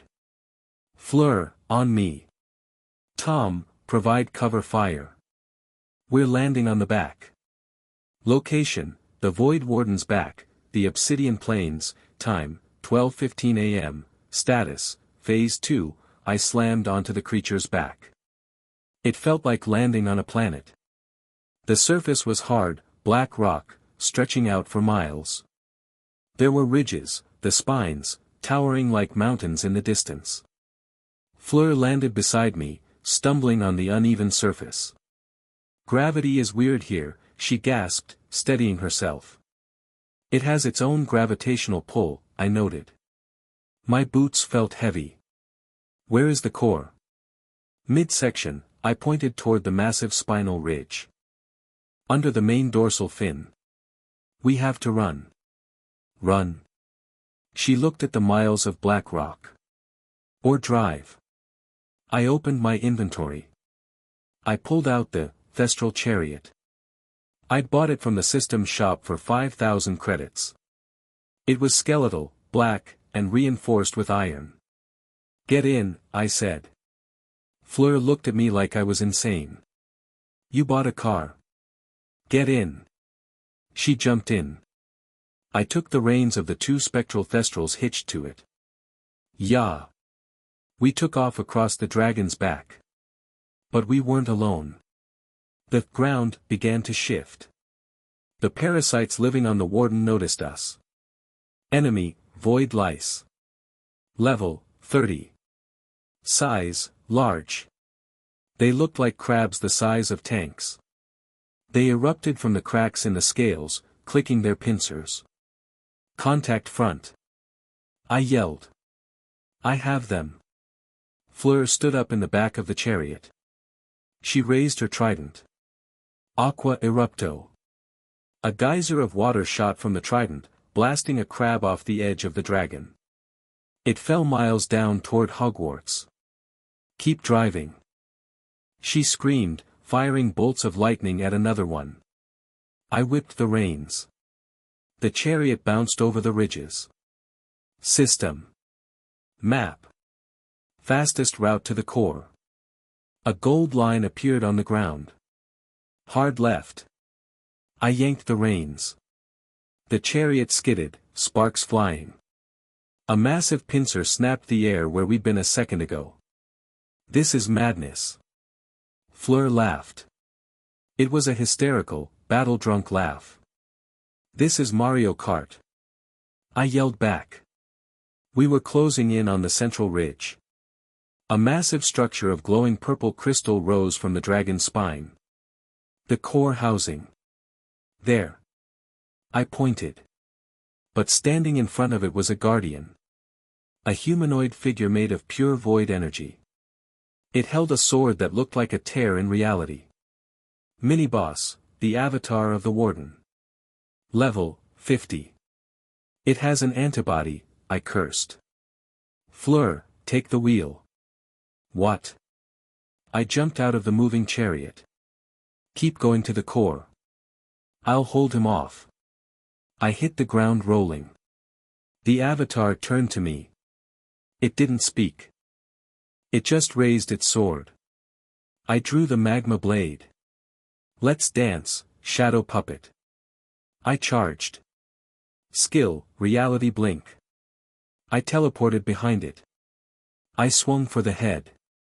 The avatar parried without looking. Its sword blocked mine.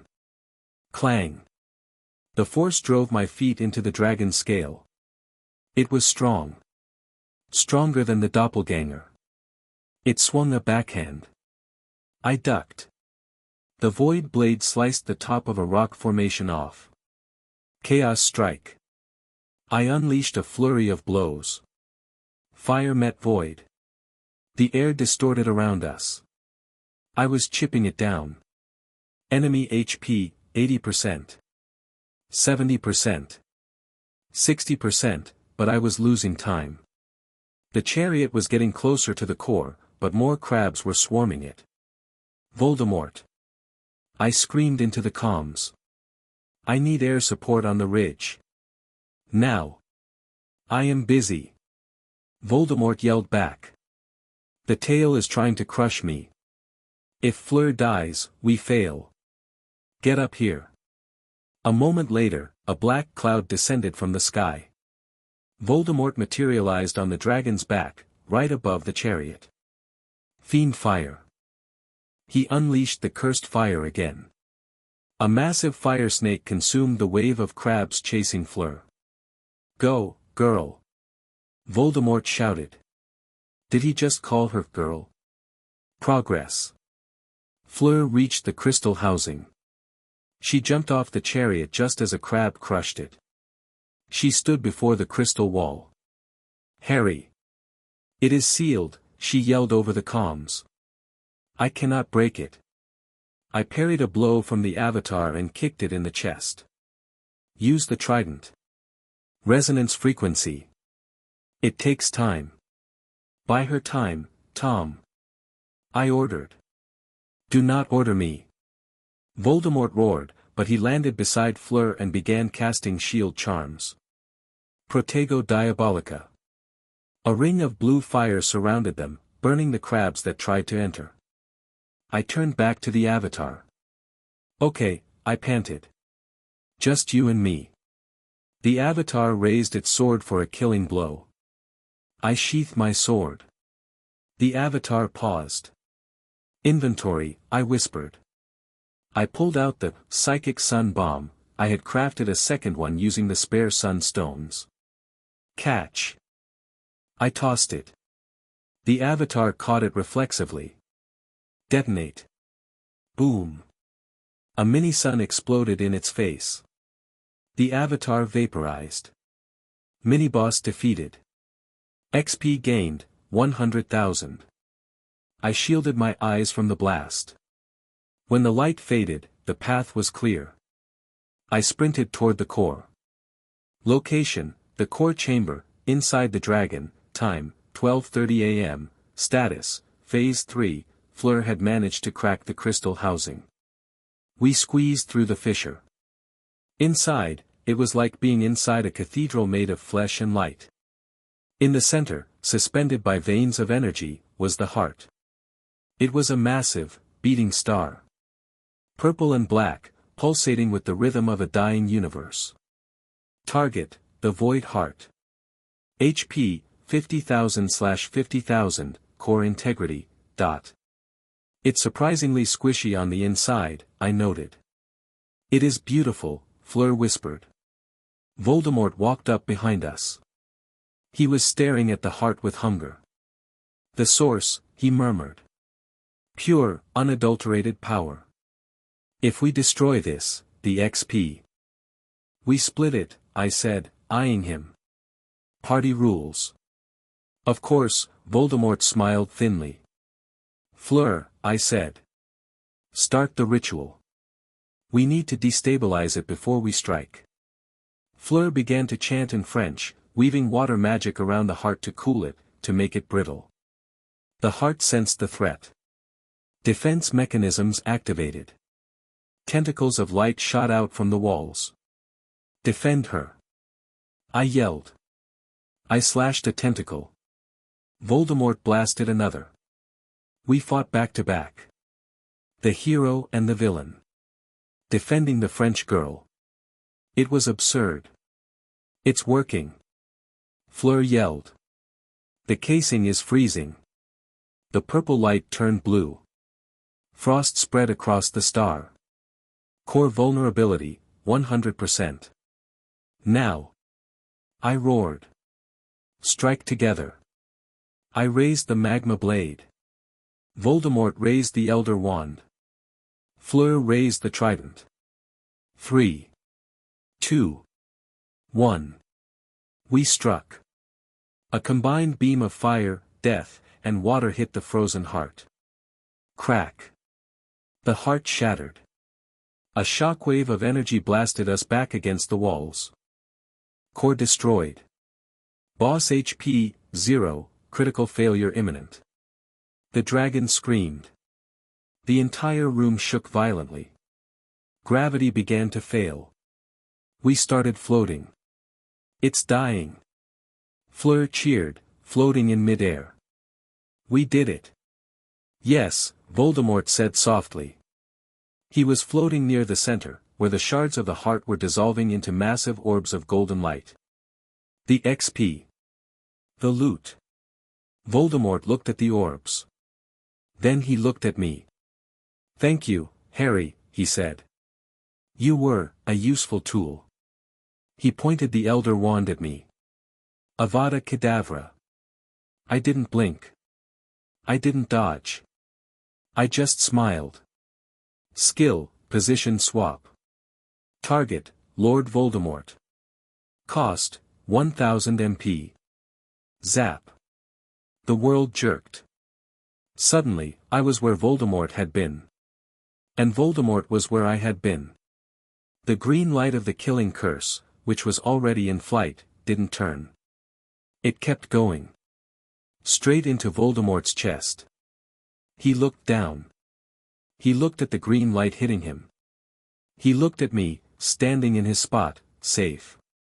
How? He gasped. I read the patch notes, Tom, I said cold. PvP is enabled in the loot room. Voldemort's body began to crumble. Not just from the curse, but because the system was rejecting him. He had tried to cheat the raid.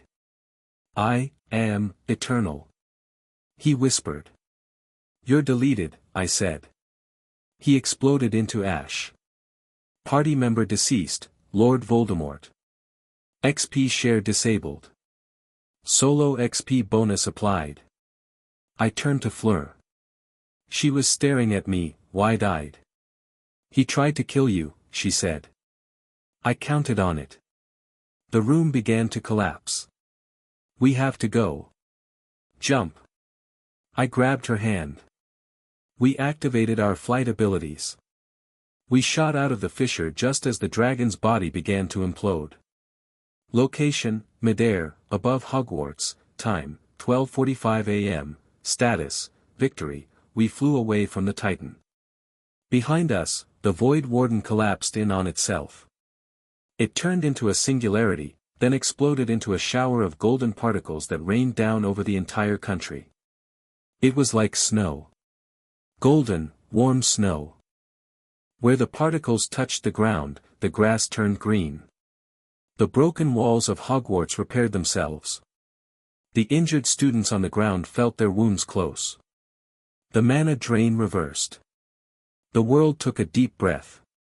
I hovered in the air, watching the display. A massive blue box appeared in front of me. Campaign complete. Final boss defeated. Total XP gained, 999,999,999. Level cap reached, level 100. Congratulations, World Keeper. The system has completed its cycle. Would you like to start New Game Plus? Warning, New Game Plus resets the timeline. Mobs will be Tier 2. Difficulty, Nightmare. Yes/no, I stared at the box.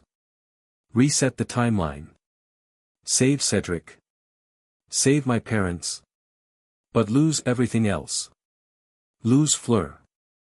Lose the growth. Lose the victory. And fight harder monsters forever. I looked at Fleur. She was floating beside me, watching the golden snow, tears streaming down her face. She looked happy. I looked down at Hogwarts. Ron and Hermione were hugging in the courtyard. Neville was cheering. I reached out. No, I whispered. I pressed, no. Confirmed. System shutting down. Uninstalling interface, goodbye, Harry Potter. The blue box flickered. The HUD began to fade. The HP bars vanished. The minimap disappeared. The text over Fleur's head, Fleur Delacour, LVL 60, faded away. For the first time in months, I saw the world without filters. Just, the world. My sword, the magma blade, grew cold in my hand.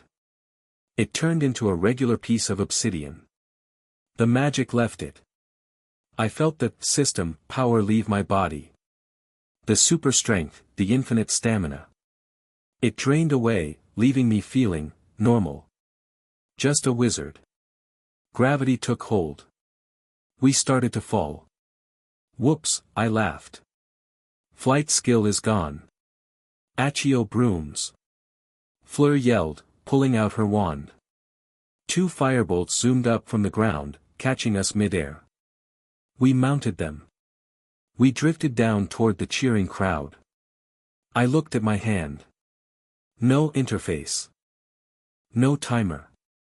It's over, I said. Fleur flew closer.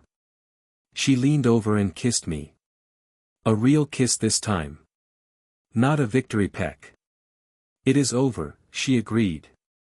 What do we do now? I looked at the sunrise breaking over the mountains. I think, I said, I'm going to sleep for a month. Epilogue, location, Shell Cottage, Cornwall, time, 6 months later, the waves lapped gently against the shore. The sun was warm. I sat in a deck chair, digging my toes into the sand. I wore sunglasses and a pair of atrocious swim trunks that Ron had bought me as a joke. Fleur was in the water, swimming. Without a trident. Without armor. Just swimming. I reached for my lemonade. A garden gnome scuttled across the sand near my feet. My hand twitched. My instinct screamed mob. Kill it. Loot it. I grabbed a pebble and threw it. The pebble hit the gnome. It squeaked and ran away. No damage number appeared. No XP bar dinged. I froze for a second. Then I relaxed. I laughed. Harry. Fleur called from the water. Are you fighting the wildlife again? Just keeping my aim sharp. I yelled back. I lay back in the chair. The scar on my forehead hadn't hurt in 6 months. The world was rebuilding. The Citadel had been turned into a magical university. Kingsley was minister. And me? I was retired. I closed my eyes. For a brief second, I thought I saw a blue flicker behind my eyelids. A phantom notification. But it was just the sun. New Game Plus can wait, I whispered to the ocean. I'm enjoying the cutscene. Chapter 8 End. Story complete.